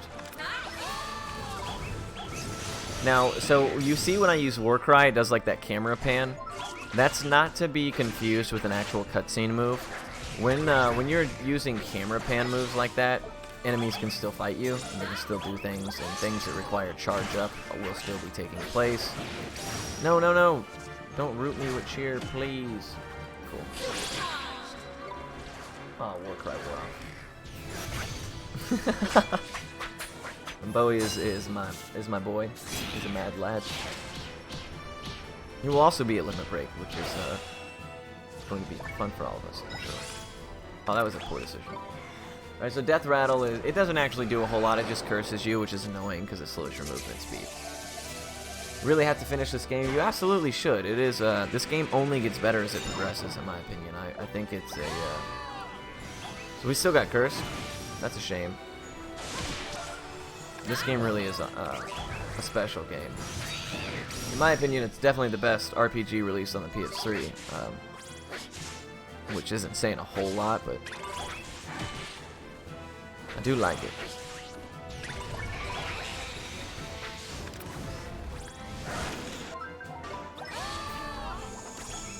Yeah, a lot of people say that it starts off really slow. It's really easy to get wrapped up in side quests and all the stuff that there is available to do. Same thing with like the catching of familiars and stuff like that as well. Like it's really easy to just get sidetracked and want to do that forever, and then you don't feel like you're progressing. There is also a lot of cutscenes in this game. Yeah, exactly. What about Eternal Sonata? I'm a pass. I mean, Eternal Sonata is a splendid game. It's just, is it as good as this? I don't. It's nothing special. Whereas this game is truly one of a kind, and I will stand by that. So we actually don't want Bogley to use his special, so we're going to consume it real quick.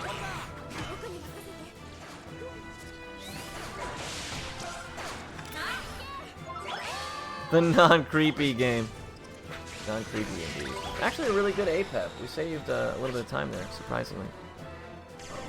Yeah, the story is very good. Unfortunately, like to that same point, the emphasis on the story is so strong that like within the first area that we get through in about 4 minutes, there's like 25-30 minutes worth of cutscenes explaining the story right off the bat in Motorville.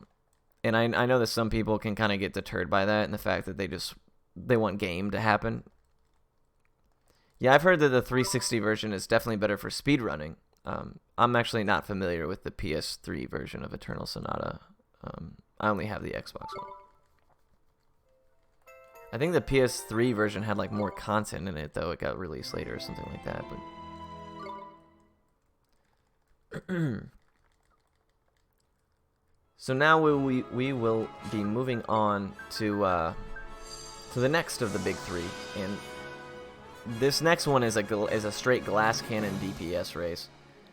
This guy is called Captain Crossbones, although I refer to him as something a little less flattering to because I really cannot stand this next fight.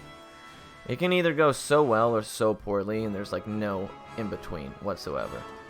He's so fast that it's dang near impossible to counter him. You'd be wasting your time even trying. You just have to push as much damage as fast as possible and hope that he doesn't beat you up.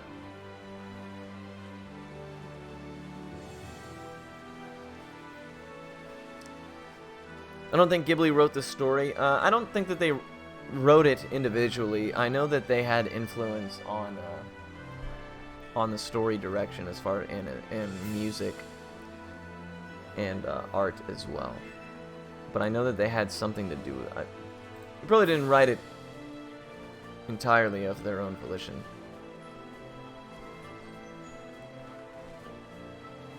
But Ghibli was part of the process, so I'm sure that they had probably some standards, some proofreading that needed to meet their standards.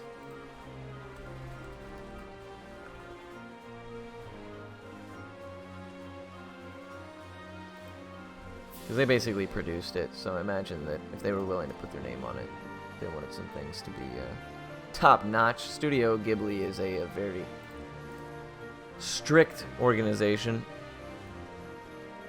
And that's when I guess you earn that right when you pump out gems non-stop.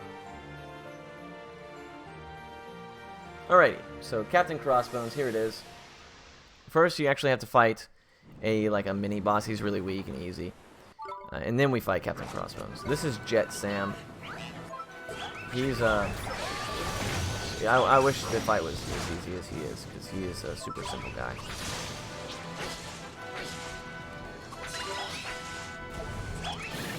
Oh, bummer.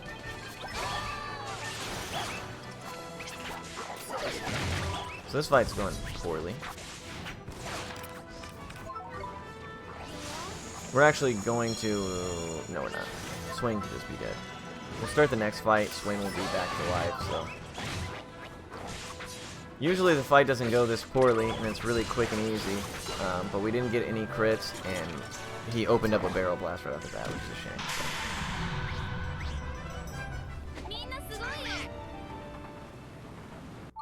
So what we gotta do now is immediately put everybody in defense and heal so that Swain doesn't die, because he will get himself killed.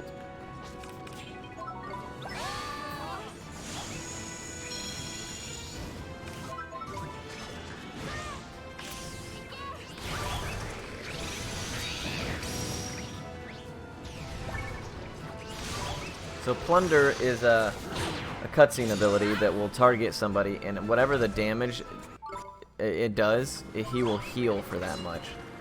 So it's oh man, and Hammock Hack puts you to sleep. Oh, but Drongo didn't get slept, thank goodness. But like I said, this guy, he attacks so fast, it's dang near impossible to counter. Getting chance on him hardly ever happens.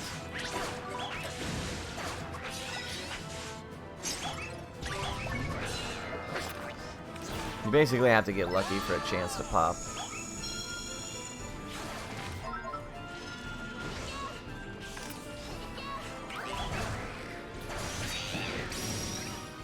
Sometimes this fight takes 2.5 minutes, sometimes it takes 5. It's just kind of the nature of the beast. Oh, nice! Crit. I will take it, my dude.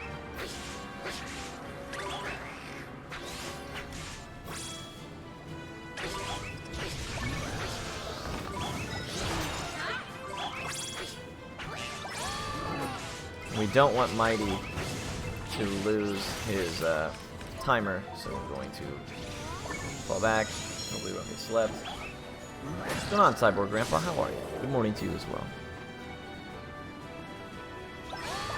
Wow, the sleep into the Plunder. That's pretty BM, my dude.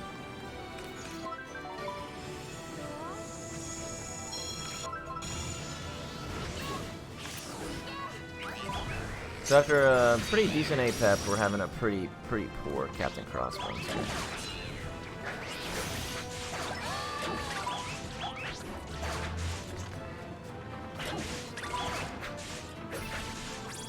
Nice job, Mighty. Bowie. Nice job, Bowie. Really reeling in there. Alrighty, so this next fight is definitely the worst of the three.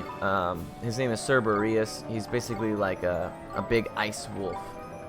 And he's going to be near Yule, but he's the most difficult, so we did him last. Now right here, actually, if you're not careful, you can soft lock. Whenever you teleport off the boat, because your characters aren't displayed, you don't get your animations locked like you usually do. Like, you usually can't move. So what we're going to do is wait for that to come up. Then we're going to call Tingri. Now, if you're not careful and you call Tingri too early, you can sometimes end up on Tingri, like, in the middle of nowhere, like, out of bounds. Because it, like, snaps back to where, okay, cool. It snaps back to where the boat would be, and Tingri is, like, on his way to meet you, basically. It's really odd. And if you teleport to somewhere and then teleport somewhere immediately after, like, say I accidentally chose the wrong place to teleport when I was leaving the boat, and I really quickly was like, oh, that's the wrong place, and opened up the menu and teleported to the correct place, and then called Tingri, you're guaranteed to soft lock at that point. You'll do it 100% of the time. So I always take that one a little bit slow in marathons. You can never be too safe on soft locks. They're a real pain. And this game happens to have more than I'd care to deal with, but oops, nice. Well, we're good. We made it. So now we are making our way through this dungeon here. So in this dungeon, you gotta cast Fireball on a couple walls to melt them. You know, pretty simple ideas like that. Now, the big thing, though, is that you have intelligent use of levitating because you are melting all these walls and stuff like that. You'll be creating those cutscenes, and you want to make sure that you're not getting aggro before you go into one of those cutscenes, because like I said earlier, if you get aggroed and in a cutscene, or if you get aggroed and you're in a cutscene, the enemies will continue to chase you. So as soon as you come out of that cutscene, they'll just be sitting there waiting for you. You can actually take a couple of BM encounters that way. It's quite annoying. Thankfully, though, the dungeon's not very long, and Levitate makes quick work of all these goobers. But what's not quick and what's not easy is Cerberus. He's a chore. Sometimes it goes really, really well. Cerberus has one big ability called Howling Blizzard. It comes out super quick. It's exactly the same animation as Bleak Midwinter that Shadar uses. And it does a crap ton of damage. And you do not want to get hit with it. Sometimes he'll go whole fights and never even use it. And sometimes he uses it 8 times. Like, you never really know. You just gotta make sure that you try to defend it anytime you do see it. Another one is Cold Boulder, which he'll launch at you, and if it hits Oliver and he's not defending, it'll stun him. And that's not good because Cerberus covers a lot of ground really, really quick. And he can come, if you get stunned, you're pretty much dead. He's gonna come and whoop you. But there is a neat way to start this fight. You immediately cast Fireball. And you can open up with an instant stun, as long as you counter within that first. You have like a 1.5-second window, so as long as you hit the counter correctly, you'll open up with some good starting damage. Now, as soon as he comes out of this stun, nice. As soon as he comes out of that stun, he'll either attack again or use an ability. There's a Cold Boulder.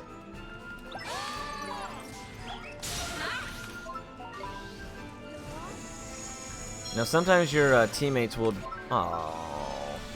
sometimes your teammates will draw aggro. And you don't want that because you want him facing you so that you can counterattack him. I mean, the most important thing about Cerberus is that you absolutely counter and just keep him shut down. Because the more free movement he has, the more abilities and crap he's going to use, and that's when things get really ugly. Also, Howling Blizzard has a nasty tendency to cancel defense. So even if you defend, it won't matter. It'll stand you up as if you didn't. He also always just pushes out glims like this. It's crazy. Hopefully we can skip Gold Boulder. Nice.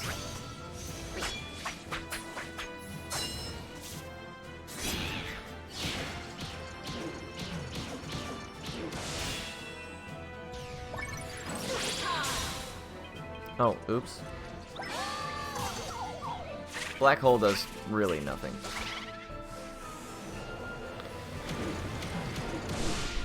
Pretty weak. But we don't actually pick up the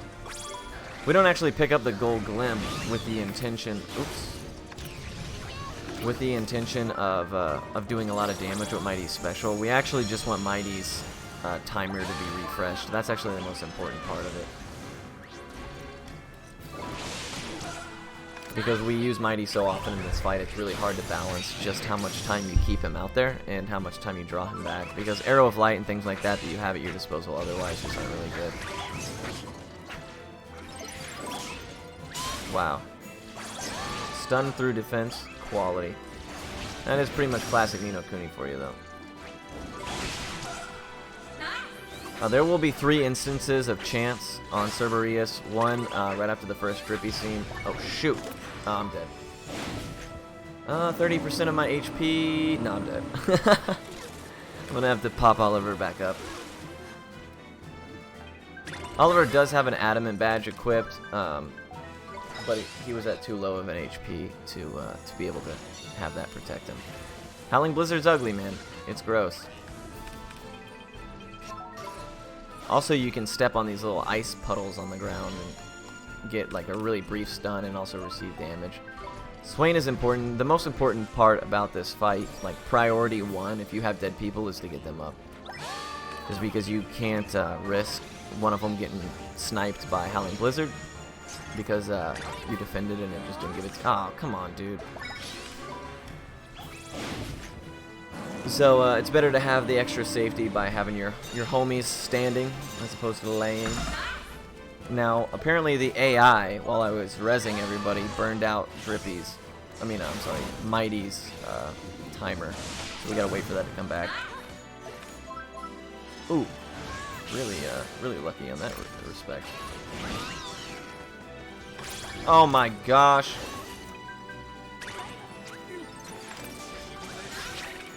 Come on, dude. Come on. Really poor execution on my part, but I was trying to get the Glim to refresh Mighty's timer, and friggin' old Goober ran over there and took it from me.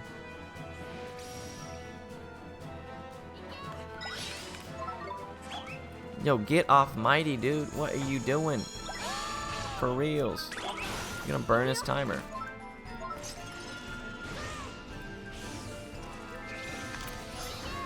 Yay! One of them popped chance for me. That's good. So not a super clean Cerberus. You don't ever want to like let him get an advantage and let him out of stun lock. That's when you get eaten. Oof, that was a risky. Thankfully got some low rolls right there. You just want to stay in front of him. Get him to attack Oliver. That's very important. Especially when Oliver dies, it proves to be quite difficult to keep Cerberus' attention. Because if he's facing other teammates, it's really hard to counter him.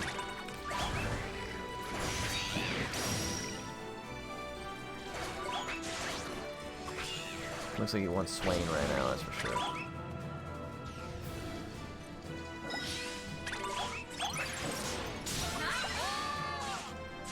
Got him. Now you have like less than a 7.7 seconds to land a counter on Cerberus. He counters pretty quick.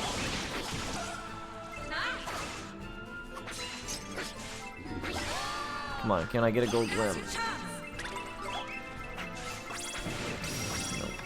So that's a shame that we can't make better use of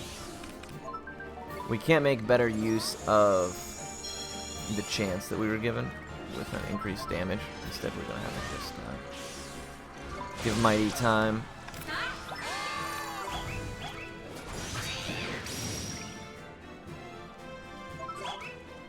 As soon as we're done with this fight, we get to move on to a little bit more calm and less frustrating. Nope. Not just yet. Cerberus does not want this to be over. You know, Mighty's actually weak to ice. So what we have to do is equip the ice shield that we buy in Yule that makes him a little bit more resistant. Otherwise, he gets eaten alive by these guys.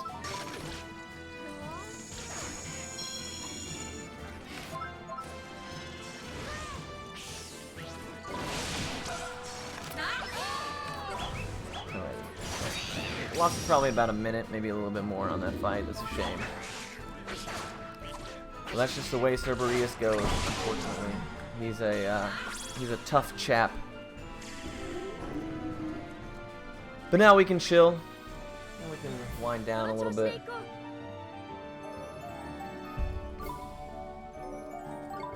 Now we have a little bit of story we need to take care of. We're gonna have to warp to Hamlin. And then we're going to go to the new area, Perdita. But this is a good time if you want to say a few words about anything. You're more than welcome to. Sure, let's take a look. No new donations coming in. Let's see where we're at. Our next run is going to be Final Fantasy Tactics by Slowa the Demon. Instead of Zarda, name Ramza and the 2 generic units used in that run. Ramza is currently standing at $20 on I Smell Awful. And you know what? You can take that, you can bump it up, whatever you like for whatever you think of a name like that. And for the generic units, we've got Eva and Proto at $1.50 each. 50 cents. And so yeah, if you want to name those characters, go right for it.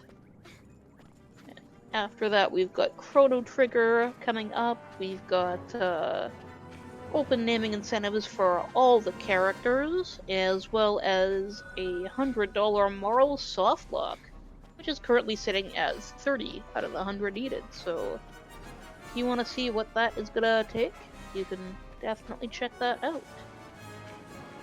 And remember that the RPGs we love is just it's a marathon fundraising to get the RPG Valkyries all their money together to go to RPG Limit Break. It'll go to cover airfare, the hotel, other incidentals. We are currently sitting at $44.69.77 out of $5,000. That is, I believe, our second goal of the marathon, so we're getting close to that. Let's try and push that up and see what the next goal is gonna be. Yeah, I think that's about where we're at for now. Brilliant. Thank you. I appreciate it. So there is actually now in Hamlin a fast travel port, but I forgot it, so.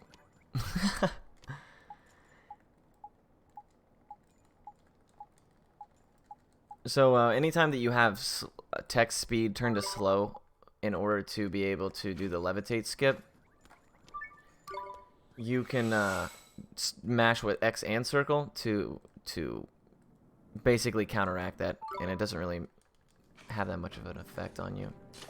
Because from this point forward, we're pretty much going to leave that that text speed on slow, just because it's super fast to or it's much faster to just mash the text that way. We're gonna go to Tombstone Trail, then we're gonna fly on Tingri's back to Perdita.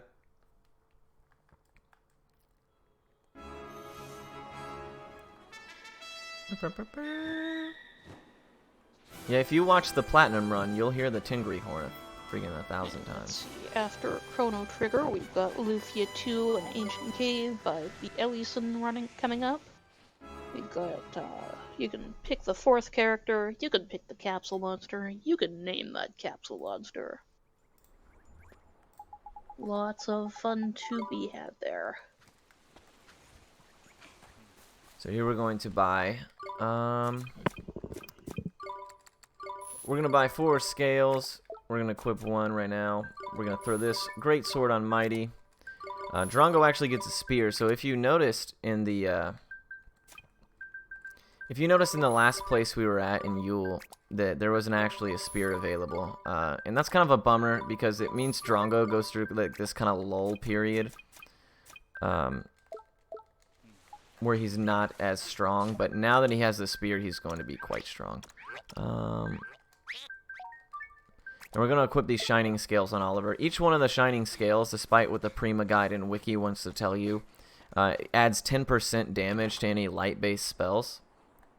And that's going to be very, very beneficial considering that all of the spells that we cast are light-based. So Arrow of Light and Mornstar are both going to do a crap ton of damage. Arrow of Light, you're going to see do over 100 damage now as opposed to the 6970 that it was doing previously. And Kulan is a nightmare fight, so of course we are getting rid of all the familiars so that we can utilize the AI cast trick here. Kulan is actually nasty. She's one of the few people in the game that has nothing but cutscene abilities. And trying to get the chance out on her is actually quite risky because she hits pretty hard. And the abilities that she uses, Cruel Rain is one of them that you're seeing here. It actually leaves like puddles on the ground that your teammates can step in. It can poison you, which gives you like these little instances of hit stun. And I gotta try to navigate around them when I'm. Oh, let's go. Pitch Black on her other one. But she'll just alternate back and forth. Now, if you're not countering her effectively, then you're gonna get bodied. Also, it's so important to have pixie dews in this fight because your teammates are not very bright, and they'll constantly run through the poison puddles and just take a ton of damage. So you got to make sure that thankfully we have the pixie dews to constantly top everybody off. But what's going on, Seven Showers? How are you?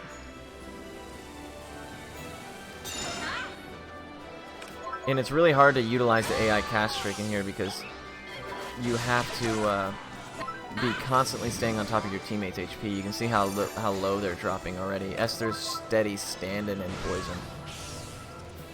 It's really worth not a whole lot, to be honest. It's a shame though, because her character is like a hard, heavy backbone of a lot of the later part of the game.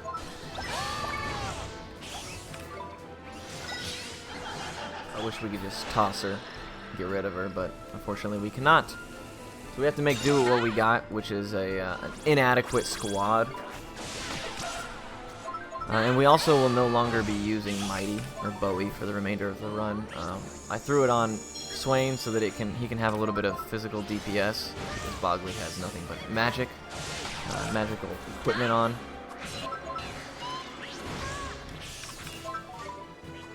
But yeah, otherwise we're going to be leaning now entirely on. We're going to be leaning entirely now on Arrow of Light, and real shortly we're actually going to get Mornstar after we defeat Vileheart.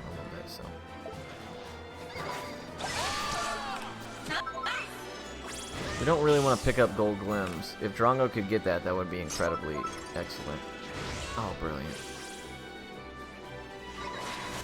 So you're going to see him do a lot of damage here, especially with this new spear he just got.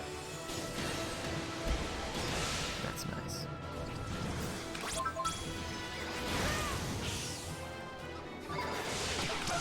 We're going to try the AI cast trick where we can squeeze it in.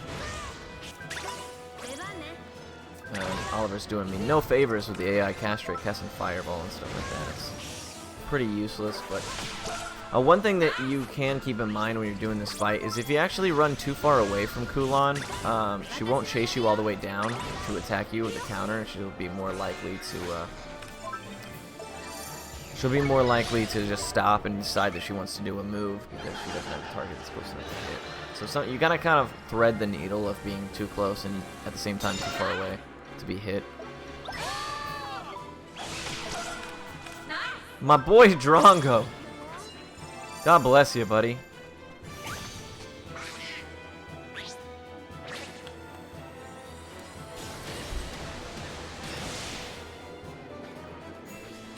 So in those two moves, he's done over 700 HP, which is about 7 Arrow of Lights. Come on, Oliver, you're killing me, buddy. Oh, missing counters is really inexcusable, especially in this fight. Another one is the next fight, Philip's Nightmare. Those will get you killed, and you really can't afford to do so.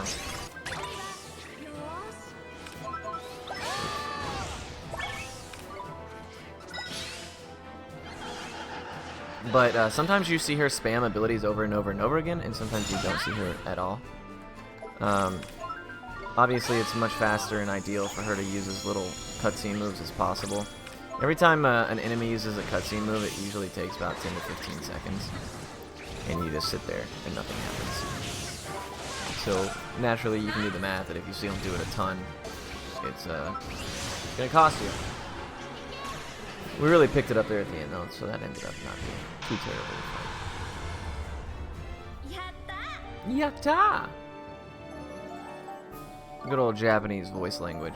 Now, the voice acting in Japanese and English is they're actually both really good for this game. I know a lot of people prefer to play certain games in Japanese or whatever, but I can assure you that the English voice acting for this game is pretty stellar. Especially Shadar and the White Witch. They sound so cool. I love them. They're like my favorite bad guys in all of video games. They're really neat. So, Kublai, if you noticed, we actually took confidence from him earlier, and now we're taking love. He's the only character in the entire game, and all the side quests and everything, that you actually take 2 emotions from. It actually mentions earlier on in the game that you should never take more than 1 emotion, or more than what somebody has excess of. And then we go and do that. I don't know if that was an oversight, or they forgot, or maybe it was a little bit loose on the plot details. I don't know. So right here, you got to make sure that you go back and talk to Kulan. I can't tell you how many times I immediately traveled out and forgot to talk to her. And then I had to come all the way back and talk to her again. Mad annoying. So now that we have the new and improved Mornstar, we are going to travel to Ding Dong Dell. Maybe he has 2 hearts. Yeah, maybe. Or I'm sorry, not Ding Dong Dell, Alma Moon. It was his twin brother with the same name. Come on, man. Obvious. Obviously. Oh, man, that's awesome. So now where we're at storyline-wise is we need access to the Dark Jin's lair, which is the Castle Nevermore. Now, in order to get there, he's actually sealed himself off behind the Miasma marshes. In order to clear the Miasma and traverse that territory, we have to get this I guess you can call it a flute. It's called the Clarion. And it takes each of the 3 kingdoms to be able to piece this Clarion together. First, you're going to go to Alma Moon and get the wood that's required to make it. Then you go to Ding Dong Dell to get King Tom to carve it. And then you'll go to Hamlin to have Marcuson finish it off. Now, while we're in Ding Dong Dell, King Tom informs us that the wood, while he was going to carve it, was stolen. Which leads us to Philip's nightmare. Now, Philip, when you see him in a minute, if you don't remember, Philip is the character from the very beginning that built the car with you that you drove in when the game begun, and when the game began, you drove the car into the river, and your mom came out there, and that was kind of a contributing factor to your mom's death. Now, Philip is he's just like teeming with guilt. He feels super responsible for it, probably because it was his fault, but you know, it's whatever. Basically, Oliver's like, listen, I'm willing to forgive you, which is more than generous, in my opinion, but Philip's just not having it, and Oliver quickly realizes that it's because he is overrun with a nightmare. So we gotta fight a nightmare, then we gotta give Philip some, I believe it's, I'm trying to think, ambition. We gotta give Philip ambition. And we get it actually from ourselves. So it's the only time in the game that Oliver draws an emotion from himself and gives it to somebody else. So it's supposed to be like, I don't know, sentimental or something. But in actuality, Philip's nightmare is a super big pain. He has one cutscene ability. I can't remember what it's called off the top of my head. We'll see it though. And one ability that's not a cutscene. It's called Ill Will. Now, Ill Will is nice to see because we don't have to sit through the downtime of a cutscene move, but at the same time, it is a huge attack buff, and Philip attacks twice every time he attacks, and if you get hit with both swings, then you're eating some serious dirty business, man. That thing can he can one-shot you. It's ugly.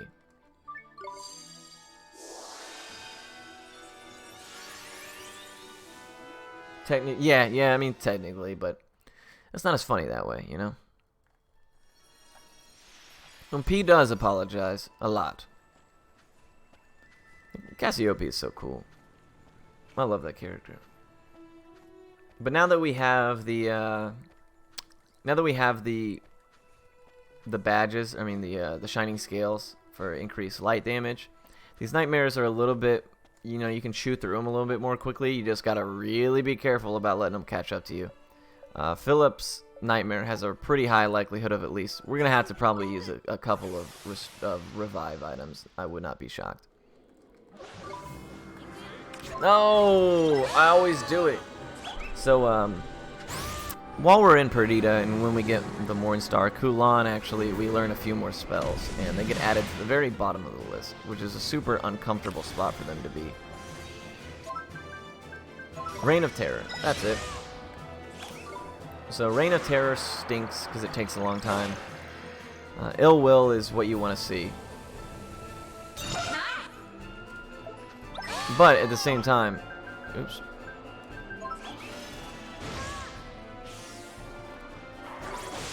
If you get stuck with an Ill Will attack and you get hit in the face, it feels bad. It feels very bad. As you can see, your boy slaps. He's doing quite a chunk of damage. Yeah, Windfall. It is neat to sometimes I cast, what's the other one? Oh, Even Star. I'll cast Even Star all the time. Oliver, are you gonna cast anything, my dude?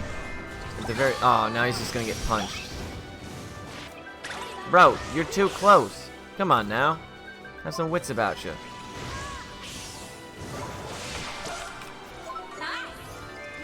So as you can see, it's not hard for Philip to just absolutely shred you. We want to see Ill Will again. Nope. Bummer. And sometimes he just goes back and forth, back and forth. Sometimes he just uses a lot of Ill Will, and you don't hardly ever even see Reign of Terror. Oh my goodness, bro. The dude hits like an absolute train. Just deleted all my HP in one fell swoop. Now you can get around him fast enough at a good enough angle to where he doesn't hit you, but you will waste time doing that because you'll have to wait for Oliver's running animation to come up to you. Or to make it to him. I imagine Ill Will. Nice. Yep, you waited too long, buddy. No! And another one is, yeah, if Cheer roots you in place, that's never good.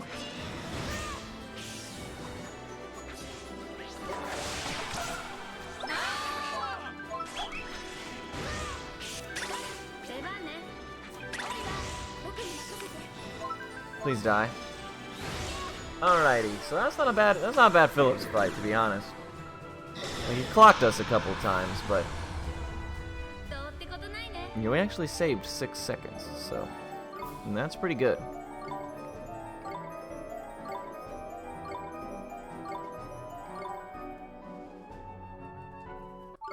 Does Phil have a soulmate? I'm trying to think.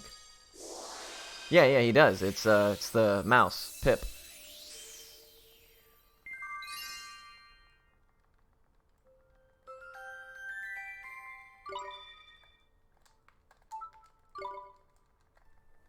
With sick glasses. Sick is definitely a description, that's for sure. Yeah, and he steals the holy wood. The holy log. So then we go over here and we're like, alright, come on, Phil, what's wrong, dude? What's bothering you? And he's like, I'm sorry I killed your mom. And you're like, listen, dude, I got bigger problems right now, okay? I need you to, like, get over this pity party. You smack him around a couple times.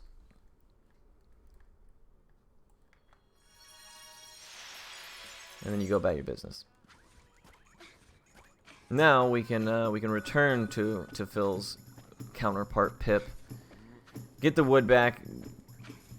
Get back on the get back along with making the Clarion so we can go clear out the Miasma Marshes.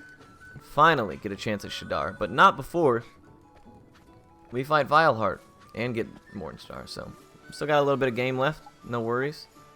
Some stuff to do.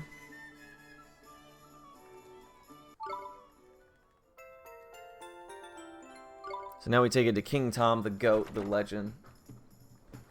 And he'll carve this bad boy up for us. Then we gotta go give it to Marcuson for him to put the finishing touches on it. And then we go toot the Clarion. It clears the Miasma Marshes, and then we can run into there and fight Vileheart. And as soon as we beat Vileheart, we will actually have to fight him a second time. And in that second fight, we'll have Mornstar finally. And that's when the game starts to get ugly. Mornstar is Mornstar is wacky. It is a little overtuned. I don't know why they thought it was a good idea, but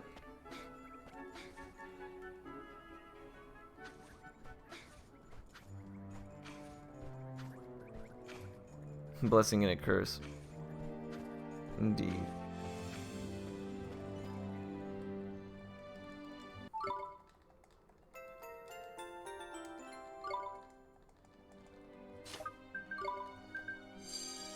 So we ride on out to Hamlin.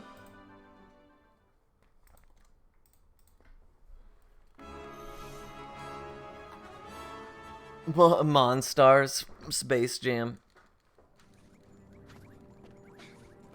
Yeah, not quite.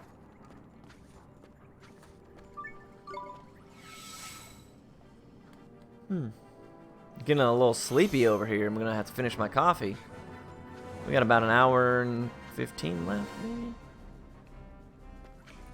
If that.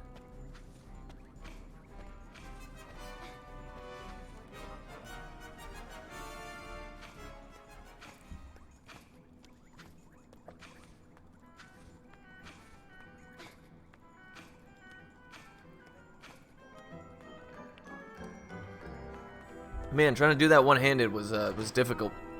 Trying to jump and run at the same time. Not easy, my friends, let me tell you. Alright, we're good. I had to take a swig. But I can't lose that sweet jump optimal time save, you know what I mean? But here we go, back to Markson. He's finally got something productive to provide us. Now we can go back to Perdita. Now, Miasma Marshes is actually one of the 2 remaining soft locks in the game. So, when I go back, I gotta be really, really careful.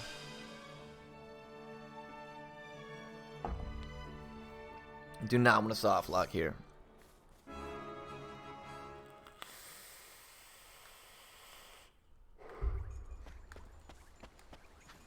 Now, if you are doing, like, if you're trying to platinum the game, there's a lot of really, really cool familiars that are already tier 2 or tier 3 in Miasma Marshes. And when you beat the game and you go into the post game, you actually can't get back into the Miasma Marshes until you've completed like a separate, like the bounty quest line. And then that'll give you access, and that takes a while. So keep in mind, if you guys are interested in catching anything that's in here, you might want to do it the first time you pass through.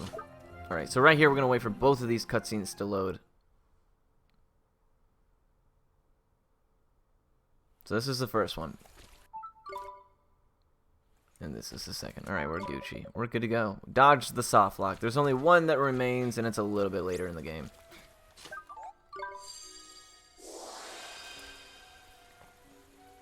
Yeah, you can, well, there's a familiar that's necessary. It's a Shonky Honker. And this is or a Trumpy Pumper, rather. And this is the only place you can get one. Otherwise, you have to fully evolve one. Or do all the bounties in order to get back in here to then have another chance to catch one. It's kind of a pain. But in the Platinum % route, I actually take the Shonky Honker instead of Bogley early on for that reason. Because that's the Derwin quest line. And Derwin is actually once you complete the Derwin quest line, you get Deniceros as a reward. You actually get a couple of really cool familiars. But Deniceros is super important because as soon as we get him, we can start. Yeah, there he is. Oh, there's a Trumpy Pumper, little guy. But as soon as you get Deniceros, you can start chewing through the Glim and the battles trophies as quickly as possible. And those ones usually take quite a while. So the earlier you get started, the better. Usually I get Dinoceros at like hour 16, and I don't finish. Well, and I don't finish the trophy for the fights until like hour 36. So it is a long haul. Those are the two. The battles one specifically is definitely the worst trophy to get. You gotta fight and win 1,000 battles, which doesn't sound like a whole lot. But the one that requires you to get 2,000 glims happens way faster. Because you can, with Ear Splitter on Deniceros, you can actually average like 3 or 4 glims a fight. It's pretty neat.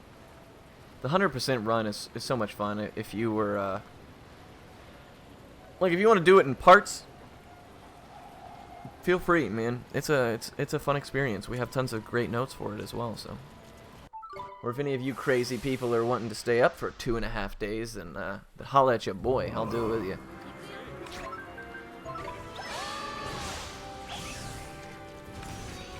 Now, fortunately, Vileheart's actually a pretty seamless fight.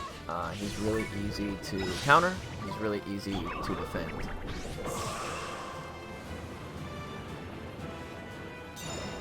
Yeah, unfortunately it's not. I actually finished the entirety of the game, go through all those fights, catch all the familiars, and then I have to grind for like an hour just to on level 1 stuff to get the final 100 battles or whatever I end up needing 200. The issue with the platinum route is that as you get more efficient and the route gets more efficient, it actually doesn't really do you any favors, because at the end you still need to have that battles met. So if you're able to catch stuff in way more or in way fewer fights, it does you more harm than good. Yeah, you know what? I always say that this looks like a Kingdom Hearts boss, and everybody's like, yeah, I guess. Dude, it totally does, right? Thank you for finally co-signing.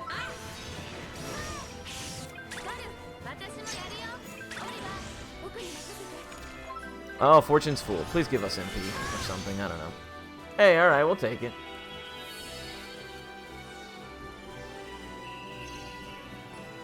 Yeah, that is kind of a bummer. I wish there was like a script or something we could develop that would keep track of the fights that we need. But there's not really any way to do that, so you just gotta beat everything and then punch stuff to death at the end until you see the trophy pop. So if you don't clear your trophies or start on a new profile, like, you could be there all day. We could never validate how many encounters you took in your run. I'm just grateful, though, however, that the chests in the game aren't required, purple and green, for platinum. That would be a chore. Initially, I had routed them in, thinking that they had to have been, but unfortunately they're not. Yeah, you know how easy it is over 36 hours to forget to push the fight button? Like, oh, well, we've taken an encounter, and manually count it. I think after hour 20, I start to kind of lose sense of what's going on. And I just listen to High Spirits' voice, and that's how I pull through. Hey, Drongo, getting that good. Thank you so much. Yeah, time to hire someone to keep track of that. Well, fortunately, I don't have any 100% runs scheduled anytime soon, thank goodness. So, for now, it will stay at 36 hours. Or 34 hours, whatever it's at. You could definitely do sub 30, I imagine, with some cleaning up, but... Because I lost 2 hours where I had to go pick up my kid in the middle of the night. Yeah, I will, actually, trusting chat is what got me into having to do the 100% run in the first place at Limit Break last year, so... They're not a trustworthy bunch, I've come to find out. Or the opposite.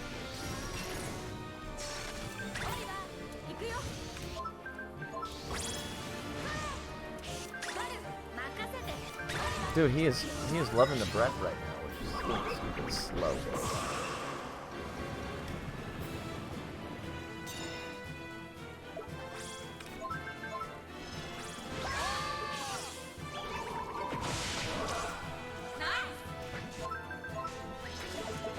What about us? I was saying that I don't trust my chat. They're a bunch of hoodlums. My chat specifically. No, the RPG Valkyries chat, you guys have been lovely. My chat is a bunch of goobers.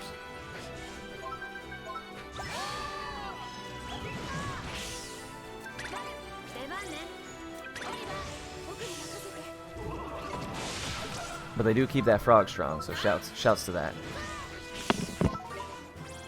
And you know what? People from Professor Palmer's chat, you don't have to take that. If you want to somehow disprove that those insults, the great thing you can do is donate. Yeah, that's true. I can be persuaded.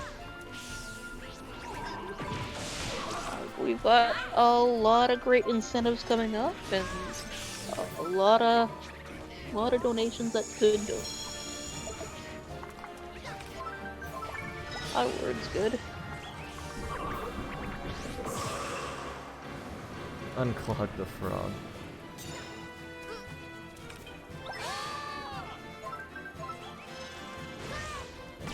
Okay, so that's Vileheart. We have to fight him a second time. The second time is much easier because he has very little HP, and we will have Mornstar, which 2.5 Mornstars plus some teammate damage will kill him. So usually I'll do a couple Arrow of Lights and some Morning Stars in between. It's really a neat fight. Except when it's not. Sometimes it hurts. Sometimes you'll be casting Morningstar and he'll time his cutscenes perfectly and you'll just get all your mana eaten up and actually do no damage, and it makes you mad and you smash your controller and everybody clips it and laughs at you. That is, I mean, you know, that's something that could maybe happen. But right here we actually find out some pretty crucial story elements. So Oliver is now figuring out why, you know, who his mom is, who her counterpart is, and just who Oliver is, actually.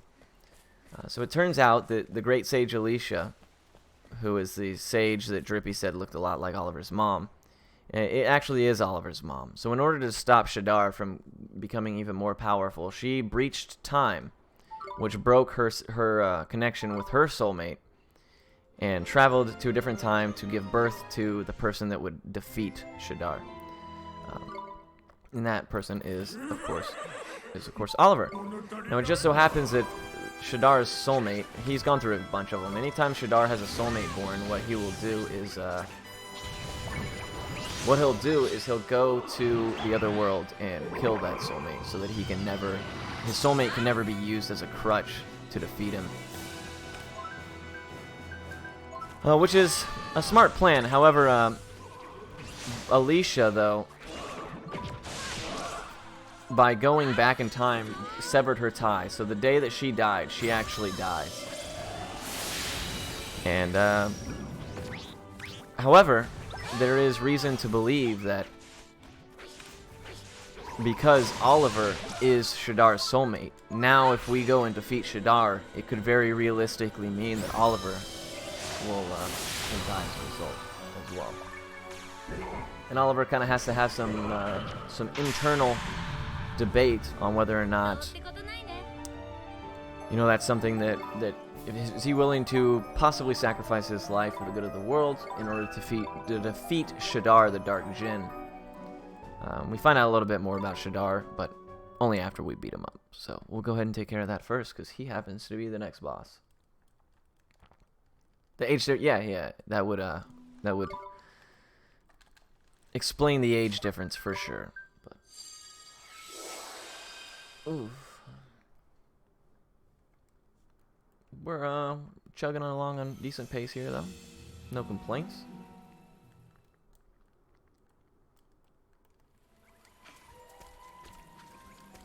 Thankfully, you don't have to go through the whole entire marshes. You can actually just warp right over to Nevermore. Now, Nevermore is so sick, dude. It's like one of my favorite places in the whole game. Like, the architecture of Shadar's castle is super neat. The floors are mad shiny. You can see your reflection in them. It's really cool. And it's one of my favorite places because you can just tell the detail of design and artwork and everything that that was put into the game. As you just, it's crazy. You'll see. You'll see. Don't worry. The White Witch's castle is actually pretty cool as well. The puke stairs, yeah, the puke stairs. They're a pain for sure. And for anybody who's asking, what on earth could the puke stairs be? Trust me, you'll know. You'll know when you see them. Thankfully, they're easy to navigate, but they're not easy on the eyes. That's for sure. But again, we'll be using Levitate here. We have a few things. Yeah, dude, this is not the platinum route, I'm afraid. So we will be doing no, we won't be catching any shonky hongers, thank goodness.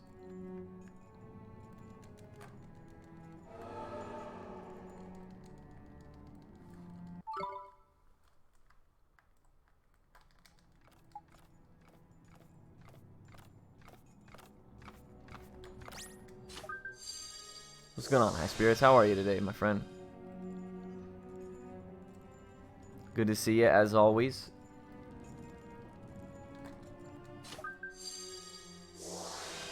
Ooh, a dog. Dogs are super fast. You never want to be on the wrong... Fortunately, they just run in a straight line. But when you're in really narrow passageways, they're like one of the worst people you can get aggro by. Because there's not a whole lot of space you can go to evade them. But, fortunately, you can just cast Levitate and just cheat past them. Here you go, guys. Here are the lovely puke stairs.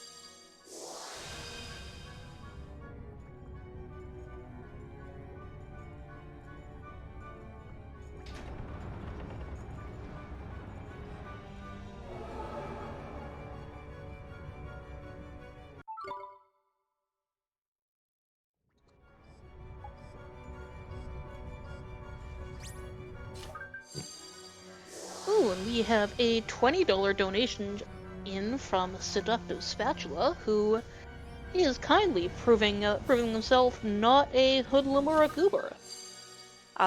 So we've done a very non-hoodlum thing and put that cash towards naming Marl and Chrono Trigger worst. Dang mute button. Oh, Alright, so that's what I just picked up the Radiant Blade right there, which is the second strongest sword in the game that's not counting post-game stuff. And it has a effect on it where every bit of damage you do is absorbed as HP. Well, the strongest base damage sword, or the strongest sword of the game, sorry, is the Night Blade, which can be stolen from, or crafted, but it can be stolen from Captain Crossbones. Now, Captain Crossbones' sword, the Night Blade, it has the opposite effect on it. So anytime you do damage, it takes away your HP as a result. It's kind of a pain.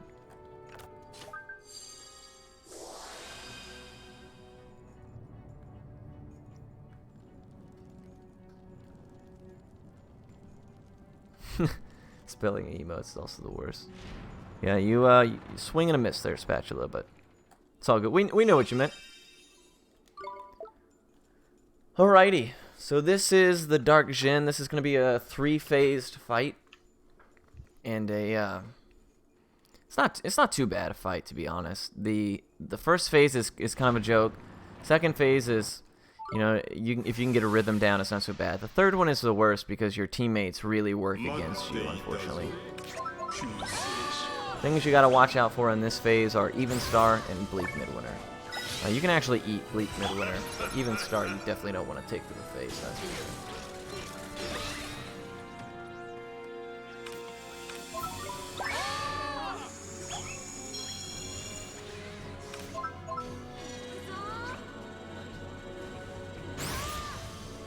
Japanese Shadar. Yeah, oh, he sounds so sick, right? Yeah, I love the Japanese voice acting for Shadar.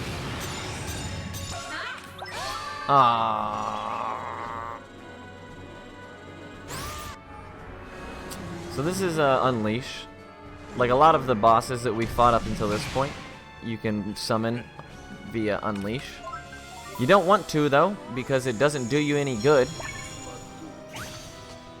But you can,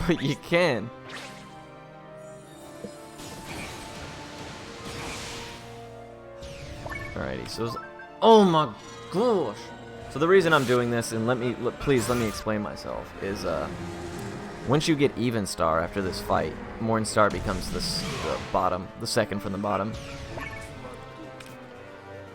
Call it muscle memory, call it being bad, call it whatever you want.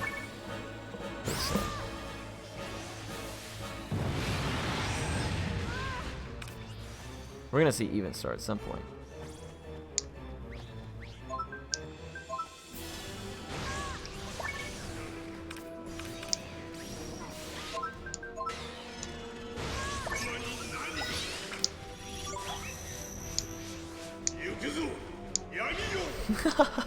He sounds crazy. And Japanese voice acting is wild.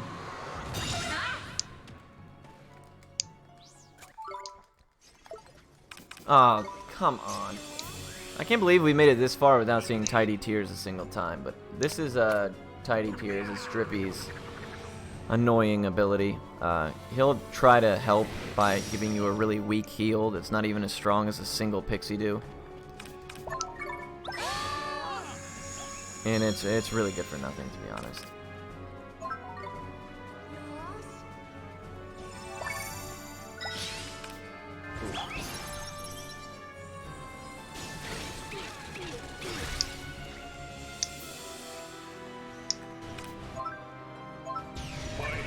Okay, so we got more sore off. Okay.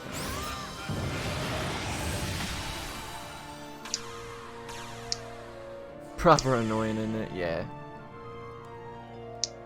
It is AoE, yeah, well so are Pixie Doos, my dude. And they're fast. So the way you want to do this fight is as you run by the Eternal Knight, he's going to swing at you, and his attack animation is actually quite long. So what you can do is run by him, make him start his attack animation, and then use Mornstar. And usually that means that you can get a spell off unpunished like this. Oh, unless he gets interrupted by your teammates landing crits. That's always a thing. But he has an ability called Onslaught, which is works a lot like Devastation. It's not quite as quick, but it does hurt and it does come out pretty quickly.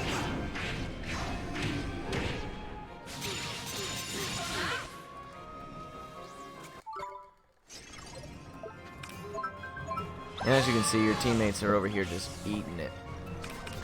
So we'll try to top them off the best we can. Pixie Doos are a godsend. Sometimes you take swords to the face, that's fine as well. We have GSS for a reason. And we just want to keep this guy from using Onslaught, that's the best we can do.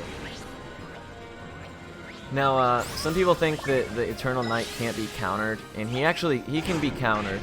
He has like a single attack animation where he like lunges his shield at you that can actually be, they can be countered, and he can be forced into chance if you do so.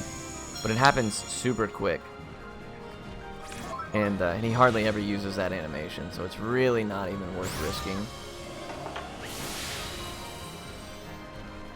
Let's see if we can get a good AI cast trick off. Like, not quite it, but come on, Mornstar. Frostbite? Why? He's gonna wait till he's right in his face. Oh my goodness, bro, you kidding me, dog?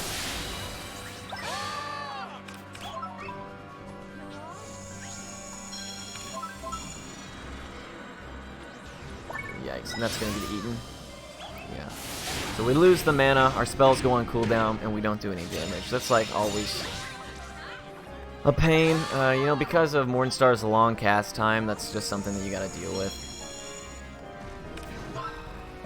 And because we have such a low, limited mana pool, we can actually only afford like 3 Mornstars from full HP or for full MP.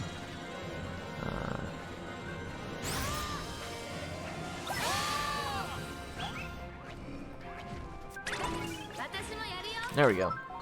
Good job, buddy.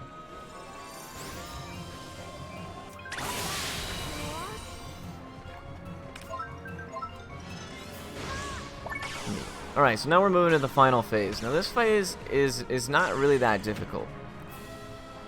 The hardest part, and I kid you not, the hardest part about the third phase is whether or not your teammates are going to be your worst enemy.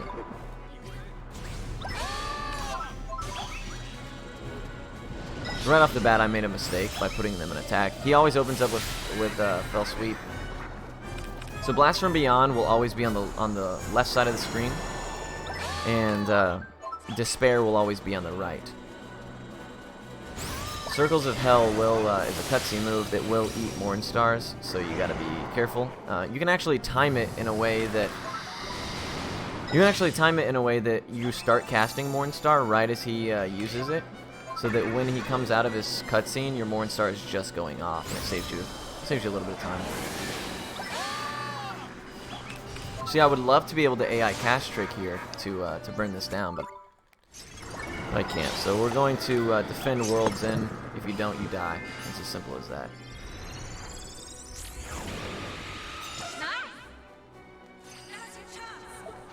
And we're going to get everybody up before we cast Mornstar, because we can't afford for them to be so low. Oh, nice, a cheer.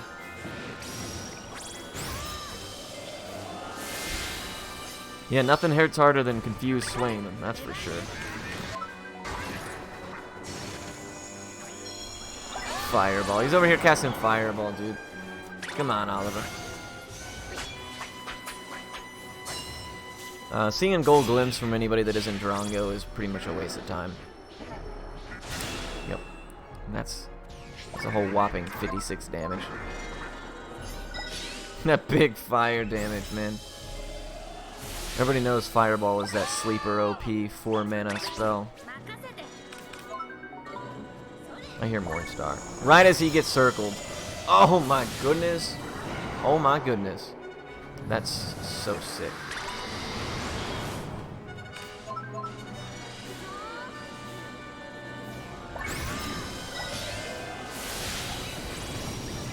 Legit the dumbest teammates I ever seen.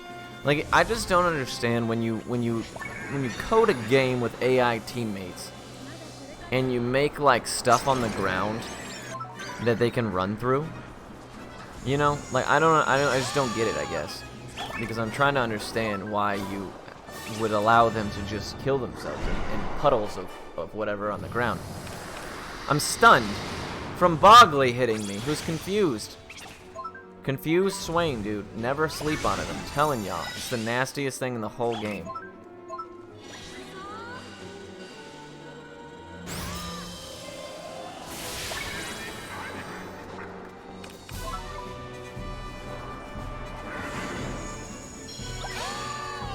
Look at her, she's just trekking through it like it doesn't even phase her. And we're gonna get that eaten. Oh my lord, this is a terrible... This is a terrible fight!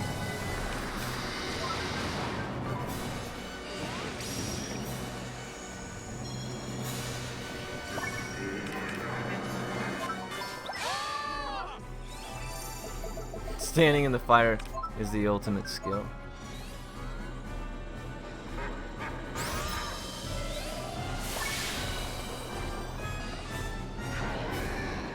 Yeah, it's just like if I could tell them to just stand in place, that would be super dope. But unfortunately, it's not a functionality, not a command, I'm afraid.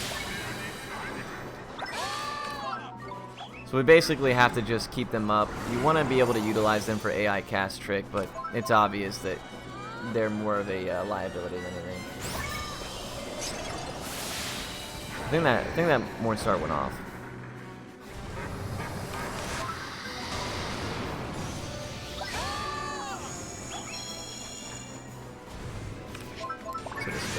So you'll notice that once you start casting Mornstar, the animation will allow you to actually move a little bit. I need at least one of them up, just in case something bad happens. If you actually take long enough, you can see World's End a second time, and we really don't want that.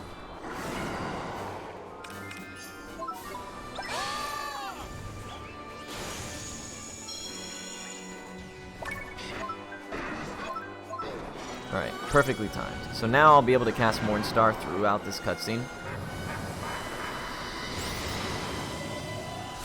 Nice.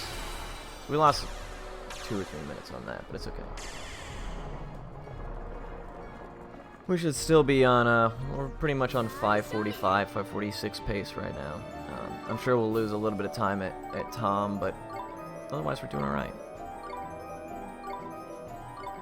That was kind of a disappointment of a fight, but it always is.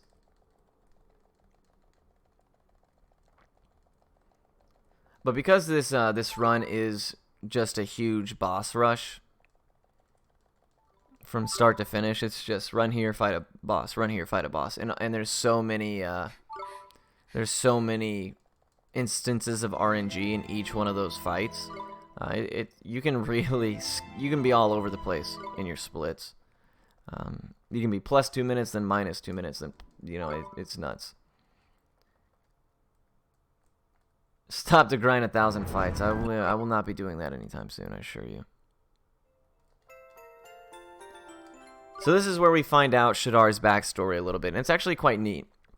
So Shadar was a very powerful, up-and-coming prodigy of a soldier in a soldier mage style army, and he was great, and he wanted so badly to utilize his magic and his ability to bring good to people. Well, his military eventually went to war with this kingdom, and he was dispatched. He was put out there. So when he went in, he realized that because they were an enemy in their government and an enemy in their ideas, that they were slaying them. They were killing these people in this other village. And Shadar was not about it. He said, I can't do this. I can't use my magic to harm all these people, regardless of, what their differences might be. And he basically defected. He basically took off, and, well, what the heck? And his military was super upset about it. So, as he's taken off, he goes in the woods. He finds a little girl fleeing, and he, says, "Well, at least if I can help one person, right?" So he helps this little girl escape. Well, once he gets caught by the army that he AWOL'd on, they try him, they chain him up and everything, and they explain to him that the girl he helped was in fact the ruler of the area they were attacking's daughter. So he helped the great sage, basically the heiress to the throne, escape. Well, stricken with grief,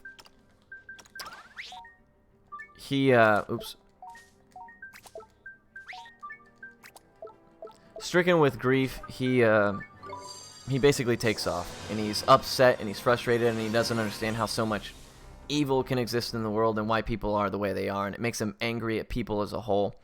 Well, in the middle of his feels and his sadness, the White Witch stumbles upon him and says, "Listen, I can give you the power to right all these wrongs and make people do exactly what you want them to do." So Shadar, with this initial idea of, bringing good with his magic, is now using force to show people why he was right, if that makes sense. So he's a guy with good intentions and good ideas and good meaning that, went about them the completely wrong way. And then at his lowest moment, the White Witch found him, preyed on him, and gave him the power to be the executor. And from then on, he just went on a warpath, and he's twisted and turned, and the despair has eaten him to a point where he is what he is now. But now that we've defeated him, we can move on. And and it's worth mentioning that the girl he did save was Oliver's mom, the great sage Alicia, the heiress to the opposing throne.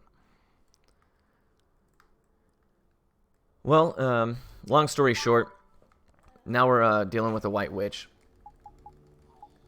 She's a drag, but basically her story is very complex in and of itself as well.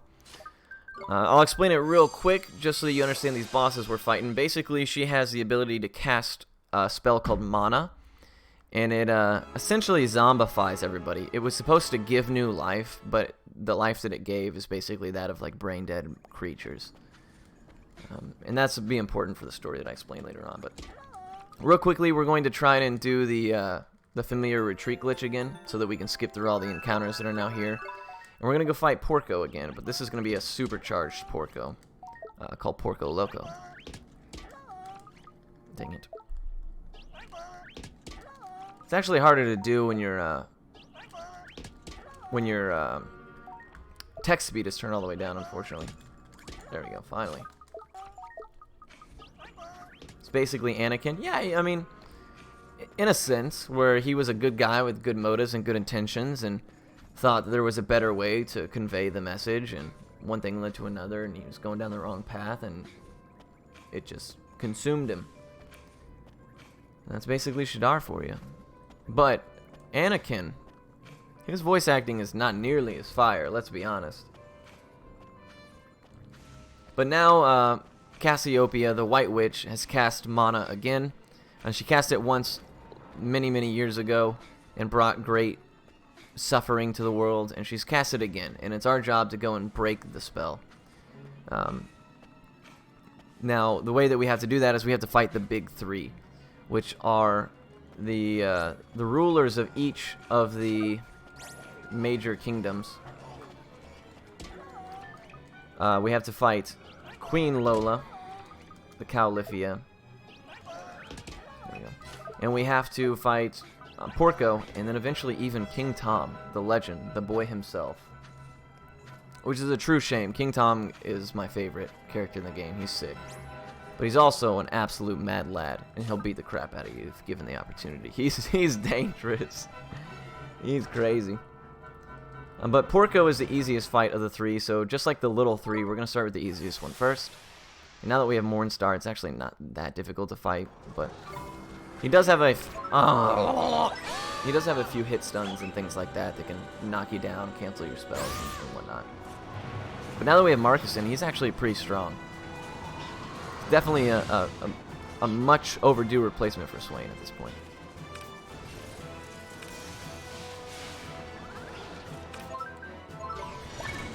I'm not getting that off.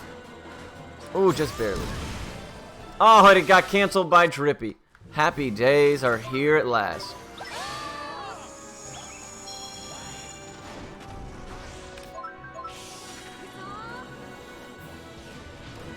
That's fine. We can eat a big shot. Oh, even better.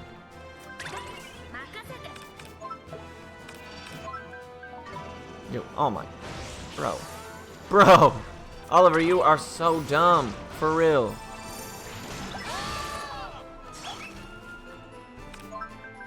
We're gonna have to counter him. We can't. Not on that attack animation. Finally.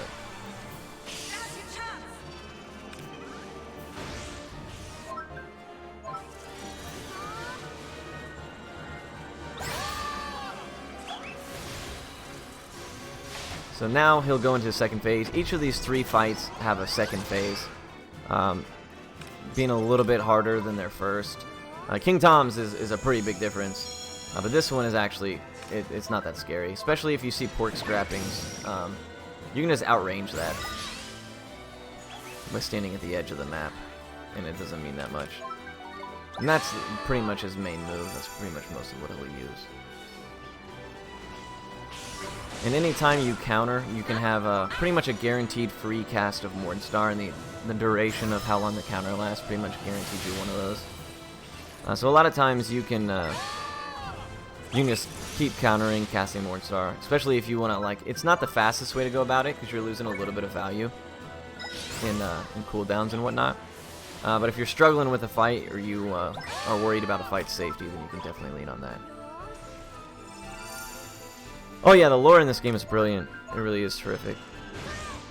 So that is Porco for us right there. And we'll be moving on to Lola next.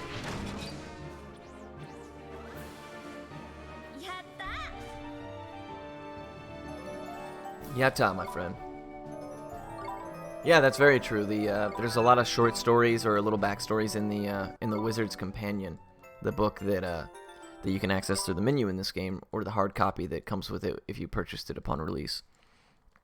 Drippy's backstory and why he has a lantern on his nose and all that is in there as well.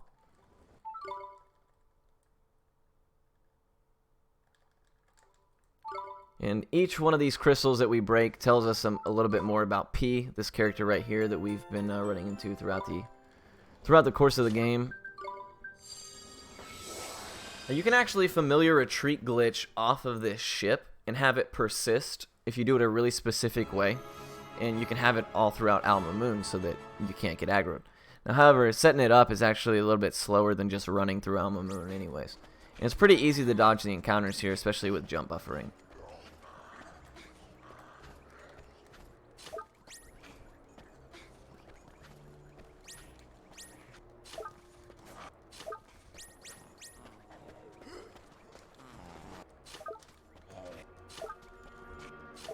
And there you go. That's the only troublesome part.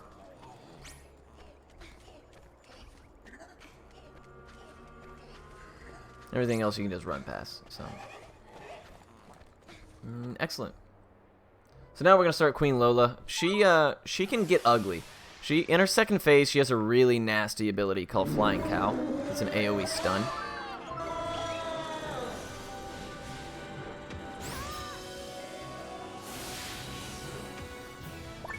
Royal Rush does hurt, so we do need to defend that one. She has another ability called Haughty Snort that is not really a threat. Yeah, the only issue with it is it's not as far as a safety issue.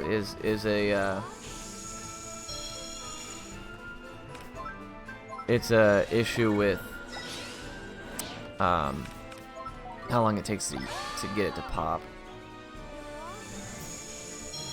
I don't think it'll ever be faster, even first try, than just running through Allen.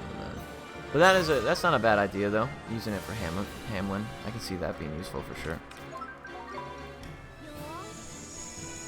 Because it persists until you return to a save stone.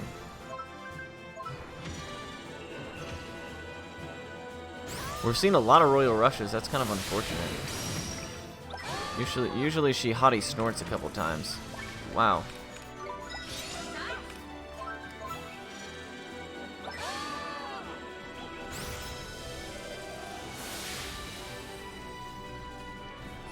Oh, you don't want to get caught by that roll. It hurts. We're just gonna run the risk that she doesn't Royal Rush here. Nice.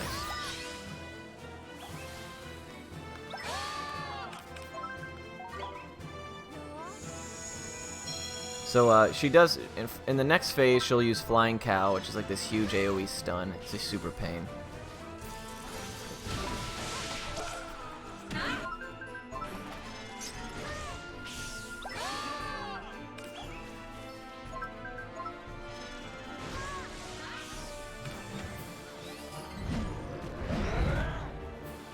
She usually opens right up with it, so I'm gonna wait to do anything before I see what move she decides to use first, or unless I get a counter. Nice. The only issue with countering and Mornstarring is if you come out of it and she immediately Flying Cows before you have time to hit the trigger again and be able to defend, you'll be right in front of her, and you'll eat a stun and then be right in front of her, and she'll be able to kick you in the head. Oh, cool. So that's a pretty safe. Anytime we see Haughty Huff, that's good. It's pretty safe to cast whatever you want at that point. Whereas Flying Cow is the complete opposite. You want to make sure you defend. You can actually still be stunned through the defense. It's not uncommon. So anytime you're not sure what ability she's using... Oh, come on, dude. Anytime you're not sure what ability she's using, you're going to want to lean on the side of caution. That's just how this fight kind of works.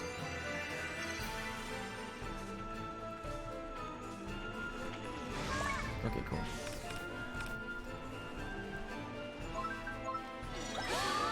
Sometimes, though, she'll use one ability and then go right into the next. That's worst case scenario, but it looks like we're fine.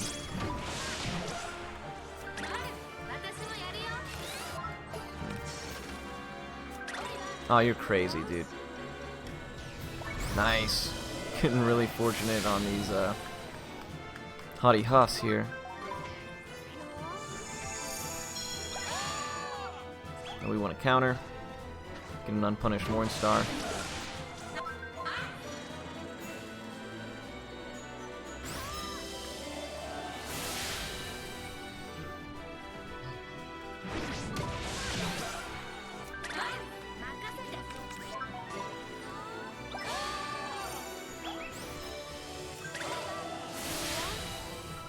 There it is. Flying Cow. And I got stunned even through defense. That's always a little bit unfortunate. Not a whole lot you can do besides play it perfectly and just hope you don't get shafted. And as long as you get stunned far enough away from her, you'll never have to worry about...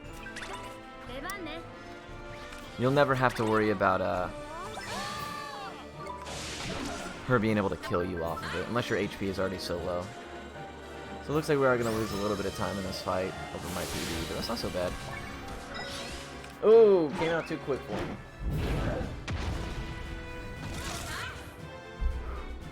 It's okay.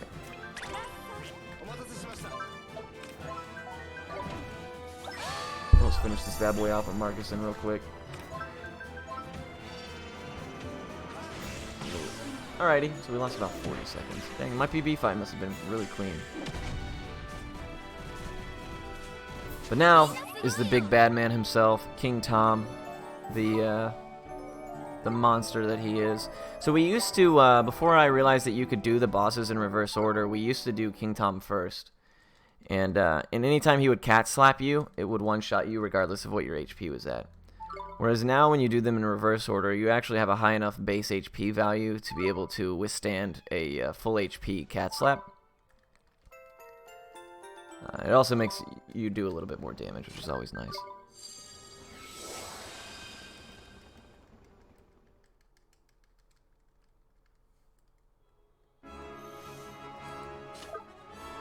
What's going on, Zoe? How are you?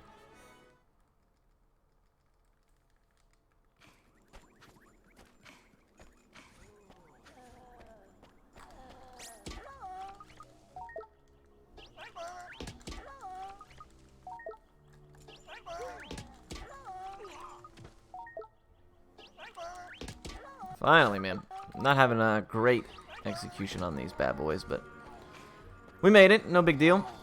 So King Tom is, his first phase, he has one move that hurts. It's called Crazy Claws. The other one is not a big deal. You can't really afford to play around Crazy Claws if you want the fight to go quickly. You just have to eat it if he throws it out. It will never kill you unless you're super low. But remember, Esther has the Adamant badge, so she'll never die. And once he goes into his second phase, though, he has Cat Slap, which is a single target, non-cutscene move that hurts. It does a lot of damage, like 200 plus. And then he has another move called Itchy Scratchy that poisons, is AoE, and a cutscene. He's a vicious creature, man. But if all goes well, this is probably my most practiced fight in the entire run. We just don't want to see Crazy Claws. We want to see the AI use Mornstar, but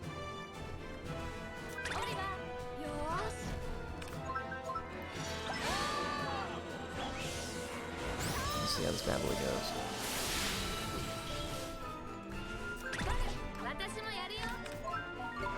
Arrow of Light is no bueno.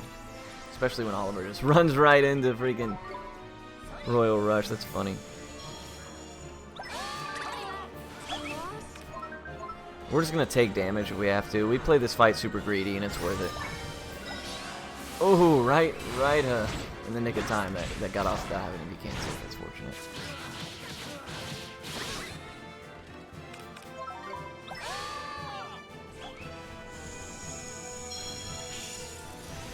But like I said, you can't really afford to be scared. Tom can stall in between his turns. So if you play around Crazy Claws, you're just gonna bleed time because he's gonna stall in between each cast. He's not as consistent as the others, where he will do things pretty much on a pretty decent rhythm. Now, before he goes into the second phase, I want to make sure that I have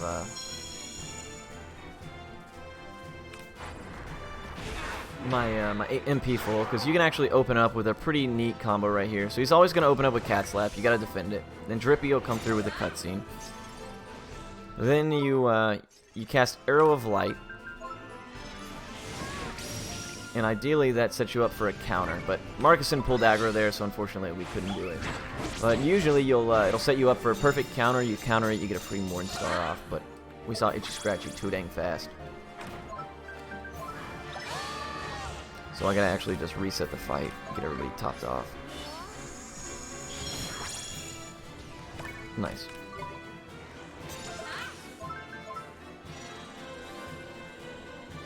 Marcuson pulling aggro is nice to a degree.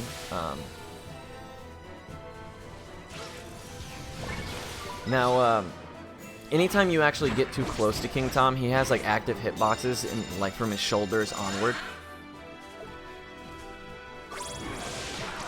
And he can punish you pretty hard. Like you can take 60 damage just by standing too close to him. It's pretty rough.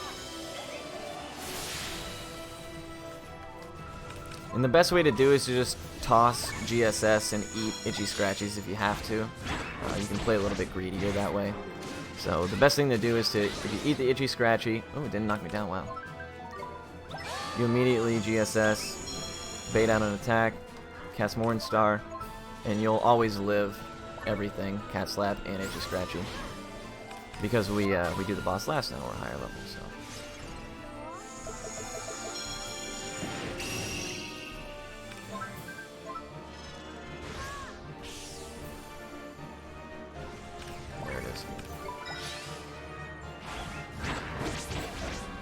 But as you can see, he likes to use it a lot. He doesn't care when he's gonna use it.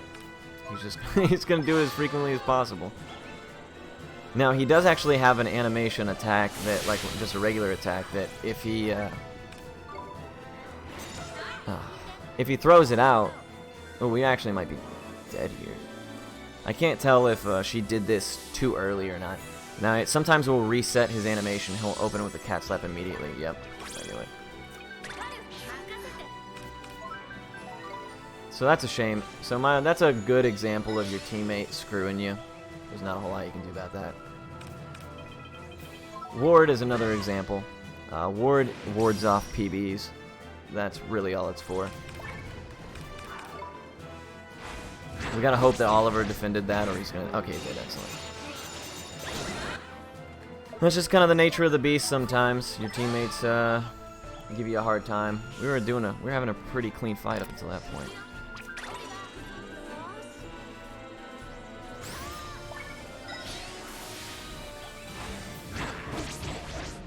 Prince's Blessing looks like it got canceled.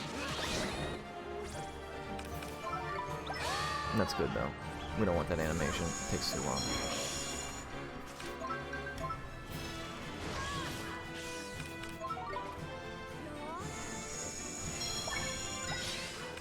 So now that we've reset the fight, we can go back to casting more stars.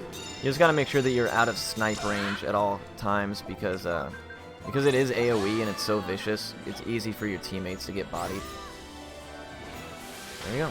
And King Tom is down. Cool. So now we'll be moving on to Gallus. He's the next boss, but we got some stuff to do in the meantime. So if you want to give one more shout out to some of the stuff we got coming on in the event before I do some running around, feel free. Yeah, absolutely. So, we are currently at $44.8977 out of our $5,000 goal. And all of that for RPGs we love is going to send the RPG Valkyries to RPG Limit Break this May. This is going to cover their hotels, airfares, incidentals, all of that good stuff. Right now, we are coming up on the Final Fantasy Tactics run. We've got naming incentives there, one to name Ramza, and two more to name the generic units that will be used. And right now, in the lead for Ramza's name is I Smell Awful at $20. And we have $1.50 each for the generic units to name them Eva and Proto. So that is wide open there if you want to get in on that. Chrono Trigger is coming up right after that, and naming incentives for all the characters. Most of them are pretty free. You're gonna have to beat $250 though if you want to name Frog, because somebody really wants him to be named Buddy. And there's a Marl Softlock, which is going to be shown off there if we can meet that incentive. Right now that's at $30 out of $100. And after that we've got Lufia 2, Rise of the Sinistrals. That is an Ancient Cave run. We've got incentives there to pick the fourth character, pick the capsule monster, and name the capsule monster. So we've got a lot of ways that we can throw money to make that runner's life absolutely miserable.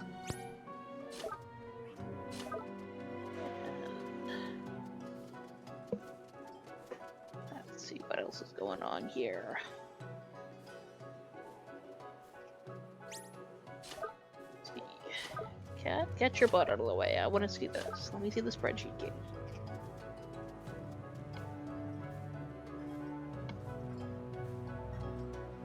Yes, and then coming up this evening, we're gonna be seeing Dragon Quest 1 to 3 Relay, Link to the Past Randomizer, Final Fantasy Legend 1, which is that is an any percent glitched run. That is a glitch extravaganza. That is gonna be awesome to see. Oh wait, no, that's tomorrow because that Dragon Quest Relay is really long. Because they're long games. Yeah, so Final Fantasy Legend is gonna be tomorrow morning. So yeah, lots of good things coming up. And lots of incentives, as we've seen. I've only pulled out a few of the ones that are coming up next. We've got more. We have so many more cool incentives for you.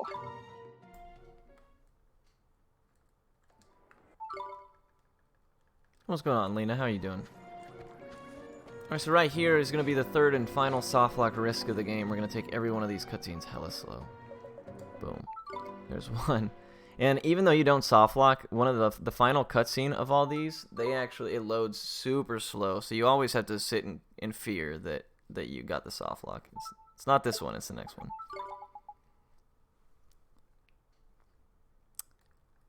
So you stare at this black screen, terrified that maybe you soft locked, but you never do. It's just a really long load for some reason. Whew. Always worries you though. When you're on PB pace and you gotta deal with that, it's a little stressful. Yeah, it is scary. It's annoying.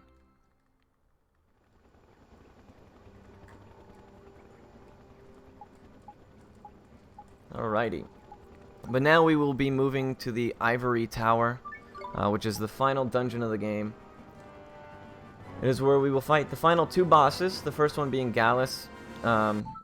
He is one of the Zodiarchy.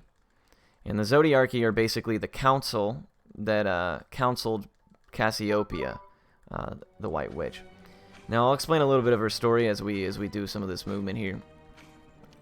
Cassiopeia was a little girl named P, and she, Cassiopeia, but P for short.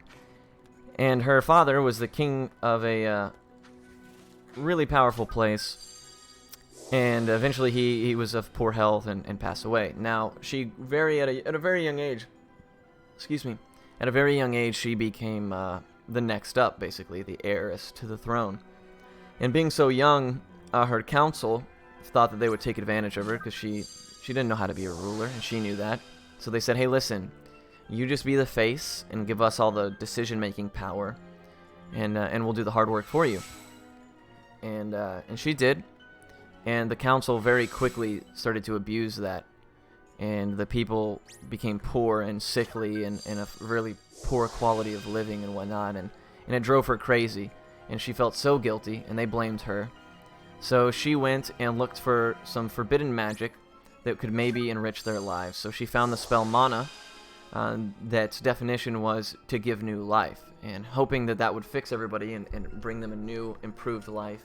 Instead, what it did was it turned them into the zombie-type creatures that you saw in King Tom, Lola, and Porco.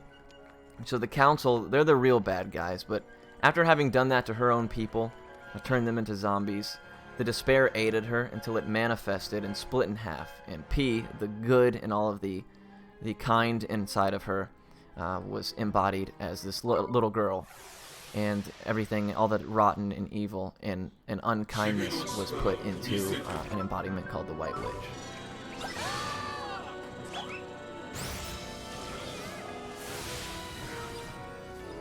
Now Gallus is actually quite a simple fight.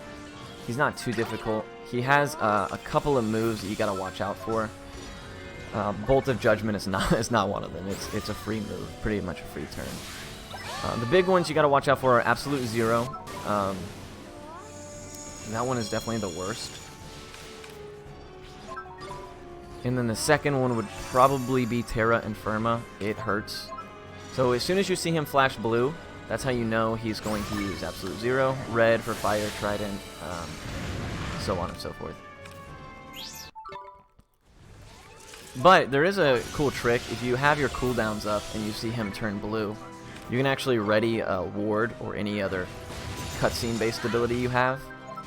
And as soon as he readies his Absolute Zero, you cast Ward, it'll actually cancel his turn, and he'll just keep going through his cycle. Green being Bolt of Judgment is a free turn. We're just going to keep abusing it until we see blue.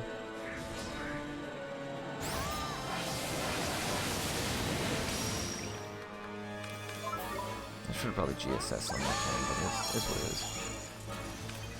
Now, in case he does pop out Absolute Zero here in a second, I don't actually want to... Oh, nope, Terra Infirma. I always defend Terra Infirma. It hurts, and it knocks you down, so it can sometimes put you in a pretty bad spot.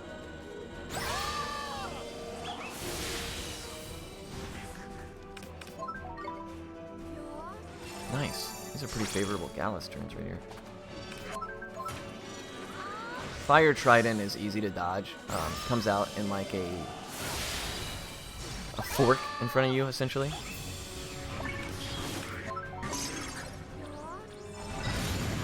cool, they're good. If you stand too close to Gallus, he'll backslap you, though. He'll give you the back of his hand.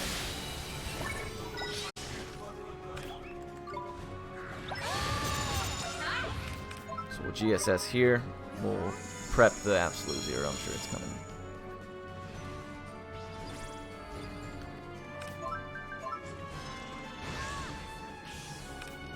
Oh, there it is. Okay, so we're going to try to get the ward skip just so I can show you guys what it looks like. Perfect. Perfect timing. So we cast ward right as he's readying Absolute Zero, and as you see, it completely cancels his Absolute Zero. Now, usually you're spamming Mornstars so quickly that your spells are on cooldown and you don't have the opportunity.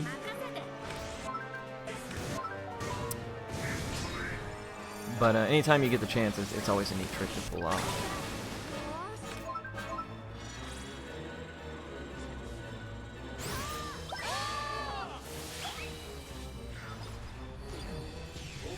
Recycling assets? Yeah. Yeah, I mean, that's pretty neat. I've never played any of the Yokai Watch games, but the Nice is one of my favorite sound bites and parts of this game. I really like that. Nice! I also like Chance as well. It's pretty neat. So you can actually take the first 2 hits of the 3 hits of Terra Infirma. The third one is the one that knocks you down.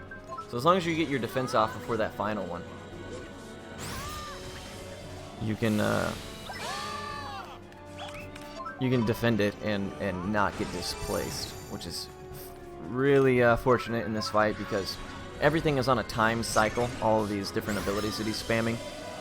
So any time you spin on your booty is obviously not ideal.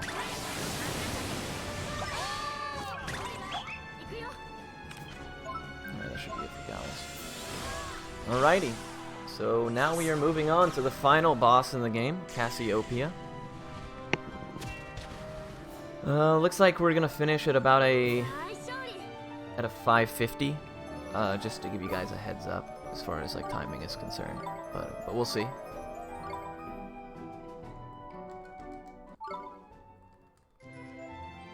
So now we get the Astra, which is the strongest wand in the game available to us at this point.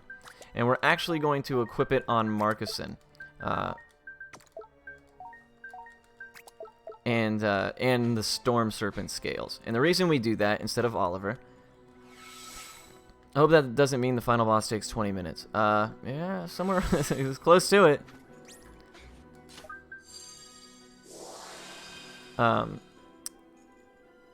We put it on Marcuson because Marcuson will be in charge of getting rid of the ads in the final phase of the Zodiark fight.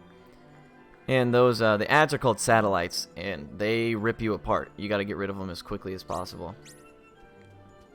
So, we invest more in Marcuson in this fight than we do in Oliver. Oliver does fine damage the way he is. We need every little bit of help we can get when it comes to getting rid of all the ads. Zodiark will usually spam, or usually spawn satellites 3 times total in the fight.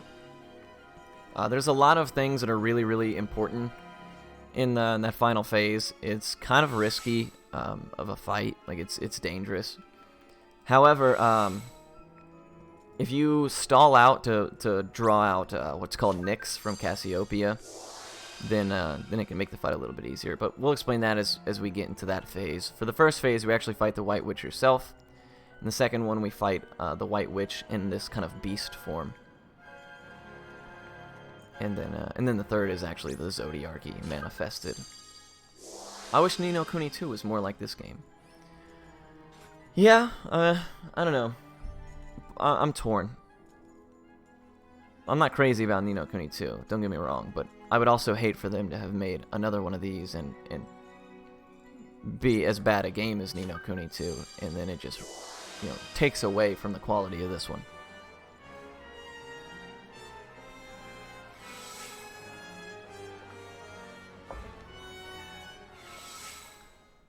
Alrighty, we're going to tap this save stone to get our mana refilled.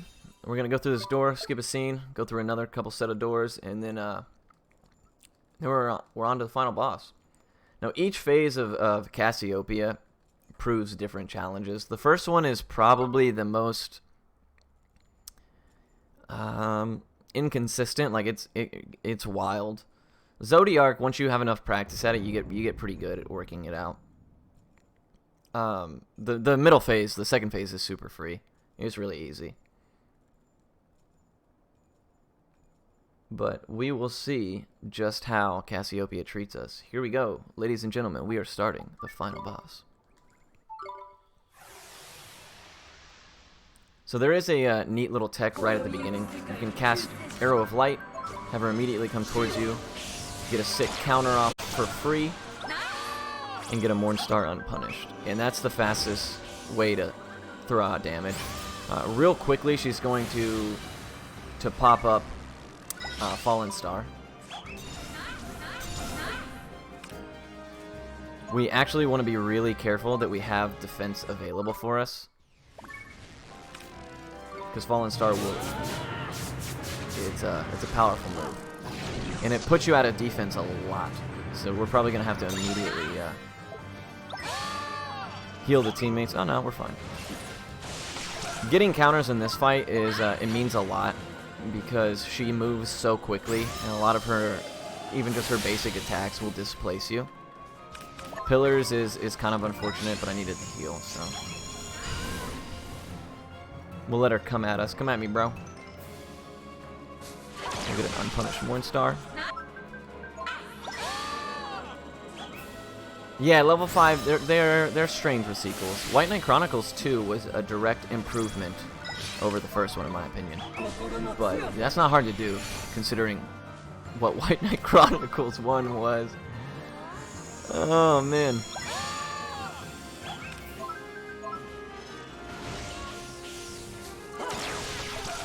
We might be able to get an unpunished more. Oh! That stinks.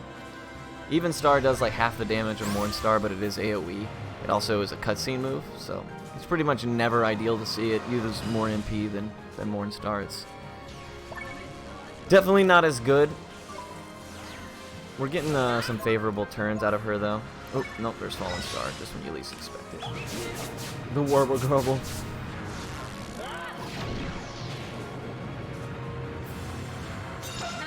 That's not bad, actually. As long as we get a counter here, we're fine. Perfect. Everybody needs to, like, I don't know, fight, maybe? Do some damage. So that's the first phase down. That was actually a pretty smooth first phase, all things considered. That last Fallen Star was a little bit unfortunate, but otherwise, pretty clean fight. When is the next White Knight Chronicles speedrun? I don't know, man. I don't know. I really do enjoy running those games. Wow, that's super, super unlucky.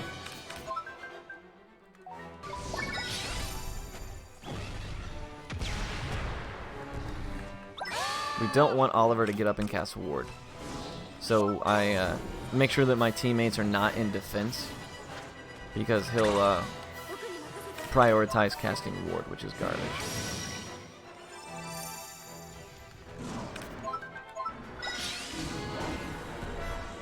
But now that we've reset the fight, we can go ahead and just start chipping away.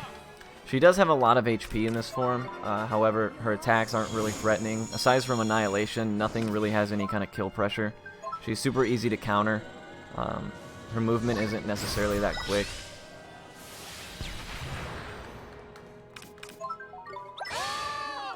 So here comes Annihilation. She's going to jump to this back wall over here. I'm going to try to outrun it. I'm not going to be able to. Ooh, just barely did. Jules is going to use Whirlwind. That's good. That's a pretty strong ability. Noob Nefets, thank you so much for subscribing to RPG Valkyries with Twitch Prime, my friend. You are appreciated.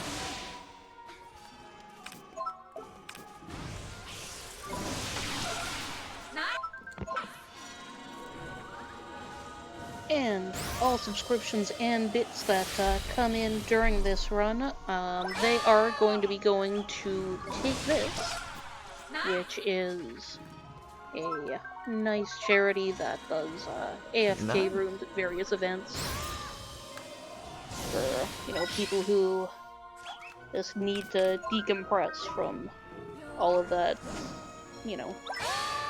It's hard being at a con, even if you know what you're getting into, there's a lot going on. So that's a great thing to do for people.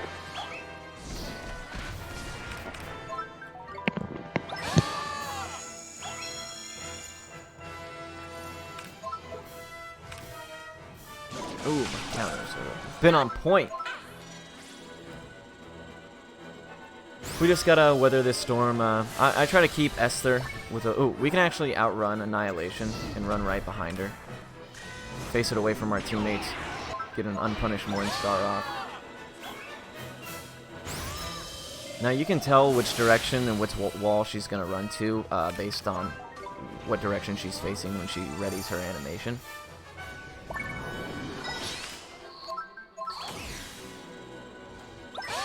So far, she's not proven any kind of real trouble thus far. We're gonna top off Esther, which is while we got the opportunity.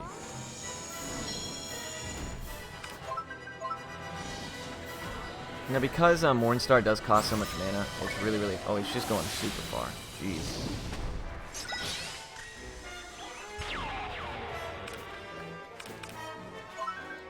But outrunning it is much faster than eating it. Especially because even in defense, it does like, you know, it does some damage. Cheer is coming out. That's always nice to see. If you keep Esther topped off, she'll be pretty good about buffing you or keeping you alive. Wrathful Rush, as long as you're actually at this back wall, you can avoid taking damage from it. She's gonna jump right over where I am. Yeah, nice.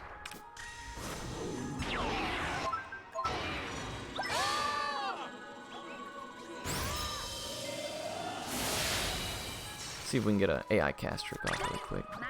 Nice.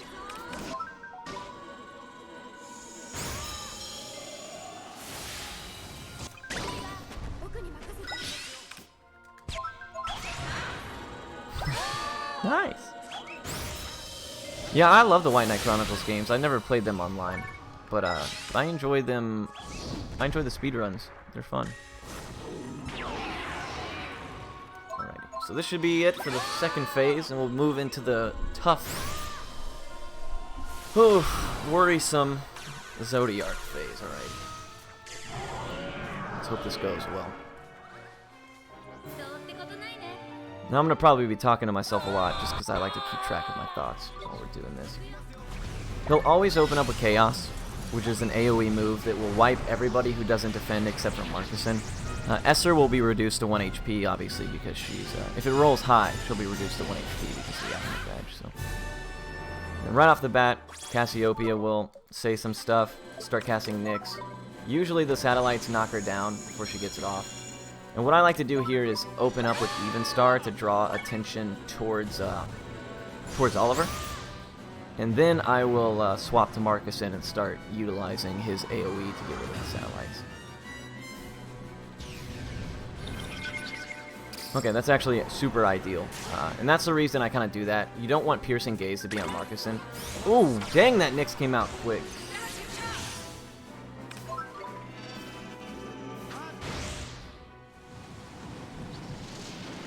And we have Phoenix Tears, which I'll utilize to get Oliver back up. Yeah, Palutena. Yeah, no, Cassiopeia is way doper than Palutena, dude. No ifs, ands, or buts. She's also a monster. Nyx is the sole reason why you can even win this fight, and she does a Fallen Star occasionally, which does a significant amount of damage as well.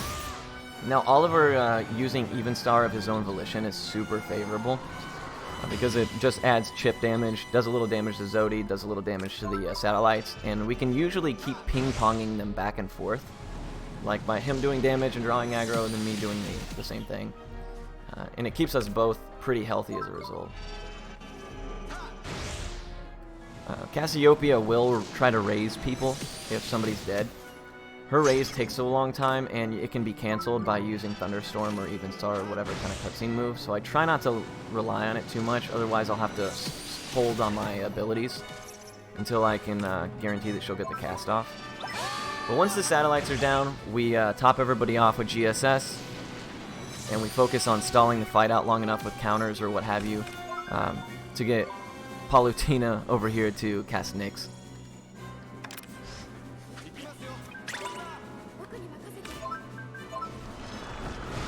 That'll probably be on Marcuson, which would be ideal. Nice.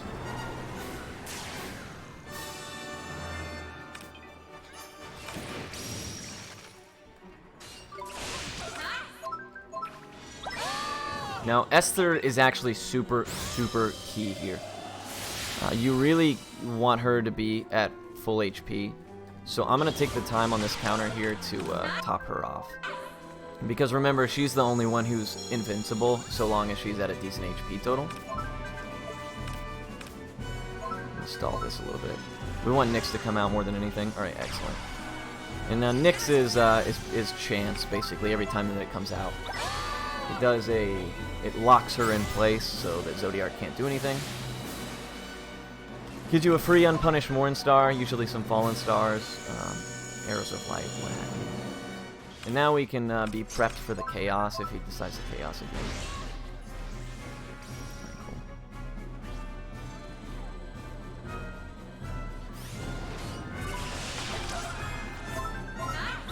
Get an unpunished Mornstar here. And then we need to start prepping Chaos. Sigh of Sorrow is fine. It puts people to sleep who are in front of it. We're going to wait for this Nyx to come out again. If we can get another one in the same turn cycle, that would be dope. We're going to top off Marcuson in preparation for the second round of satellites. And I'm actually going to wait just a tad on them to come out so I can start off with Even Star and draw the aggro. Now, Oliver will probably die. And that's a price I'm willing to pay. Because Marcuson is super important here. He actually can't be killed by Chaos, even if he doesn't defend, because he has such a high base HP. He's like level 52, I think, where everybody else is 37. So that's unfortunate. Sometimes you can get a couple of spells off in time for Oliver to not be dead, and to pull the aggro off of him. But not always. No, we want that to pop before Chaos comes out. There we go. Chaos comes out quick, so you gotta be super on it.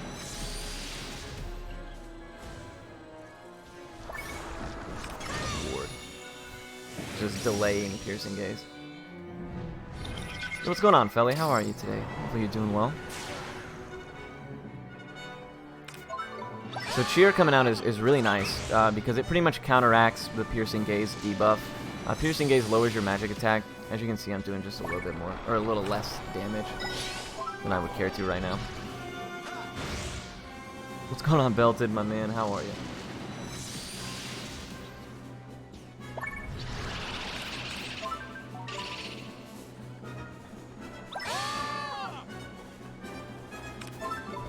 Okay, so there's Chaos. We need to make sure that everybody's defending it. Because to get Chaos undefended with, dude, Oliver's just standing there, bro. I can't give clearer instructions than to hit the defense button. Both of you guys are just some straight up goobers. Oh, they didn't die though. So if we can, nice.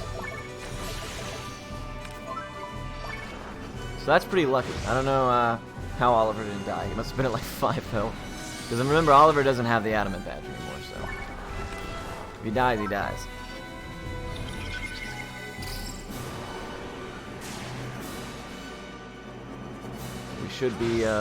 We should be dropping the satellites here, if not on this cast, on the next one. Alright, brilliant. And now what we'll do is start prepping everybody for a burn phase. Wait for Nixus to come out.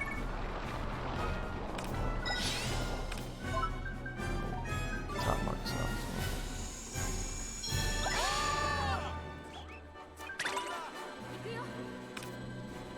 Come on, Nix. Okay, cool, excellent.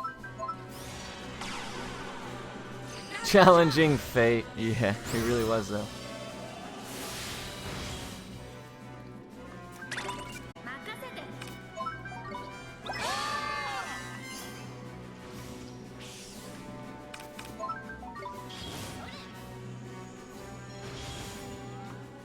Oliver's casting that Morningstar kind of late. A little unfortunate.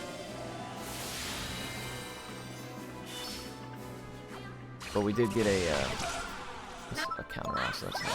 We should probably see one more, at least one more Chaos, maybe 2, but absolutely see at least one more round of satellites.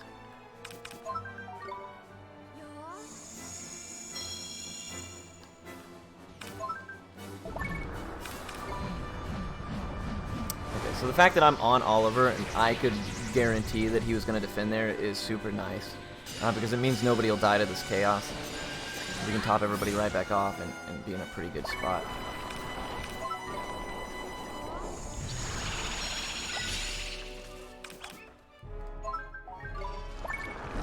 And I do have one quick donation here. Absolutely. From Zane Green. That's $2.50. Looks like it just took a bit of time for it to show up here, but it says, well done on the King Tom fight. This is going up to the Marley softlock. Unfortunately, no, there's not an incentive for naming Magus. Also says that if you see the Tokehold in the castle, it'll be another $5. Hug, Jam. Oh, no, unfortunately we didn't. Oh well.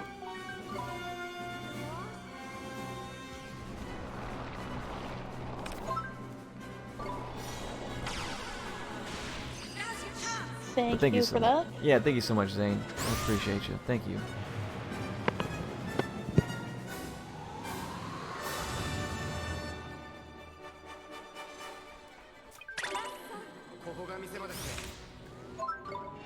Okay, so I'm gonna wait. I'm gonna try to stall out my abilities in a manner that allows Cassiopeia and Oliver to get off any spells that they might start.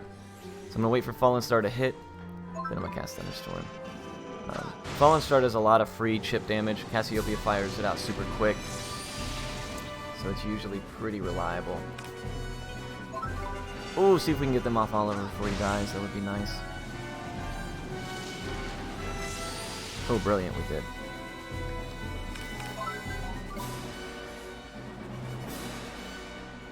I'm expecting probably one more Chaos. Even Star is coming out. That's super nice. Anytime Oliver contributes to the AoE damage, it's always ideal.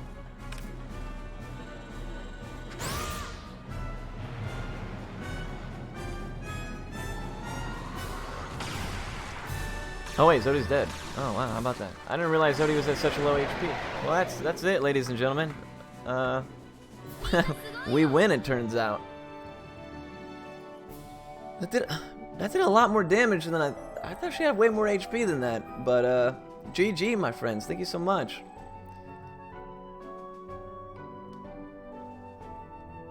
a 547 coming in under estimate, thankfully. I guess I can jump into the Discord chat really quick and I don't know who's hosting next, but if Sloa in there is ready, we can go ahead and keep this moving so you guys are not losing any time here. Yeah, we'll see about giving our next restreamer a poke, so it looks like Sloa there. No worries, no worries. Hey, thank you all so much. I appreciate everybody who watched, the people who donated, the people who continue to donate or have already donated. It means a lot to a lot of people, so we do appreciate that you guys are kind enough to share that with us. And thank you to the Valkyries for having me twice. Both times were an absolute blast. So hopefully you guys enjoyed it. If you guys aren't interested in running the game, let me know. It's a pretty sweet game. Pretty cool. So we would love to have you. There's a lot of really good guides and resources, and you know, it is what it is. I hope that the runners that are going after me have the best of luck, and everything goes smoothly. Yes, thank you. And yeah, looks like I see someone. I see Sloa popping up there, so hopefully that should be hearing from them shortly. Alrighty. You want me to show a glitch off real quick or something? Or they Sure, might as well. Cool Looks beans. like we do have some time here. Well, we'll show off the same one I showed off at Limit Break. If you guys haven't seen it, it's really neat. Okay. Part of me thinks that that when they initially designed the game, that Motorville wasn't supposed to be a fixed camera. Where am I? Okay. So Motorville, the starting area of the game, you can only look at it from a very specific camera angle, which is the well, actually we could do it from here, right? No, we can't get away from here. It's a fixed camera angle from like top down, and I think that when they designed the game, they initially designed it with a controllable camera in mind. However, that must have not been what made it to the final product, because you can actually do a glitch that will unlock your camera on Motorville and allow you to see like basically it in all its glory. It's really, really sweet. There's like signs on the walls and in a super high detail of things that you would never ever be able to see otherwise. You can also see people that are like stuck halfway in the ground. It's a pretty neat trick, and it's really easy to pull off. Like you can absolutely go home and do it yourself if you have the game. You just have to do the familiar retreat glitch. So you just talk to the familiar retreat, spam a menu until one of them opens up. Actually, you need to spam the square. You can't get triangle here, so it might take a second, but